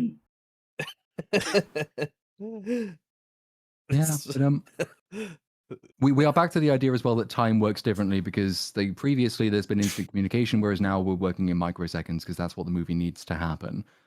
So yeah, into the grid goes Ares in Encom Tower. Athena, she does this massive, huge loop because it looks cool and it gives the heroes time to escape her before she comes crashing into the building. But by this time they've hidden. So that was pointless. Well that was done. funny though, because it prompts a really bad bit of acting too from Eve. Where what does she say? Like, we have to go, also, but she says it and just that was the moment where I was like, oh, you're just one of the worst actresses ever, because that line's not hard to reach like an acceptable level. You know, when someone's trying to kill you, all you have to go is like, oh my god, run! But she's like, run or something, and I was like, ooh. But yeah, you're right. She does do a huge move just to break through the glass. It's like, just fucking hit it. You're like super strong. What are you doing? Yeah, it's weird how she crashes through. She's crashing out, is what she's doing. I've got time to do the big loop anyway. She's running out. Even Ares like smashed through most of those windows anyway. She could just shoot with a particle laser. Aren't they super strong? Didn't they say that? I think so. I think so. Know. But yeah, you're right. She could just shoot it anyway. They're faster and more agile than any human. Oh, and the biblically strong is the line that comes up in the movie as well. Biblically strong, faster than any human, and something else, smarter than your average bear. I don't know. They do say biblically strong at one point. As strong as a Bible. Cool. Mm. Wow. Well, have you ever tried to tear a Bible in half? Yeah, it's tough. Or have you ever tried to get into an eating contest with a Bible? It's weird that our mind went to food. That's kind of strange. It's like we always finish each other's food, I guess. Diarrhea. What? What? Wipe his ass, Jesus. Speaking of diarrhea, what happens next? Athena, she slices the Encom particle laser so it can't be used again, but fortunately she's bought her own one, so I'm sure that will be useful later. She punches comic relief into an arcade machine, which I enjoyed. And then she just walks. Hey, that was his hero slowly. moment. He was going to defend Eve Kim. Yeah, he's like, you get away from her. And then I thought he died for a minute because the arcade machine says game over. Well, I was hoping. Please, yes. I was under the impression we get the standard, this guy just out of nowhere decides, I'm going to sacrifice myself to save this woman, and she wasn't going to acknowledge any of it. We do get half of that. He doesn't die, but she doesn't really care. Yeah. Like, she cares in a little bit, somewhat. She also, well, so what bothered me is she doesn't think to go to him until she hears his, like, cries of pain, and then she's like, oh, yeah, you're here. And I was like, burrito bro. guy. She's like, you're okay, I guess. It's just, these events don't get appreciated for what they actually are in these sorts of movies with shitty scripts. It's like, what he did is kind of extremely heroic, right? Buying her extra seconds by killing himself, because there's no way he can deal with whatever the hell this thing is. But like, we're talking about a goofball movie, so he gets thrown, and then she's like, all right, on with the plot, hee hee. Like, yeah, okay. No. They also made sure that it says player 2 game over, making sure he's not the main character. I'm glad they put that in. And also that, lol, he could be dead, or he's not in the game. He's probably got severe internal bleeding, but it's fine. He loves burritos, though, so... His burritos have burst from his stomach, yeah, and they're starting to infect the rest of his organs, all the burrito, oh, no. all the chewed-up burrito juice. So, yeah, Athena is also on a clock, but you wouldn't guess it because she does everything in slow motion from this point onwards. She slowly walks around to where Eve is cowering. She slowly aims the gun. She doesn't pull the trigger. The sprinkler system goes off. This is a beat in the movie. It's kind of like rain, if you think about it. Second as fuck is activated. I was like, oh, she's gonna go, ooh, what do you? Why water? Ooh. Oh, I was just confused. I was like, wait, what does that mean? Is this just random? Because I forgot about all the fucking rain thing from the beginning because they never did anything with that. Understandably, but they're doing something with it now because it's kind of the same thing. Sprinklers and rain, same thing. Little thing in her vision pops up and says sensation unknown. And it's so like beautiful and wonderful that she forgets that she's about to die. And then so she dies. I've never showered before. I don't even... Why She isn't it? dies and she drops the particle laser that they gave her to bring, knowing that she will disintegrate in 29 minutes. Yes. Just True. provide it to Here, your enemy, basically. you take this with you, this valuable, priceless piece of insane technology. Let's make sure it says Obviously, just Dillinger first. Enterprises Make on sure it as you well. can bring it back in It's- time. It's branded. The murder weapon has your logo on it. It's wonderful.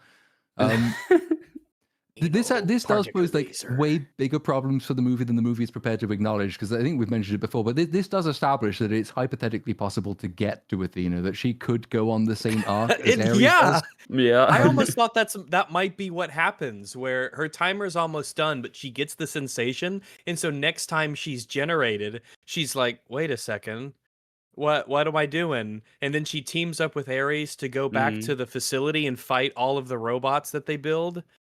That's not what happens in the movie. It's just like a Oh, no. weirdly specific, tragic kind of thing that they lean into a little bit, because she is a tragic character in the end. They try to make it out to be, but this is just one of those things that's just kind of sad in Well, like, retrospect. Is like, oh, you could have been humanish. The film Bye. tells us that basically all of his programs are potentially able to do this. Yep. Yeah. He Why made a soldier introduce so that good. and then not do anything with it? You're like, It's not okay. that they don't do anything with it, it's that they do the worst possible thing with it, having established that it is the case. Because we are about to go on to the part where they decide that the correct response is to nuke the entire server at Dillinger Corporation, thereby killing all of these programs forever. So that's great. You tell me that they're human, and then you say that we have to kill them all. I think that's a bit evil, actually. I don't think I like that decision, morally speaking. Pretty big own goal that they've just Isn't scored this there. like insane when the whole thing in the first film is that our protagonist Kevin Flynn has consideration for the welfare of the programs? Mhm. Like, isn't it weird that the first film makes it pretty clear that there's a reason to be invested in their fate and the fate of their world? Not just in like, oh well, I can use them to achieve my ends in the real world. Well, Like, it's just so weird that they don't even realize that, like, right from the get-go, you're meant to have consideration for the programs, but instead they're like, no. We only want you to have consideration for, like, two of them, basically. Protagonist man and evil lady, who maybe she could have been good, but, oh well, you're dead, and so is all of your friends. We're Bye-bye. jumping ahead a bit, but there's even a line that Athena throws out at Ares saying, "You wanted this for yourself. Did you ever consider what it would mean for the grid?" It's like, good point. No, he didn't. That And is a fair point. it's never going to be brought up again, and because you're going to die now, and you have to die because you're evil. especially interesting considering the original Tron setting the notion that he values them whether or not they are just data in a chip or server or whatever, when this film is like, no, they can be people. They can just be in the real world. Yeah, and it Yeah. actually does. There's not a physical thing that actually has to change about them to be human, because they seem to can just just need they just kind of experience are and that memory. way. Yeah. It's not the code. The code doesn't make them human. It just means that they could exist in the world for longer. No actual. It's not like a switch is flicked or they're given an extra piece of juice or a code or something, and then they're human. The human juice begins to flow through them, and now they're people. They just naturally become humans. If they beamed Eve Kim's interviews into the Dillinger server, all of them would just flash up with a thing saying empathy response, She and loves they'd her be human. sister. She does this Yeah. for her sister. They'd all say. Well, we even know There are now some- how to do it. Get all programs printed, put them all in a giant room with sprinklers, hit them on, and they're like, "Oh, sensation!" And then I don't know, give them like a bunny or something that they can't hurt by accident, and give it a few days, and they're human. About it. Oh, wait, a bunny? You could hurt a bunny by accident? I literally just said a bunny, or maybe something that you can't hurt. Oh, I didn't hear that or something. You really think I was thought bunnies confused. can't be hurt? No, Invincible I bunny. didn't think that. I've That's played why The I Last said, of Us. Wait, is that what you just said? Jeez. That would be madness. Bunnies are very vulnerable. They have sensitive spines. A lot of stuff Well, does. it's true. I don't know why you scoff at that. That's true. I They didn't have very stop. I sensitive laughed at how oddly specific it was. I couldn't quite tell. I heard a and I wasn't sure whether it was a laugh or a scoff. I fight I'm glad for it was the a laugh. It was a bunnies. scaff. It was Yeah, a little bit. I like rabbits. They're fun. I mean, I like lots of critters, obviously. Rabbits but are I good, like yeah, rabbits. You like They're tapeworms? well, the thing is, rabbits. Well, No, it's, fuck you 'em. didn't even need to go there. I was going to say that rabbits are not good for the Australian ecosystem at all. One of the most destructive invasive species in this country. You can kill them and eat them all. Give yum. Well- rabbit stew. I mean, you can have rabbits as pets. Maybe not in every state, but you can have rabbits as pets. But You know, the Yeah, big they are, chunky like- ones that are not fit for the wilderness. not fit for. Well, yeah, you see those videos where it's like a wild rabbit meets like a domesticated rabbit. And it's funny. The wild rabbit's very agile and active, and the other rabbit's pretty fat and doesn't really want to run around much. How do you feel It about feels like a brace of Yeah? conies? What is that? You could put them in a stew. A brace Mm. of conies. Yeah, Let me look What- at a brace What of is that? conies. it's a reference, is what it is. There is. It's a reference that is I'm not registering. If you've Googled, Is it you from should the have found the same co- reference by now, Rags. Well, yeah, I get the reference. I get the reference. I didn't know that it was called a brace. Interesting. I guess I forgot that line. Yeah. Well, the true fans remember, obviously. Me and Platoon, I mean. I guess there's just Mhm. so many lines I didn't remember the brace of conies. Okay, How do we get I'm from gonna drop rabbits to character for that conies? moment. Someone just said, "Really, guys? Like, there's no fucking way I would expect Rags and Free to remember." That's Sam says it about what they're gonna cook. Like, Yeah, that's like Two Towers. super specific. Like, Yeah, that look, guys. These movies are 16 hours. It's not and like- I can't remember every line. I cannot remember every let- line. I let- can't. Let's recover it. There's an episode of The Simpsons that's like Tron. It's a Treehouse of Horror episode. okay. See, I know things. Thank God it's recovered. So- I but know things. We'll Say play that, the clip. whatever it No, is. wait, Not to- bro, it's not a not to provide a de-resolution here, but just on that note, it's not like I said, "Oh, remember Eowyn?" And the person's like, "What?" And I go, "From Rohan." And it's like, "What?" You know, Who doesn't know Shield Eowyn Maiden. from Rohan? Like, if Wow, someone, you're really- could you Those films. Yeah, this imagine? is oh my goodness, that would be some crazy. Could you fucking fucking bullshit, imagine wouldn't it? That would be anyone? unreal. I mean, I'd be any so person ashamed. who I can't ever imagine didn't that know the what you were referencing after getting Eowyn, Shield Maiden, and Rohan, if they didn't know after One of the that, most famous Man, characters in fiction. I wonder if there's going to be a resolution to this very strange thing that Mueller has highlighted in maybe a Well, there's year's nothing to time. resolve. It would be It's just funny if That you would took be kinda- like you set up a joke that gets a payoff in 1 year. That would be very funny. Yeah, that would be Yep. that would be wacky. That would be fucking insane. That would be crazy. No one would do Mueller, that. he's so funny and silly. Yeah, I sure am. He's so silly. He's so silly. He's so funny and silly.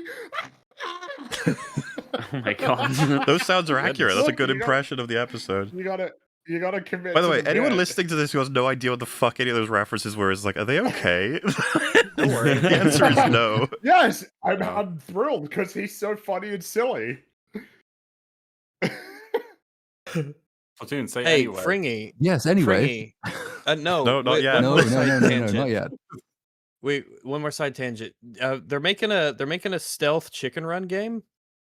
What? Yeah, chicken run extraction. It's a chicken run like top down stealth game for a chicken run. I'm not fucking with you. No. What's it called again? Sorry, what is it called? Extraction? Chicken run extraction. Oh, extract. I gotcha. Extraction. Extraction. Oh shit! It's real.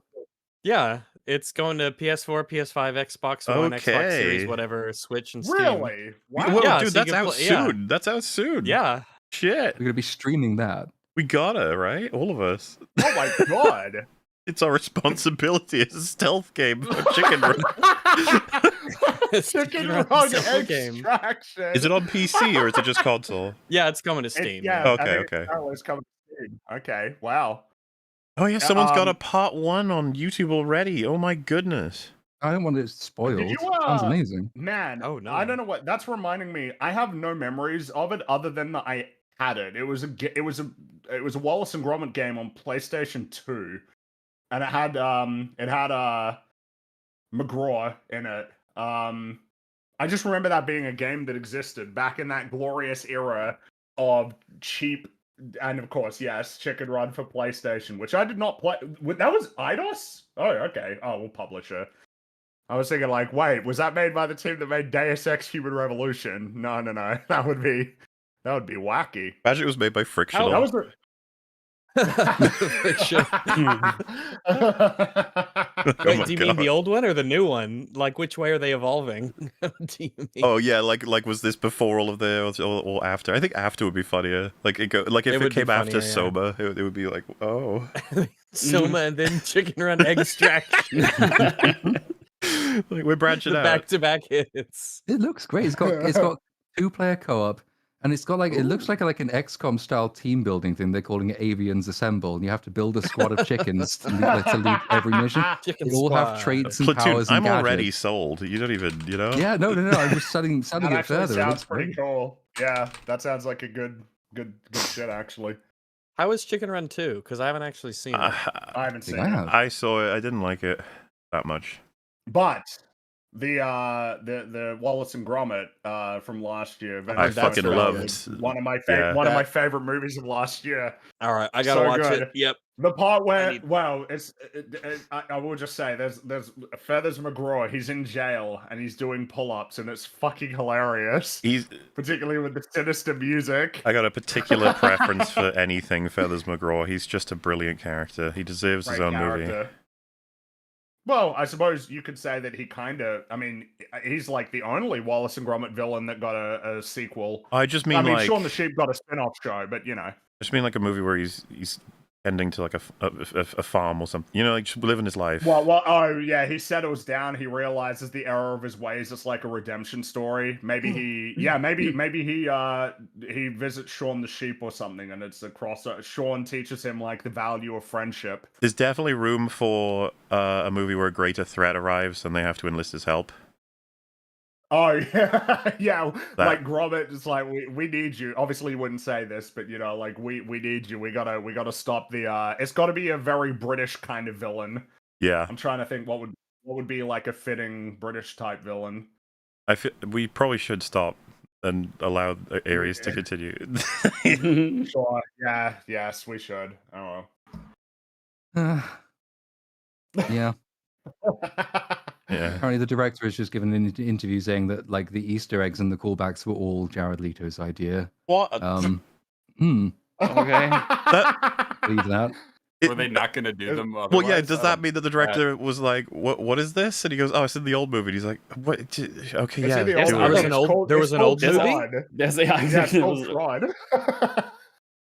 It does sound quite desperate. He says, "For Wait, me, wait. He as a goes, super fan of Tron, I guess my first job was to try and make sure the film happened," he said. "Over the years, as we developed a script, we leaned in and made sure it was filled with not only surprise and delight, but also heart and humor to make something satisfying for someone like me, a Tron super nerd." "Okay, Fuck off. whatever." Yeah. In this scenario, he's like, "This thing, it was in Tron. I know it's old, but like we gotta have this thing in here." And he's like, "What is it?" It's just like, "Yeah, it's a reference, but everyone will love it. You'll understand." The camera like moves over, and they talk about Jeff Bridges. I think that's funny, but fine. Nobody was listening. Okay, I'll be alone. What? Dave. Wait, who are you again? I don't even know anymore. I found a picture of someone who painted a pumpkin like the one from Banjo-Kazooie. Yeah, I thought that. Okay, wait. Mel, Rags, Friggy, and Cap. Did any of you hear my joke or no? No, I I actually have not. That's like the one time of my life. I was so sure of the quality of that joke that none of you laughed. It's like none of you heard it. Surely, like, there's no way. I think for some reason I dropped out like halfway through, and I don't even know why. Okay, I I was think reading something the director's happened. cope. I was think too something busy. happened, and I actually just like my brain stopped. Bring you're the last one. Do it Did you hear again. my joke? Friggy? Please say the joke again. None of Do you. it again. Jesus. We just all fucking blacked out. I for heard, like I heard 20 Jeff seconds.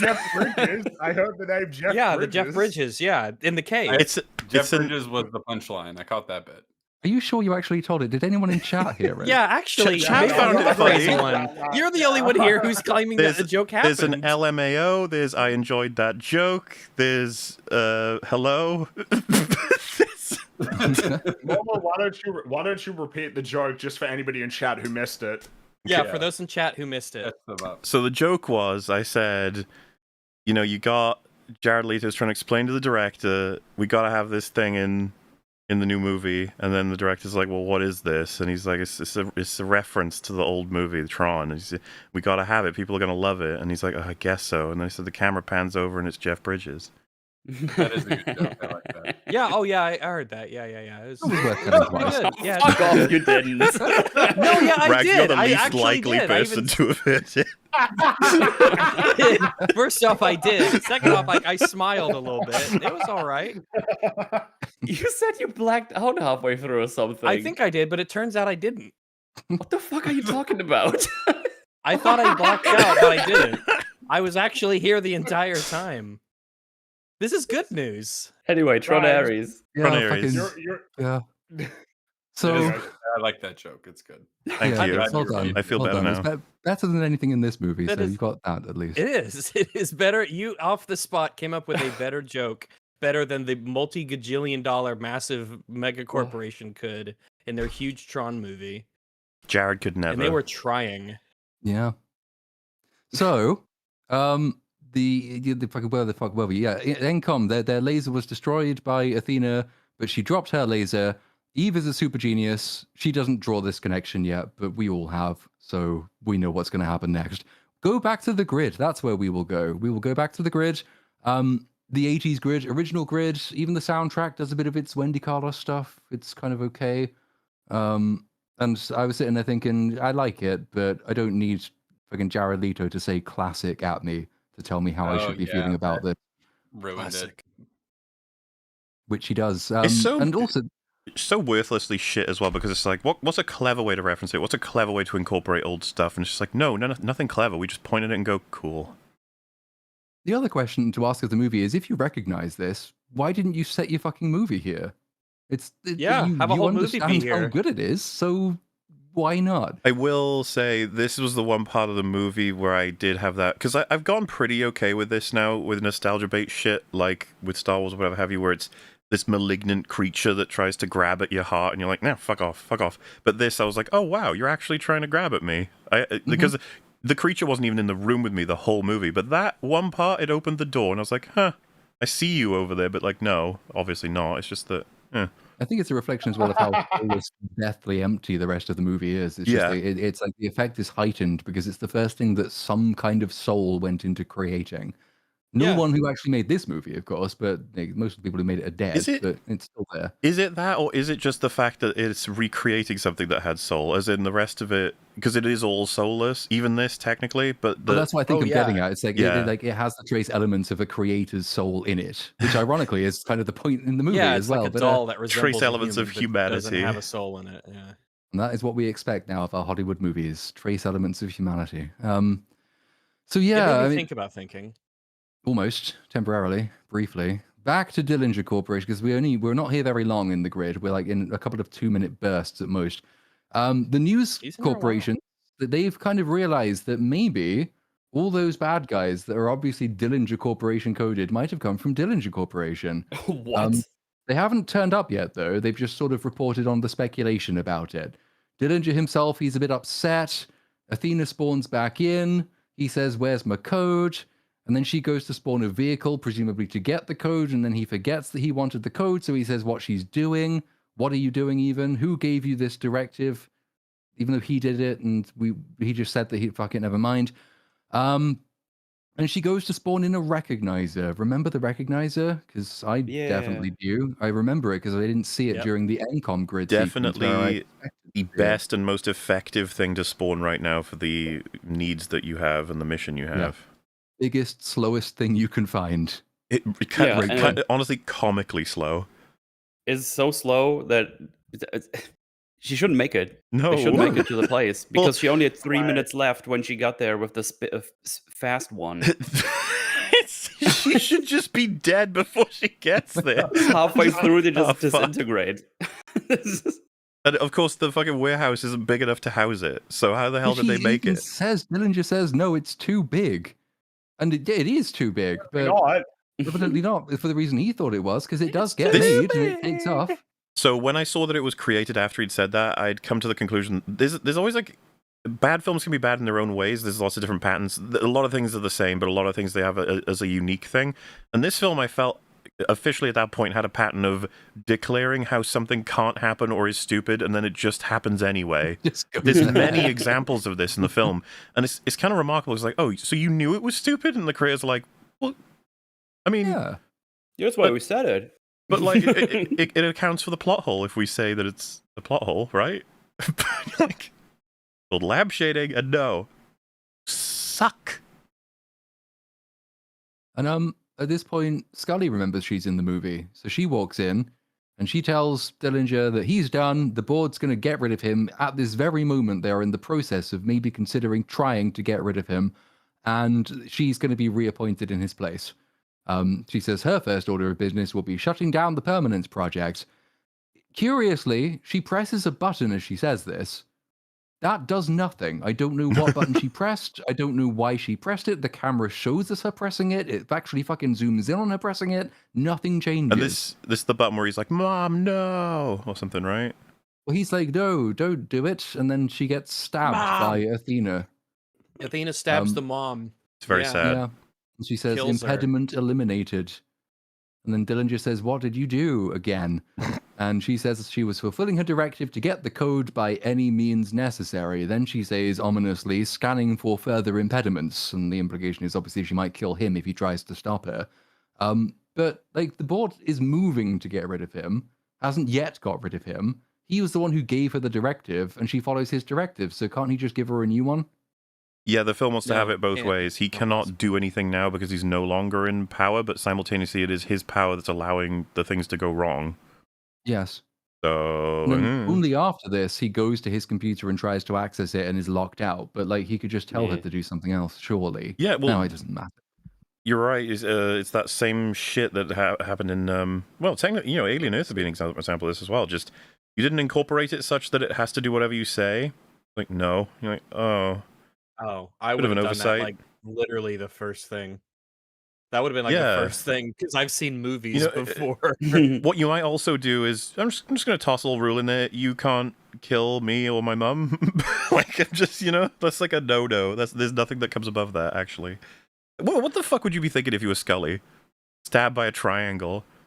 My son's magic 3D printed triangle woman It's so, stabbed me. what the What is fuck? life?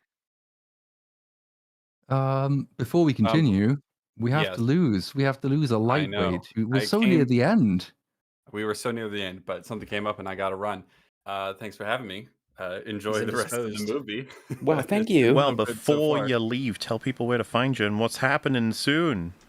You can Yeah, find me Cap, on tell everyone YouTube. about Metal's plush. Yeah, there's a link in the description for Metal's plush. Hell yeah, Awesome. dude. And record your own. Make them have a good time. Yeah, you can find me on YouTube, Capital O Opinions. You can catch me on YouTube tomorrow with some very special guests talking about Good Boy, Very special. Aw. the dog movie, where the dog is the main character in a horror movie. It should be a good time. Same time tomorrow. I will see you then for that. Goodbye, friends. Goodbye, sir. Thank you so much for joining us. See you later. Bye bye. Bye-bye. Link in description for his channel. Like I said, we've done a bunch of different things with him in the past. You can find on his channel.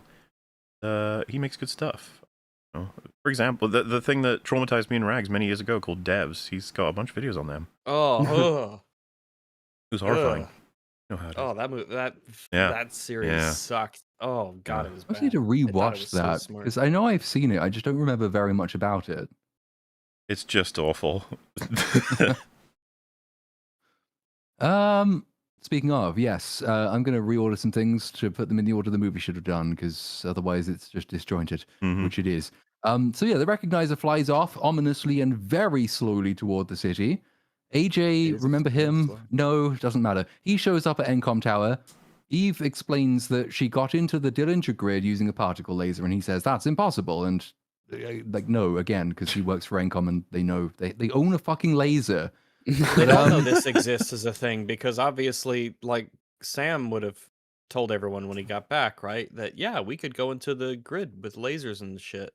This would be knowledge in the world that you could do Yeah. this. No, Sam Surely. didn't do that for personal reasons. Oh, okay, fair enough. And Yeah, so then she has to try and explain just the concept of the grid to him. Again, he works here, and it's kind of like why bring? All it does is add this scene. The scene accomplishes nothing except restating what's happened previously in the movie to a character who didn't witness it. He doesn't need to be in the film at all. He definitely doesn't need to be in this scene. But they bring him in, so everything has to be explained to him. He doesn't really even do anything, but that's the story of the film. Back in moderately interesting places in the 80s. Ares takes his OG light cycle somewhere because we have to get all the references into this very short span of time. Oh, there's bits there too. There's a bit, yeah, which yes. was like obviously omitted entirely from Legacy, and I think was only included in the original film to give Jeff Bridges someone to talk to because he's on his own for most of the film. Doesn't really do anything, but it's a nice little curiosity. I didn't mind seeing it. Yeah, like it's That's the greatest praise you can give this film. I didn't mind seeing that. I don't mind this sight. Didn't grossly offend me. And so somehow Ares knows exactly where he's going. I don't really know how. I think he's just following the places we recognize from the first film. Yeah. He gets to a place, and he goes up into a room. It's all colorful and it lights up. And who should show up in this very room but a hologram ? Of Kevin Flynn. Yay! He's in the movie. Let's go. Character that you like. Yay! I know what that is. Didn't you explode? No. Shut up. No one was there to. No one was there to see that. No, and it actually this entire bit has reminded me of just Luke and Boba Fett. Just like the dialogue saying virtually nothing but using words to do it, and like the feeling it just doesn't belong where it is. It has nothing to say. It's like it's there out of a sense of obligation, but they almost don't own the rights to the creativity behind it. Because every line he speaks here is basically meaningless. Unlike even Legacy, when he has got stuff to say. And it's never very clear what exactly he is. Like, is he a hologram? Is he a program? He can't really be Kevin Flynn because he exploded in a different server. So what is this? I don't know. He says like his life mirrors the Jared Leto's. I exist in this moment because you do. A reflection of your presence. That's just what's your story? Like, you don't know either film, do you? You know, you don't right? know. This would be my biggest argument for why he's just Tron, but he knew not to call himself Tron because he would piss off the fans.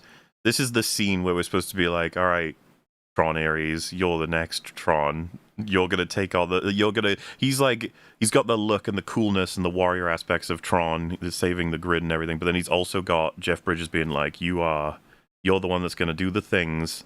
This is my final cameo because I'll be dead by the time you make another one of these. Bye. And it's like, wow, so see, Jared Leto now has all of the... It reminds me of what they did with Rey, giving her a bunch of mementos, having all the characters tell her you're awesome. It's just like, see, we've done all the work. Like, no, you haven't, you fuckers. Like, this is not how it works. It's like, well, but you want to see what happens next to Tron Ares, don't you? No. No, not really, no. We just call him Tron Ares. So Flynn says, what's your story? And Ares says, I'm Dilliger's top security program. Flynn says, we both know you can't get here from there, being someplace else in between. What did you make of it out there? Again, what the fuck are you? But why can't you get between the two? Because they're like, grids are connected, right? Often they seem to be. Not anymore. Well, I mean, this is a private server that's not on the internet. And the other two grids are connected. They're like the Encom and the Dillinger one seem to be on the internet because that's how they can hack each other. But this one and the Legacy one are separate. I guess. I don't know. It doesn't matter. I guess. It's broken.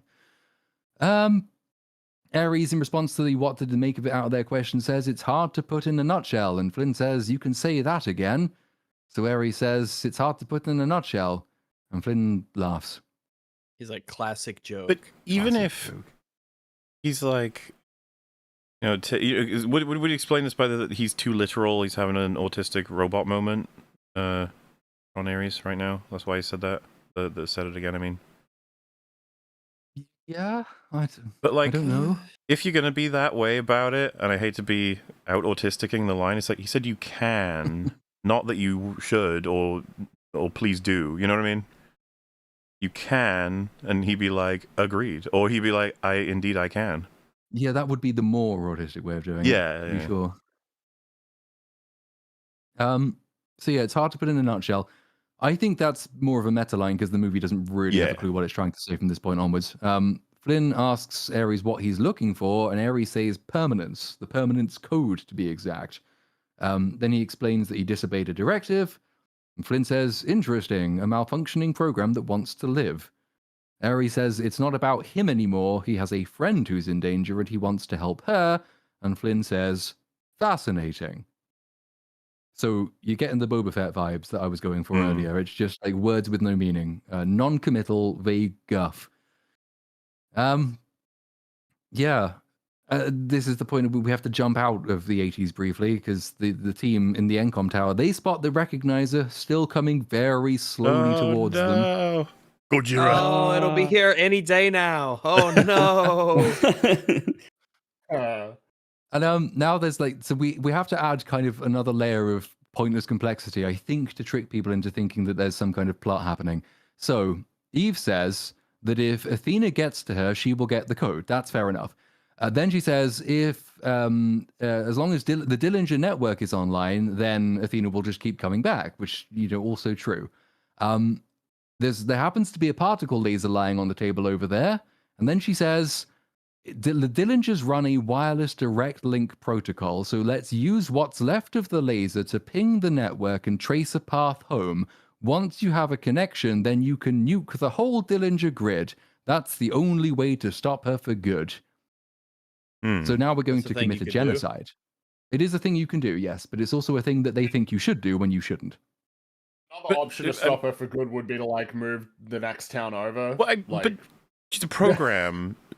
But we got to, you just it's like, well, just get into their system and turn it off and delete. Yeah, exactly. Or send the police to the Dillinger headquarters and knock out the laser grid, or shut down the server some other way, or put it into backup. Or again, just move to the next town over. If there's only 29 minutes, she'll never make it. So just go, just go. Just get your car and easily outrun it. She nearly outruns them on foot. Let's get on a bicycle. Just get on a bicycle. I just feel like the military should have noticed this big fuck off flying thing way in advance already. Way sooner. Yes, they and the police should be all over this shit. No one approaches it until it's in the middle of the city. Yeah, which is insane. It's kind of comical. And then Eve decides that she needs to buy them some time because on top of being the best coder, the best CEO, the best runner and fighter, she's also the best everything else. So she's going to leave the coding bit to other people. That's what AJ's in the scene for. Don't know how he knows how to code, but he does. And she's going to go out into the street, and she's not going to steal a vehicle. She's just going to run down the street, and it doesn't work. But before we get there, we have the 80s again. Ares tells Flynn there's something wrong with me. Flynn says, hey, maybe there's something right with you. And then he says, makes you think, doesn't it? Such a profound line. So is this one. He says, maybe you're just learning. That's what we should all be doing. Back in the day when tech was young, damn, we were moving fast. You move fast, you leave stuff behind. How many people born in this century have even heard of Mozart?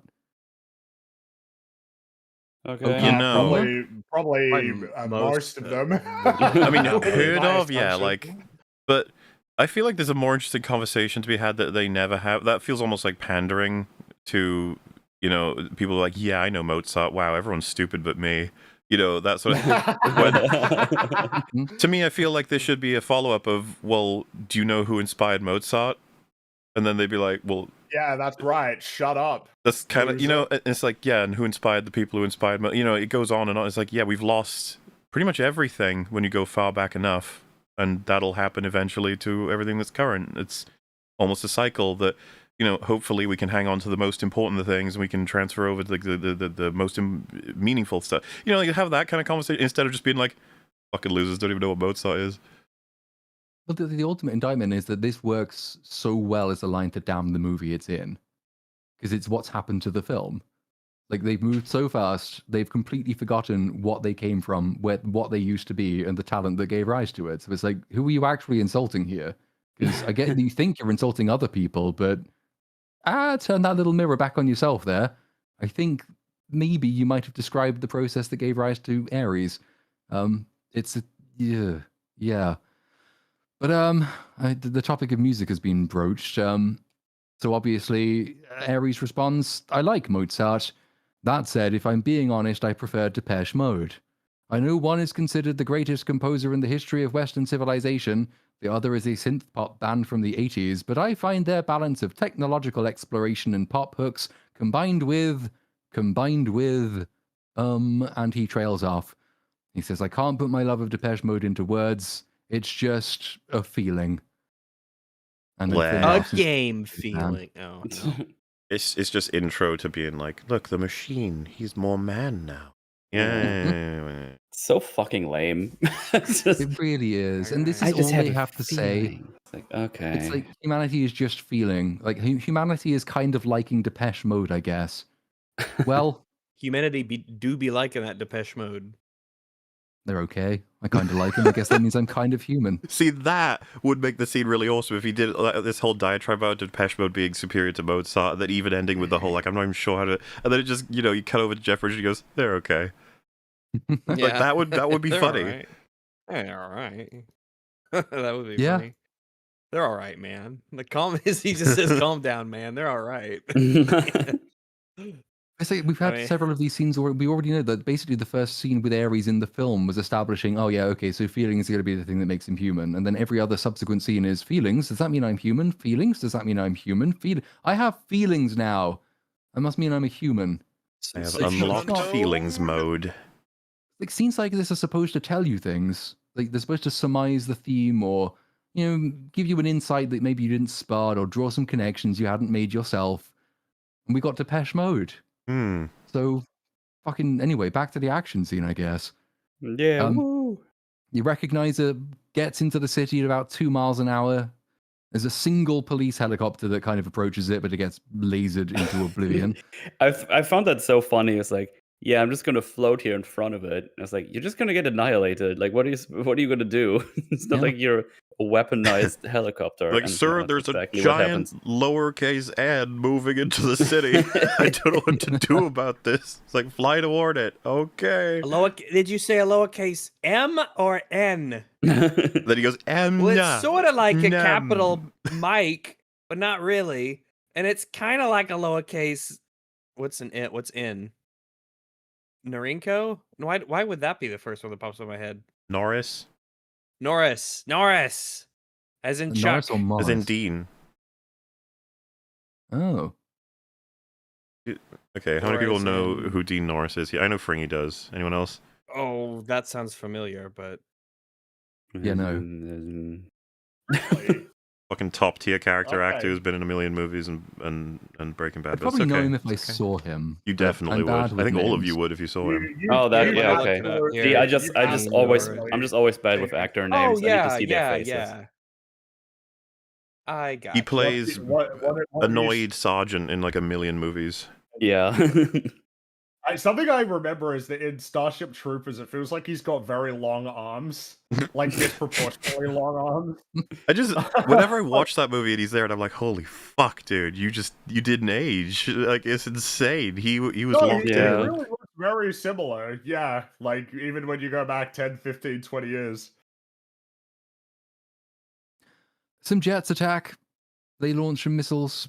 It doesn't work. I think Trent Reznor is one of and Atticus Ross. They're the jet men.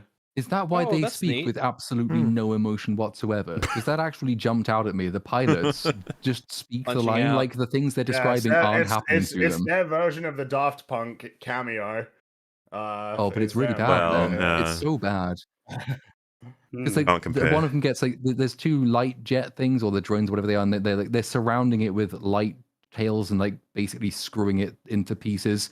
And he's like, "There's bogeys attacking me. I'm hit." Jumping out as an explosion takes off behind him. No emotion in the voice whatsoever. It's that is one of the most jarring things, like lines of dialogue in the entire film. But it might just because I was so pissed off with it by that point. But yeah, could have had a silent, non-speaking cameo. Wouldn't that have been a good idea? Worked for Legacy. Or yeah. Sure did. Yeah, the recognizer launches the drones to chase Eve down she's waddling down the street, and the drones catch her. I just love that her idea is, "I'll buy you time," and she just runs across the street and just like, You know, the fucking drones were like, "Are you something." serious right now? This is our job. Capture this silly lady." Okay. Yeah, I guess we could do it. You would have bought more time if you just run into a different building. Yeah, like just- literally yeah. anything except running down the street really slowly. But they build a little vortex of light around her, and then it sort of traps her, and then the recognizer, it's kind of approaching, but then one of the jets crashes into it, and it's slowly, like, it slightly loses control, and in slow motion it crashes into a skyscraper, and the skyscraper knocks some rubble, and the rubble knocks into Nubble. Eve, and then Eve gets knocked out, and the recognizer crashes, and then a tank emerges from the recognizer, and then fucking Athena gets out of the tank that came out of the recognizer, and then it's like, oh, showdown time. Oh, Right, yeah. yeah. Meanwhile, on the grid, Flynn decides that Ares deserves the permanence code because he likes Depeche Mode. He's the main Ares says character, he's gotta do it. Yeah. Oh my god, are you Jared Leto, man? He just Flynn says, like, so says- this is the future of Tron? And Ares is like, yes. He's like, oh, Yes. Jesus I will Christ. carry this God. flame forward for many And years. then he to explains come. that it's the permanent code. Is like, take this so you can die, man. Yeah, Flynn says, the Ares says permanence, and Flynn says, funny, when I found it, that's what I called it. I know better now. It ought to be called the impermanence code. I don't think that actually means Whoa. anything in this context, because programs still don't age, and so it is functionally permanence for Ares, but never mind. Oh, right. Well, That would be what you do in like a good version of this, where the robot learns to like, it's better to live for a little bit. yes. Mm. I think he's going to come back speaking in about a couple Yeah. seconds. It's going to be funny. Yeah. Because he won't know we've said any of this. Rax is silly. The Ooh. stuff you just he is. do, you know?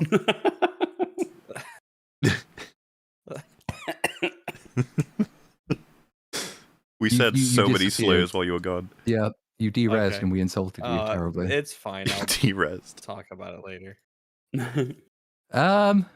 It'll Permanence come up, code, I'm yeah, sure. if I doesn't mean anything, blah blah blah blah blah. And then Flynn says I can open a back door to my old lab.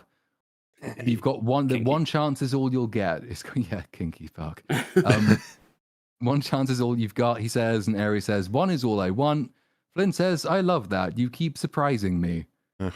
And then Ares steps into the portal and he beams out. Just in time to interrupt as Athena slowly again walks towards Eve. She doesn't move quickly when she has things to do, does Athena? It's not like she has like urgency or a time limit on her, well, No, being alive. shock or anything like that. No, she's got all the time in the world. So yeah, there's still the drones flying around, and Athena didn't think that maybe grabbing another portable particle laser was a good idea. So she has to physically drag Eve into the tank and drive off. She forgot to bring a backup particle laser, which is great. Ah, If one Darn. exists, how many do they have? Well, I mean, at least one, because I mean they used the one in the helicopter and they used the one to get the other I one. thought those were the same one. Maybe they were the same one. It'd be silly if they only had one, though. Why would you only have one? yeah, but that would be a movie thing. It's like it's like cloning Superman only once. Why would you do it? Surely you would do it more times than that. It's such an effective weapon. So yeah, Eve is now tied up. She's in the back of the tank. They drive out of the city, ramming cars out of the way as they go. But then Ares spawns in, and he just walks into the middle of the road. He pulls off his disc, and he throws the disc at the tank, and the tank just disintegrates. So, Remind me what Well, that was- application the tank was supposed to have in the real world. To be an unstoppable juggernaut of destruction. I was just lost at like, oh, you killed Eve. Whoops. Oopsie. Yeah. She's fine. Oh, he okay. aimed. He's fine. Because Well, I thought it he It was really just... didn't. It really didn't look like she would be fine. It's the- It was a very destructive. It sort did the thing of crash. like, I'm not sure what I would reference. I guess Simpsons maybe, but like the way it like damages a part of the tank, and it's like, blah, blah, blah, blah, blah, and then like parts of it get crumbly and blah, blah, and then it like spins over, bursts into flames and explosion. You're like, oh my, oh no. I thought I was just damaging a wheel. I didn't know. And then it's just skulls. You're like, oh. But no, she is fine somehow, and so is Athena. Nobody died in the huge tank flipping explosion. The Encom Lab team, meanwhile, they've managed to hack into the Dillinger grid. Great. It's just you can just do that. There's not really much security. Remember how at the beginning of the movie when they hacked another person's server, they actually did have to go into the server and fight, and there's security. That doesn't happen. They can just get in now. We don't need to No, go back they to the just grid used again. another cyber orbital strike on the grid. Well, they do after, but they had to get access to the grid before they could do that. And so that's like the hacking thing is the bit that the people actually had to do earlier. But it's because we're finished. We are finished with grids. We aren't really going back there except for one sort of post-credit scene, really. Ares rescues Eve, and she says, "You came back," and he says, "Let's just say I had a little help from a friend." And isn't it wonderful Beatles how reference. bespoke the dialogue is? That you couldn't find these lines in any other movie. It's This quite movie wonderful. is just a combination of other movies' lines. There's no Yep. actually if you ran it through a computer, right? All of these lines appear in other films. It would be one of those Oh, things like by the way, I test think the script for AI and it comes back 103%. You're like, wait, what? I think you kind of glossed over it or didn't mention it. Maybe I missed it, but when he reappears, Ares, he appears in Flint's arcade. Yo, I was thinking of a different thing. He appears in Flynn's arcade, so I guess it's just lucky that that's quite close by to Encom Tower, and he makes it here very quickly. And in all then these they- years, no one's gone there. Yeah, do no one's anything. checked up on it again. Like No one's it's bought up sort that of juicy piece of real estate downtown, or Nope. that it's reopened like a Flynn, really marketable or that brand. Sam. Yeah, would it not be Yeah, like it means a... that Sam didn't do anything with it. You could just if not a fully functioning arcade, wouldn't it just become a museum or Yeah. something like that? Given this movie under the impression that Encom was created out of that arcade, Yeah. you would think they'd have something to do with it. Obviously, mean, the they have movie's a wrong about fucking that, but display of his office in the middle of their office. You would think they would do something with Flynn's arcade to some degree and not just let it rot and be dusty. That's stupid. And then he turns blue because he's good now, and he squares He's off good with now. Athena. Yeah, This is going to be the second time in Tron history that a character turns blue and then we'll never see them again. Yeah. What? You think we won't see Sure. Jared Leto's Tron Ares ever again? In Tron Afterlife, yeah, and the Nightmare. next one, whatever it's called, Tron Resurrection. Dude, like that doing Suicide Squad, what a mistake that was. Because someone might be like, "Oh, it was Morbius really that fucked him over?" And it's like, no, it began. No, he with was that a movie. meme. No, it's That was Morbius one of the probably wouldn't cringiest become a meme if, performances if ever not for in that. Joker, Yeah. Suicide Squad for sure. It's burned into my mind that isn't it like he's trying to get that guy, it's like a gangster, to sleep with Harley Quinn, and he's like, "Nah, man, I don't want to." And then he's like, "Why, is she too ugly or something?" And then he's like, "I don't want any beef." He's like, "Well, I have no beef." And it's just like a scene where you're like, what the fuck is happening? what are you doing? What is?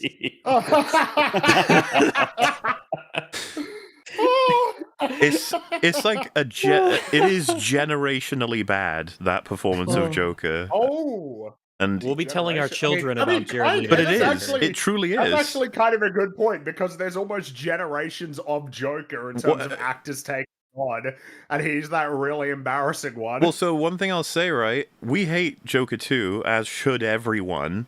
However, This should everyone. he gets one scene where he gets to play Joker, and it's entertaining. Like the court scene where he's dealing with Gary, right? Like he's doing something, and everyone got mad because it was rightfully so, because it was like that was actually the character everyone wanted to see. By the way, the movie knew that it was fucking with you, and what I was leading into was that Joker was kind of remarkable as a character because almost every actor that's ever given a go at playing him has kind of entertained and amused and changed it up, blah blah blah. But no, not him. He just, But with one exception. yeah. Except yo. He oof, man, yeah. I would argue that's a generationally bad performance that should come up in like top 10 lists of all time. Definitely. You just can't deal with the hunka. No, I can't. He's an idea. That's why you're weak. I'm an Nobody idea. of the My head, casting- I wanna- nobody of the casting decisions for the fucking DCEU was so bad. So many Yeah, bad it's decisions. Marvel is kind of hit it out of the park generally when it comes to casting Marvel is decisions, very but Yeah. reliable. Yeah, but DC is to the point that when they make uh. a bad call, it's kind of noteworthy. But DC was the exact opposite a lot of the time. So many bad choices. Some good choices, obviously. Well, then some but so that many were bad like, ones. huh? Like Jason Momoa for Aquaman. It's like, Well, the thing is that it is kind of a bad casting choice because Yeah. the Aquaman he plays is like nothing like the Well, and Aquaman from the comics. I presume we'll never see that Aquaman ever again. They're gonna when they do the next No. one, you'll be no way. yeah. And It'll be the regular proper one. Yeah. what they And of course, well, it's funny how many of them are Snyder's fault as well, because Yeah. he cast such a huge number of them. Gal Gadot was his fault. Ezra Miller was his fault. Amber Heard. Yep. Amber Heard. That was his call. and what's funny, Obviously, I guess one of the ones that Jared Leto wasn't his call, but at least I don't think it was. But maybe, I don't know. maybe he was. But one of the ones that I think a lot of people intuitively said would be a bad call turns out to be one of the better ones. Would be Batfleck. Like that could have worked. Well, yeah, I remember people were kind of like, "No, he shouldn't be," and then it's like, "No, he's actually like not He's taking bad it at seriously. Yeah, he knows what he's It's, doing. it's the writing. That's what I mean. You got a couple. They kind of did a good job with the two most important ones, but then they didn't get any fucking movies like afterward.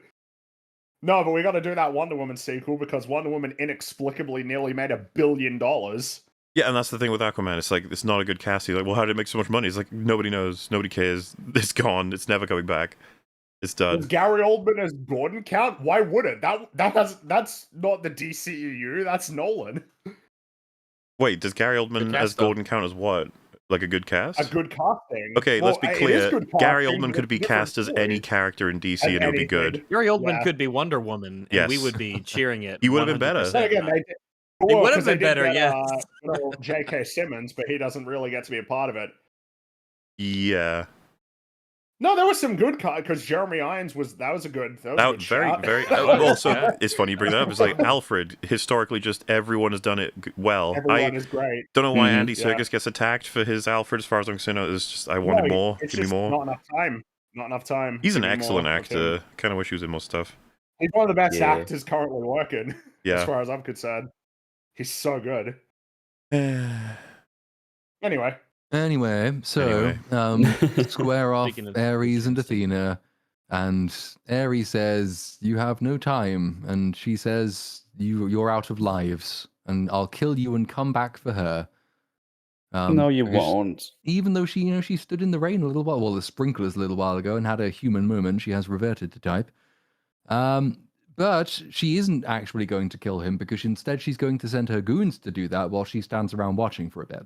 Because it's easier to stage fight scenes if it's like 2-on-1 or Which- 1-on-1 than it is 3-on-1. It's bad enough in a normal movie, but she has a literal fucking clock on her screen. What are you doing? Like you don't have the time to stand around and Time watch. is not on your side, lady. She should also know that he is a fucking killing machine, and they're not gonna beat him with two people. Yeah, but we don't talk about that. The Okay. stuff that you saw at the beginning of the film was just to make. It's just like narrative strength, not actual strength. Oh, right. Okay. Athena says, "You had everything, the most advanced, the most powerful, but you gave it away for her." Eh. Yeah, what the fuck? Yeah, why did you do that? I mean, she can't act. Because she had empathetic An response. empathetic response. That's We all had a it good takes. thing going. You son of a bitch. We had the grid. We had the particle lasers. We had 3D printed tanks. Inexplicably. And you threw it all away for what? For Eve? I love Kim? the variant of that meme where it just says, "We had child killing Frigg." Which is this absurd sort of, he was a monster sort of thing. But it's a really good scene. I wonder if he's retired yet. The actor for Mike Ehrmantraut. Why am I forgetting his name? Oh. oh my god, I can't believe what. Yeah, what is his what is his name? What? I can't believe. Jonathan Banks. That's Does he it. have a name? There you go. Yeah. How old Yeah, is Jonathan what Banks? is he's got to be in his late 60s at least, right? Oh, he's 78. Oh, so I was about a decade off on that one. Because I remember Damn. in Better Call Saul, it's like as it goes on, he's gradually doing less and less physical sort of stuff. And what I mean by that is like kneeling down even. So it's like, oh man, because he's in Gremlins and he's like 40 in that, I think. Imagine Amazing. Ian McKellen in The Hunt this for Gollum. Doomsday movie. Oh, Doomsday, Jesus. Yeah, that's even though the Hunt for Gollum's going to be awful, like Doomsday's probably going to be even more embarrassing. Oh, what do you think's going to be more embarrassing out of those two, actually? For him. For him? Him? Because I was just It's thinking... gotta be Doomsday, right? Gollum. Well, I was thinking, would it be Gollum because there's so much more to lose, in a sense, as Gandalf? You know, because we already know... I think it's going to demand more of him. If he's going to be... I think it's going to be harder to get away with Gollum in that. Because what I'm thinking is, like, Magneto shows up, and then someone kills him, and he was on a green screen, whatever, but Gandalf is probably going to have a larger role. He's probably not going to know what the fuck is going on, and it's going to feel a bit worse, I think.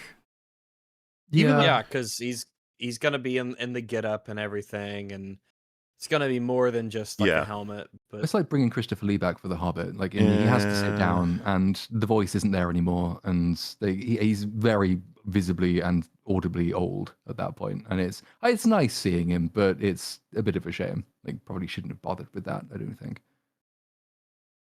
Which is maybe the sentiment for Gollum. It'll be like, well, it's nice to see the old guy again. Not going to hold it against him, but maybe it was also a mistake. Whereas Doomsday, he might just die within the first 5 seconds. Yeah, that's what I'm thinking, which is why we'll just be like, well, that was stupid. Anyway. Speaking of stupid, fights happen.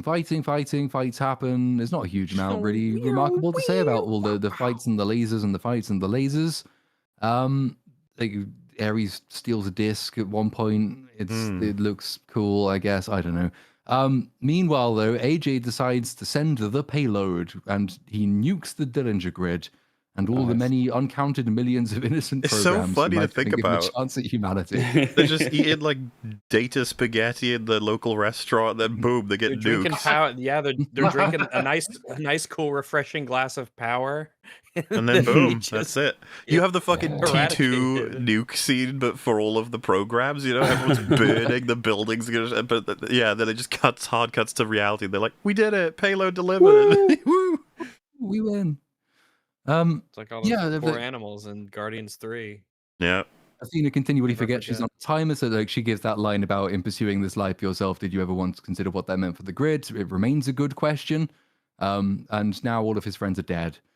She goes to like kill him with her stick because she's like briefly disarmed him, but then Eve pops back onto the scene, slides his disc over to him. He picks up the disc, breaks her stick, and he actually disarms her. Yeah, he literally disarms her. Oh man! Chops her arm off, and then she's basically defeated at that point. Yeah. And she says, "We were given an order. It's our purpose." And he says, after like chopping her helmet off and cutting her hand off, he says, "It's not our purpose. It's our programming. Our purpose is yet to be determined." He says to someone who is now determined to die. Seems a bit insensitive. Yeah. But there we are. Then he goes to kill her as well. Like it's like he's not even really holding back. But then all the drones start falling from the sky because the grid's been taken down. And this means the threat has ended, and he realizes what it means. And then she falls over, and he goes to hold her, and he says, it's not over. No, sorry, he says, it is over. There's no coming back, not this time. And then she says, I followed my directive. And he says, I know. And then she says, and just sorry, where they fall out of the sky, he like goes from wanting to kill her, he goes like, oh this, oh shit, ooh. Like makes the grimace face, you know, where's yeah, like that cringing grimace. Yeah, there he is, that emoji, like, jeez, ooh, so you're just dead now forever, huh? And she's like, oh, and he's like, yeah, whoops. Yeah, sucks to you. And the last thing she says, as if to just drumming home the fact that the movie is kind of Tron narcissism in the sense that Ares is just all about himself.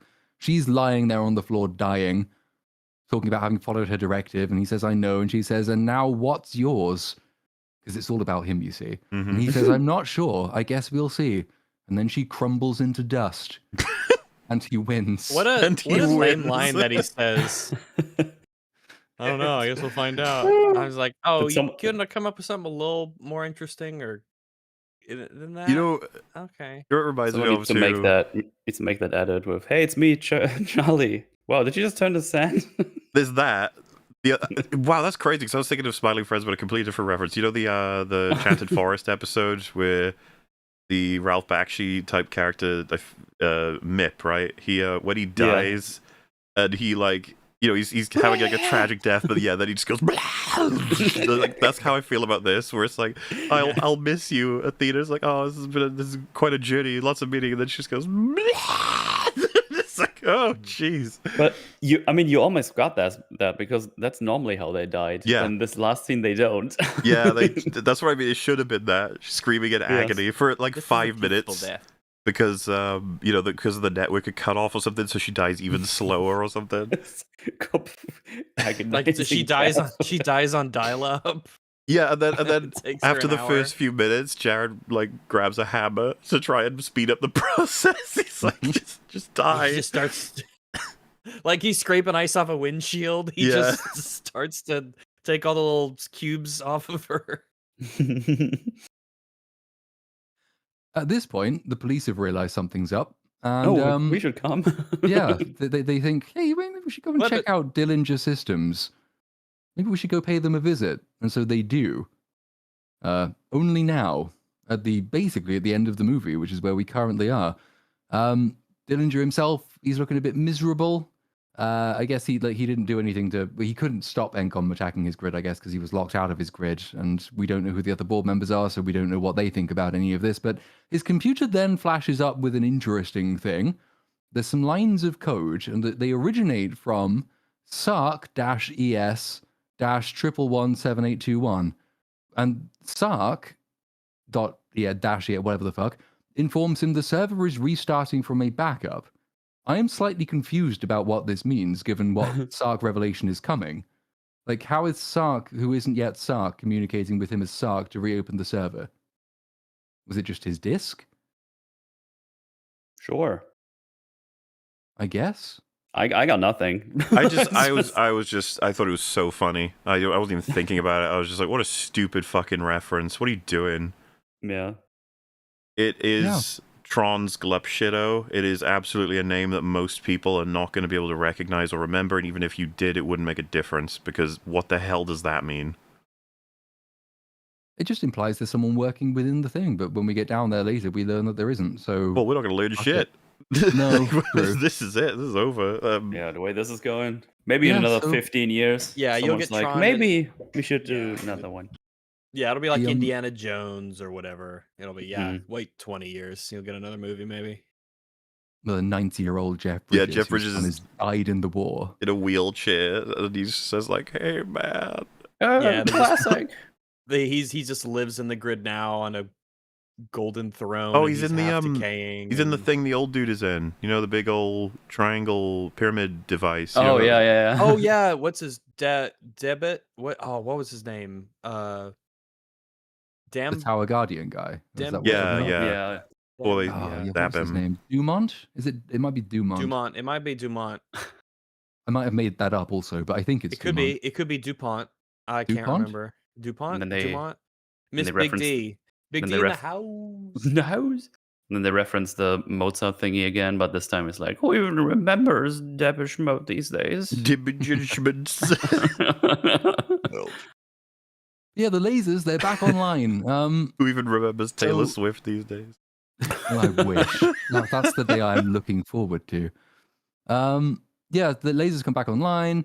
Dillinger hits the button to close the hangar doors on the police so they can't get in. He calibrates the lasers, he reverses the lasers, the police burst in just as he's standing in the middle of the lasers, and he digitizes and disappears. And you'd think, well, that doesn't matter because the police are in Dillinger Systems headquarters, and we know that Yeah. the server is like a physical They thing. just 'cause print it back out. You could print him back out.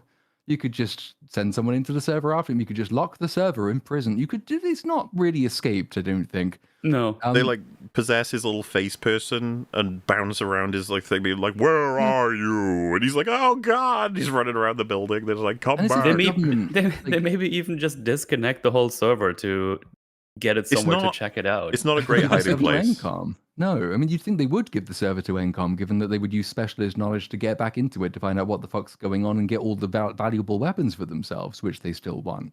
And they imply, by becoming, whatever that means, Sark, that what does that do for him? It's like, nothing, really? Oh, yeah, so you should probably say on that bit, yeah, so like, obviously, like, mother is dead, her corpse is just lying around, nobody gives a fuck. There is the post-credit scene. So he's gone down into the thing, and unlike Eve earlier, he can just walk around without his disc. A disc comes out from the floor, and he reaches toward his disc, and a disembodied voice says, "Sark." That's so funny. So I funny. laughed. It was so funny. It's really. It's like, Yeah. what the fuck are you doing? This is This is a fucking meme. this is borderline like if in Mandalorian Grogu fucking Rota the Hutt has like a moment where he's preparing for his next fight and Jabba's ghost appears or something says like, "My son," I just feel like this is too much. Like I can't do this. Mufasa in the clouds. It's the same shit. We're just like, what the fuck are you doing? Because I don't. Back in the old real world, you've got Eve and Ares. They're just having a little rest and a chat beside a car. And Ares decides the most important thing to learn is whether she's still going to quit her job. And she says, "No, I'm not going to quit anything." And he says, "Good." And she says, "I have some ideas." And he says, "Nice. The world needs Eve. The grid needs you." Even though we just You're nuked so one of great. We them. just nuked the grid. You're so fucking good. There were multiple grids too. Which fucking grid? Which one are you talking? Do you know all your friends are dead? Oh well. Yeah, like Trod Ares gets home and he's like, "What a great day for us. We won." And they're like, "Yeah, we nuked the grid." And he just like fucking drops to his knees. He's like, "What?" No. And they're like, "Well, You maniacs. we won, right?" And he's like, "Killed literally 1 billion of my friends." It just turns red again. Yeah.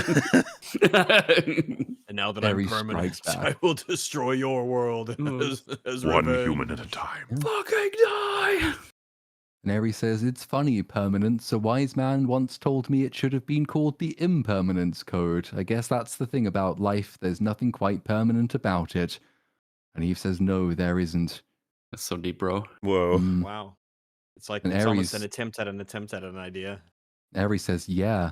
And Eve says, "Where are you going to go? Because we're just going to let him go." Yeah. Again? It's happening again. He says, "I've got some ideas." And then she walks out into the road and then she looks back and he's gone. You did So the for the ninja vanish. second Tron movie in a fucking row, cliffhanger ending, brought back ultimate weapon / savior of humanity, and we're just going to let them piss off. Yeah. Great. Goodbye. Pretty And it's I'm gonna Some- go to Italy and drink Yeah. coffee. Next She movie's does it gonna in team Mexico, up too. with the ISO and they're gonna beat up Sark. It's gonna be great. At least they. and he Kim's not sends- going to be a part of it because that was so last year, and it'll be a new girl, and she's going to be even better. Whoa. Yeah, At least he sent Tron. some postcards. That's nice. Yeah, so yeah, we get the wrap-up section now. So the news report informs us that under the continued leadership of the brilliant, awesome, amazing, incomparable Eve Kim, Encom it's transforming industries, it's shaping lives in ways once thought Do you do that on impossible. purpose? Do you say transform on purpose? Did I say transform? I was gonna Because you ask you said- about this because I didn't know if it was earlier, your accent or not. Earlier, you said earlier on Transform. you said transition earlier, and I was Oh. and I almost asked you then, but I was So- like, okay, well, no one else is saying anything, so maybe it's just the accent, maybe it's this thing he's doing. But now you've clearly said transform. I went Rags. I went the other way. So when he said it, a couple people in chat were like, "Oh, good pun," and I was like, "That was a good pun. It must not be the accent." Like all good puns, it was not deliberate. No, fuck it. I guess I've just picked up a weird pronunciation somewhere. Is it not transform? Transform. Well, Well, I guess it just depends. You're The almost- accent yeah. makes it sound like it's a but thing. You the know? fact So that I me just- and Rags were hearing it, and a lot of people in chat were, the first time you said like early on when you said they transform, and I was like, "Hey, that was good." Well, I'm going to do it from now on then. yeah, let's do it. Encom is Yeah. transforming industries. Yeah, shaping lives in ways once thought impossible. Thanks to the discovery of the permanence code, the company has made revolutionary advances growing crops in climate vulnerable. We can't solve the fucking climate, but you know, growing crops in climate vulnerable regions, developing drugs for treatment resistant cancers, too late for tests, and accelerating the development of future industries. And that was all stuff that Korra was supposed to have done. Yeah, wasn't that it? was all But the I guess aspirations of the previous kind of movie a- that they just cut off at the fucking legs. And it was But it's like, her bye. victory. That's what she gets the big W for those. It's so funny to be like, oh, Korra, did you achieve all that? It's like, no, but Eve did. You're like, what? Who's that? And you're like, Even her Eve. lesbian sister. And you know what? Like, I'm what? surprised They there run was the no fucking company. line in this movie where Tron Ares said, like, Eve, wow, what a name for the woman that is going to be the beginning of the savior of humanity. He's like, Mother shut of up. the new world. Shut up, just shut up. I'm probably Kill lucky they didn't call yourself. it Tron Adam, just to make Oh, it. Like, they probably had that as a completely clear. potential. It was on the whiteboard, and he was like, "Nah, Ares is cooler." Well, they were Two on the the code nose. name for the grid would be Eden, and so that would be Yeah. like or something like that, you know. Yeah, And it's there'd be a lot so. of tree symbolism. We have an apple. No, do an orange because that's in the original then- movie, and it's not as obvious. Yes. Yeah. I don't know how they even got this permanence code, by the way, because like there were two versions of the permanence code. There's the one that was on the stick that Eve destroyed, and there's the one that was given to Ares, who's fucked off. So how are they making use of it? Did they go in to meet Flynn too? Was that off screen? Did he give them the permanence code? I guess he did. Like, you But- just could Sure. talk to him.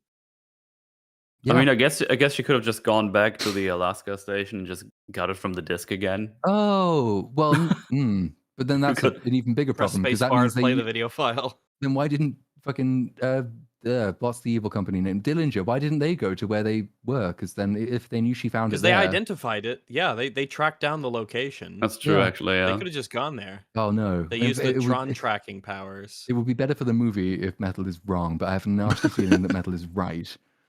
Yeah, I was like, oh, I found a resolution. It's like, wait, hang on. This just made everything worse. Okay. Yeah, there's the silo from the beginning of the movie, and Eve's Ooh. looking at a photo of her and her sister. She puts it next to the computer. Comic relief guy is here just to make sure we don't have a sincere scene. And he says, almost forgot, and he hands her a postcard from Ares, I think he's in Mexico now. It's where people go when they want to disappear. And it says, Yeah, Dear no Eve, kidding. since last I saw you, I have been living what they call off-grid, pun intended. In my travels, I've seen incredible things. Despite its wonder and beauty, I've come to realize that life is, well, it's hard to put in a nutshell. Some days I find myself wondering where we'll be 100 years from now and how others like me might fit into that future. I feel like I might not be alone with these questions, he says, whilst looking at a picture of Sam, Flynn, and Korra. So they are in the movie. It's so And they funny. have there's It's- grid coordinates. it's There's that lamp- latitude, longitude. For, Yes. on Yeah. Cor- You on- got a on her location for it. picture. It's that lampshade Yeah. and shit again, where the film is asking all of the questions that would have been answered by now by someone else, and they're just like, "Oh yeah, she Right. exists." If Well, you hadn't yeah, just yeah. reset.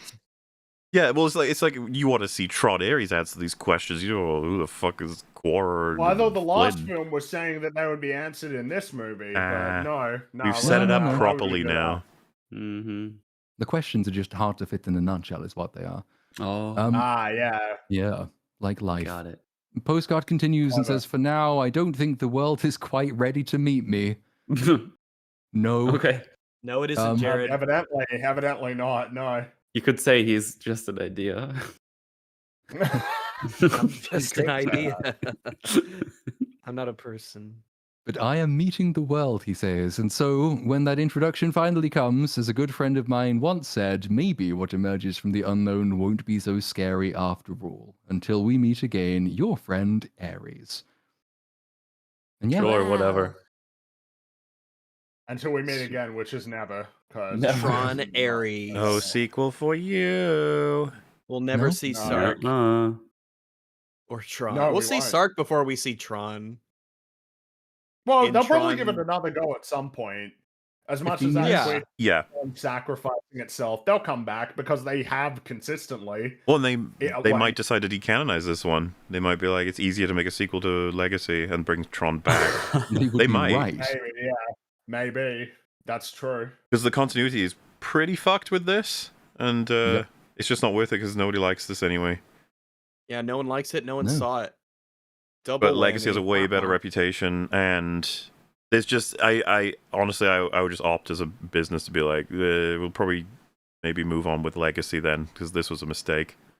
It doesn't fit in the same universe anyway. I mean, there's so much wrong with it, just in terms of trying to piece it together with the original and with Legacy. So fuck it, yeah, burn it with fire. Yes. It was just a bad idea, stupid. I don't even know why they made it. I don't even know why they bothered. How did they think this was going to make? What was their opening like upper prediction? It was pretty like 90 Well, million 90 combined. million global, which is like pretty shit for a movie that's $200 million budget thereabouts. That's already pretty bad. And it's just and of course it's just Jared Leto is like cringe and people don't want to watch him in a movie. Yeah, We're in an age where actors aren't even drawing as much as they used to back in the day, and he's not a draw. I'm not going to say he's repulsive to people or anything. I don't think he's at that point. And he's pretty meh in this film in general. It's just that I think that they're overestimating Tron as an IP for one. The film itself sucks. The reality is, they seems to have always done. I mean, obviously the first Tron, it's like, well, you're giving it a go. Like, you kind of have no idea. Yeah. How well this is going to do, and it's like it did like well enough to justify its existence, but not quite well enough that they would want to run with it for a whole bunch of sequels. But of course, it has its huge legacy. It's got a like sort of a cult following as a film. It's it made its mark, so it kind of makes a little bit of sense to be like, yeah, we could give this a go. We have Tron, so we could like do Tron Legacy and hopefully turn that into a series. And that's another film where it's like, oh, you're really like straddling the line in terms of success here. Just to clarify as well, he is repulsive to me and many individuals, but I don't know about general audiences. Also, yes, Tron isn't in this film, which is I don't know how much that affects the general audience, but it's a problem that they should not. It's certainly a problem. Admitting. But that's again, it's like, so does it even make sense to do Tron Ares? And they're probably looking at Legacy like, oh, you probably did well enough that we could, we could come back to it and try to make it something. And now this one is going to have done, because this one's going to be an outright failure compared to Tron and Tron Legacy, where it's like, I probably didn't do as well as they needed to, but they did well enough. Sort of, and they have their fans. This one's just going to be, it's shit, nobody likes it, and it's not gonna gain any appreciation with time. No. People need to stop relying on that, by the way. Is like, not to say that I've actually seen many people saying that about this film, but people do this, like, when time, everybody will come around on this. 9 times out of 10, it's just bad, and it goes down as bad, and it's forgotten. You ain't no Blade Runner. The meme has been said about the sequels, and it's like the way more likely fate is they fade away completely, the sequels, which is just... I think that's pretty much locked in.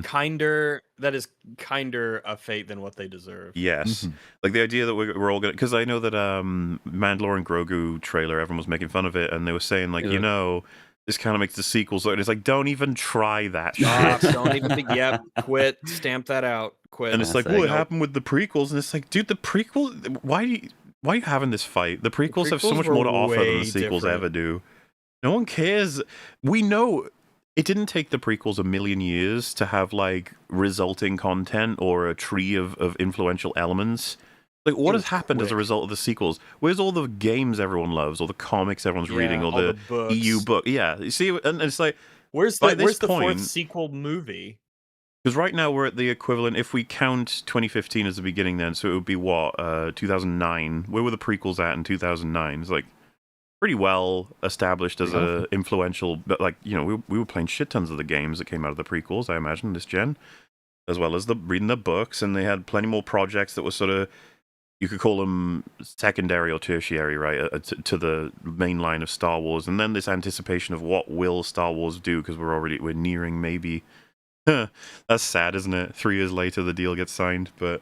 what are you going to do? Anyway, the sequels will not have that fate. Just because the prequels were Star Wars and they had that fate doesn't mean you're entitled to that fate no matter what in the world of Star Wars. Like, we've had a shit ton of TV shows. Do you think all of them are going to be liked? No. No. Oh, man, the Obi-Wan Kenobi show, everyone's going to say it's a masterpiece in 10 years. Like, no. No, they won't remember it existed. It's not. Oh, Acolyte's getting reappraised. No, it isn't. No. So, no, it's not. This is just this weird sort of cope position of like, in time I will be vindicated, so I can feel vindicated now. You're appealing to a future that may or may not materialize, which, let's be real, it ain't going to feel better now. It's hilarious. let's not pretend, right? You know the whole "this will begin to make things right" is the first line spoken in TFA, The Return of Star Wars, which is supposed to be a meta reference to the damage the prequels did. However, the hilarious angle to that is the prequels kept Star Wars alive enough that you bought it. Like, that's the reality. Meanwhile, Disney, you don't have the balls to make Star Wars movies. This one that's coming out, Mandalorian and Grogu, that is like a dip in your toe of being like, okay. It was a show, and people kind of like it. And it took how long? Try this. 7 years or some shit now when it comes out. Jesus. Yeah, I mean, Mando started in 2019, and it's been a few years since that last season, and then it's like, oh, what's next? Oh, the Sean Levi Star Wars movie. It's like, wow, daring today. And let's be honest, if it does really well, that'll make no fucking difference to Star Wars' health. Nah. And let's be real, like, it's probably not gonna. It's probably gonna struggle. Well, so that's the sort of fail? The underlying of the bottom line of this whole calculation. It's like, wow, that damage is significant. What did it? It was the sequels. Primarily. It was the sequels. Yeah. And the idea that 10 years later, everybody's going to be like, oh, you know what? TLJ is great. It's not going to fucking happen. As I've said before, I know people the who... conversation's done. It's over. What new information is going to... or new insight's going to be developed that's going to make people go, oh, shit. I thought it was fucking dog shit, but it's actually amazing. Actually. No, and the people who, praised the shit out of it when it was coming out or a few years after, they've all moved on, too. You're not watching TLJ every other day. Superman.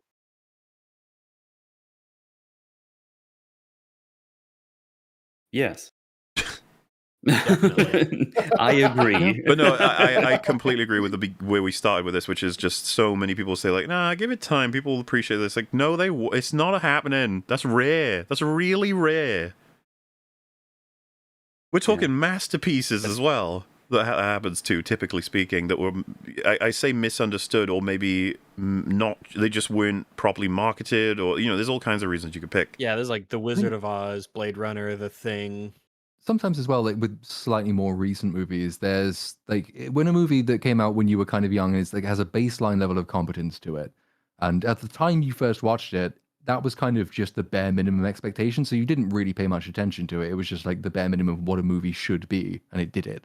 And then you rewatch it in 2025 when the bare minimum isn't being done, and all of a sudden you sort of go back, and it doesn't technically make the movie better, but it does make you sort of appreciate that it does a couple of basic things correct that seems to be beyond Hollywood these days.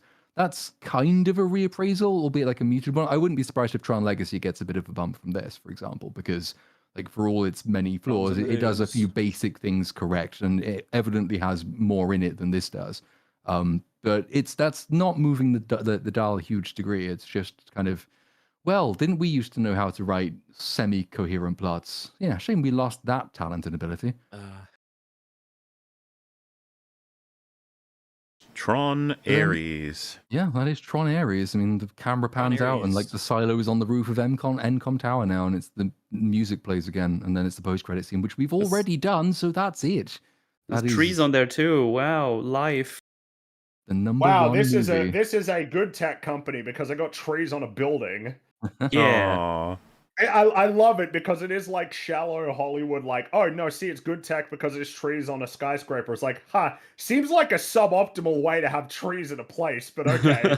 I feel like it would be better to just have a park or something, but no, oh yeah, tree. This is how it's like in Multiverse of Madness. You know that this is a utopia because there's trees on skyscrapers. What a dumb idea. They also flip the colors on the go and the stop. Yes, that's right. Because why the fuck would they do that? Well, I guess if you're going to have skyscrapers, you might as well have trees on them. Tree scrapers. Tree scrape. Ooh, yeah. Yeah. What a shit movie. Yeah, really bad. Really, mostly had low expectations, but I guess out of curiosity for everyone here, was it worse than you expected, middle of the road, or better? Oh, okay. It was about what I expected. I think it was about, it's awful, but I was expecting it to be awful. Yeah, so. it didn't, I was going to say... It didn't make me angry or hate my life. It was just, this is a bad movie, and it does the callbacks, and, okay. Nothing really surprised me with this one. Character in it, that's the thing that I wasn't expecting much. I do think I was expecting a little bit more. No, she's not a character. She's She's a good. bitch. It's just run of the mill Disney slop, pretty much. Yeah. It's. I think we when should I saw- expand it past Disney. Like this is. It's I mean, general I guess movie yeah, slop, that's but true. But it is kind of Disney to go back to that point way back near at the beginning. Like it is like the approach they take with everything that's a sequel or a live action adaptation. Like it doesn't add any art or soul. No. It just entirely relies on whether there's heart or soul already there, and then it can butcher it. So it there's- can there's just- extract it, yeah. yeah, or just murder it horribly. And there just isn't the same fan base for Tron as there is for Lilo and Stitch, but the same writing directive and animus is still there. It's like take something that used to have something and remove that thing that it used to have and then present its corpse. Isn't that lovely? That made over $1 billion, that fucking movie. Mm-hmm. Yep. That guarantees 2 and 3. Like, even if 2 Yep. probably doesn't do as, like, you know, anywhere near as well, it would be like, well, we'll do a third anyway. Hooray! Yep. Tron Ares. There was no reason why it couldn't have been good, obviously. I just want to say that Yeah. with stuff like this. No reason. The last film set you up with all kinds of stuff that you could do. You could do a side story. You could do all kinds of stuff. What I was saying about Basically, the Legacy, limit it of your gives you imagination. pretty much anything you want. You can make whatever story you want out of it. It gives you a bunch of characters ready for new stories. The ISO shit with Korra. And you know, they said they spontaneously arrived and that Clue was executing them, so you can just justify there be more if you want them. You could do whatever you want for with the sure. grid. You do whatever you want with Tron, and this is where I could probably whip myself into being a bit more mad at this film, but I think I'm mostly settled on just being like, just go away down the toilet with you. Yeah. It's not Which worth is the where it is energy. going. So, you know, it's almost like, yeah, don't get too worked up about it. It's dead. It's over. It's didn't even have a chance, really.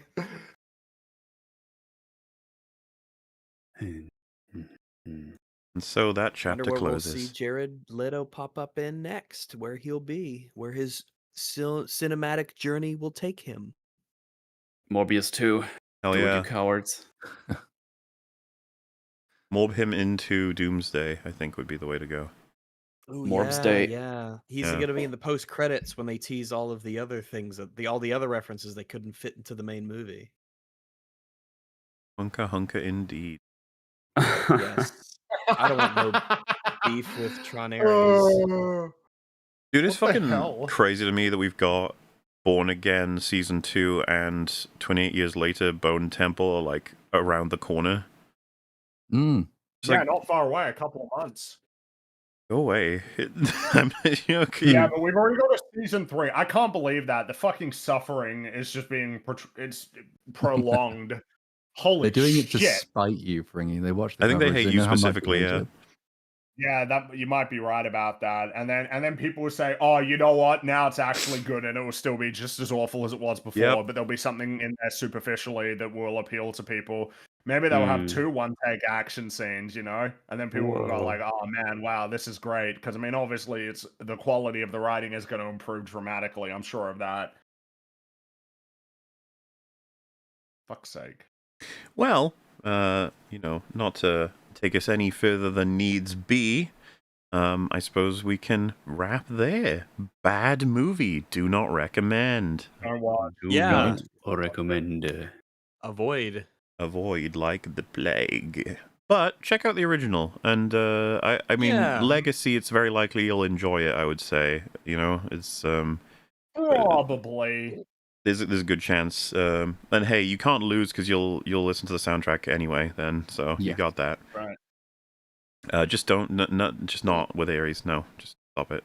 Do not do it, no. But yes, before we go, Metal, what are you up to, and where can people find you, and what, if anything, do you have to talk about? Perhaps form of a cuddly little Well, demon. Yeah, first of all, Plushie is live, but you've seen that already, and during the stream, it's been funded. It's 105% now, so Hell thank you yeah. very much for that already. Hooray. So yeah, it's definitely going out now. So if you haven't grabbed one yet, do it now. It's only there for a limited time. So FOMO is real. if you don't grab it, someone will come to your house and kick you in the nuts. That's how that works. Okay. I don't make the rules. Mhm. Yeah. Yeah, other than that, we're doing a Forge tomorrow on Silent Hill F. Ah. We got a whole bunch of Press F for different Silent Hill. opinions. I've been looking here in our group here. Some people like it, some people don't like it so much. So it's going to be interesting. We got some new blood coming in. We got Max Dorat and Design Frame on. Mark just reached out to those peeps, and they also do YouTube stuff, obviously. So yeah, that should be fun stuff. So you're saying it's going to be a major debate episode and bridges will be Yeah, burned? this might be the last Forge episode. Oh my God. Because I know Mark likes the game and I don't like it that much. There's your spoiler. Wow. And also, and then John is also on there. Our boy John. Don't want to leave him out of the thing. Hell yeah. But yeah, it should be fun Tron. stuff. Might be a long one actually. So come check it out. Should be good stuff. Other than that, I'm just streaming a whole bunch, like twice a week. I've been doing Silent Hill F streams because I needed the prep, and the game needs like 700 playthroughs to get all the context. It's 4, but still was a chore to get through. Yeah, actually, the next game we're doing on the Forge would be Ninja Gaiden 4. So that's probably going to streams coming that way. Neat. And next week, I might just play some Megabunk on stream or something. I don't know. We'll see. Or maybe I just do something else. We'll see. But yeah, there you go. All kinds of things happening. They better be. And yes. baby. Link to channel and his blueshy in description. And I'll Thank also, I feel like saying, because I saw on, I think it was Child's Play 3, there was like a comment that said, just found this, channel yesterday and loving this, people reacting to these movies. I was like, oh shit. Because when that happens and they find it that way, they have no idea where we're live, if you know what I mean. It's just like, so I guess if you're listening to this re-uploaded, it is actually on the Mauler channel that we stream once every Saturday from 7 p.m. Well, I was going to say BST, but only for another few weeks, and then it'll be GMT. British time is a way to put it, I suppose. Whatever it may be at that time. Just so you know, people out there who maybe only watch through the Moolah channel, which is still okay. You're valid. All right. And you got more Child's Play stuff coming up. Or actually, technically, you don't have any more Child's Play coming up because it's it turns into Seed. Well, what's the Seed of Chucky's the one after the next. Is Bride of Chucky, Seed of Chucky, Curse of Chucky, Cult of Chucky? I think that's right. Then I can't remake actually Chucky. remember. So plenty more to come in that front. And just there's still a few more things to say, but I was going to say, excellent job on your first hosting, Platoon. We got through it. All the Indeed. Trons. Yeah. Good thank you. job. Beautiful. I learned so much about the movie. And I suppose it's up to you. You want to tell them what's happening next week? Next Saturday? Oh, yeah, we could do that. Why not? Yeah, nice little, now not a surprise, because it's coming up for the Spooky Ween celebrations. It's a horror month, so next week it is another Ultimate Showdown, but this time it is a horror-themed Ultimate Showdown, which I believe I'm also hosting, so I have to keep a lot of character lore for horror villains and monsters and all kinds of evil people in this poor, tired, suffering head of mine, which will be fine. I'm looking forward to it. Hell yeah. I don't know if you want to be any more specific, but yeah, like evildoers from horror are all going to fight each other, see who's the bestest of them all. And things have been learned from the first Ultimate Showdown, and there's probably it's going to be a full-on format. We have some ideas about what other ones we could do. It's going to be great. Excellent stuff. But on that prompting, Fringy, Rags, Platoon, do you guys want to mention anything in particular? Just kind of working on some stuff. There'll be a stream later this month, but no specifics. Similar. Superman video is still ticking along. Still in a copyright dispute with Elton John. Fuck that guy, but it'll get out eventually. I might do some, I don't know, it might be called a shorter videos this month. I might even go back to this movie. I don't know. I haven't decided yet. And Alien Earth is still pissing me off, so maybe that too. Some more stuff at some point. You going to do a Tron video? Possibly.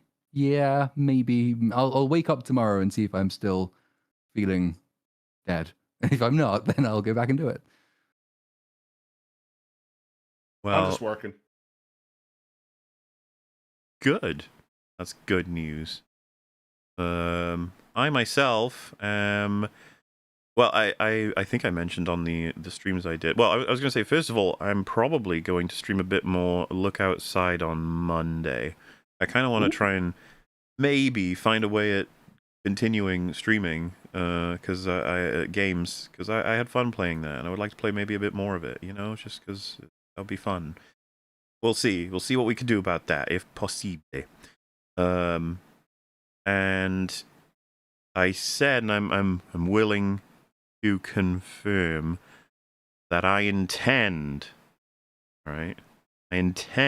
to release the video in November. Ooh. That's the Terrifying. month after this month. It actually is. Measured in weeks now.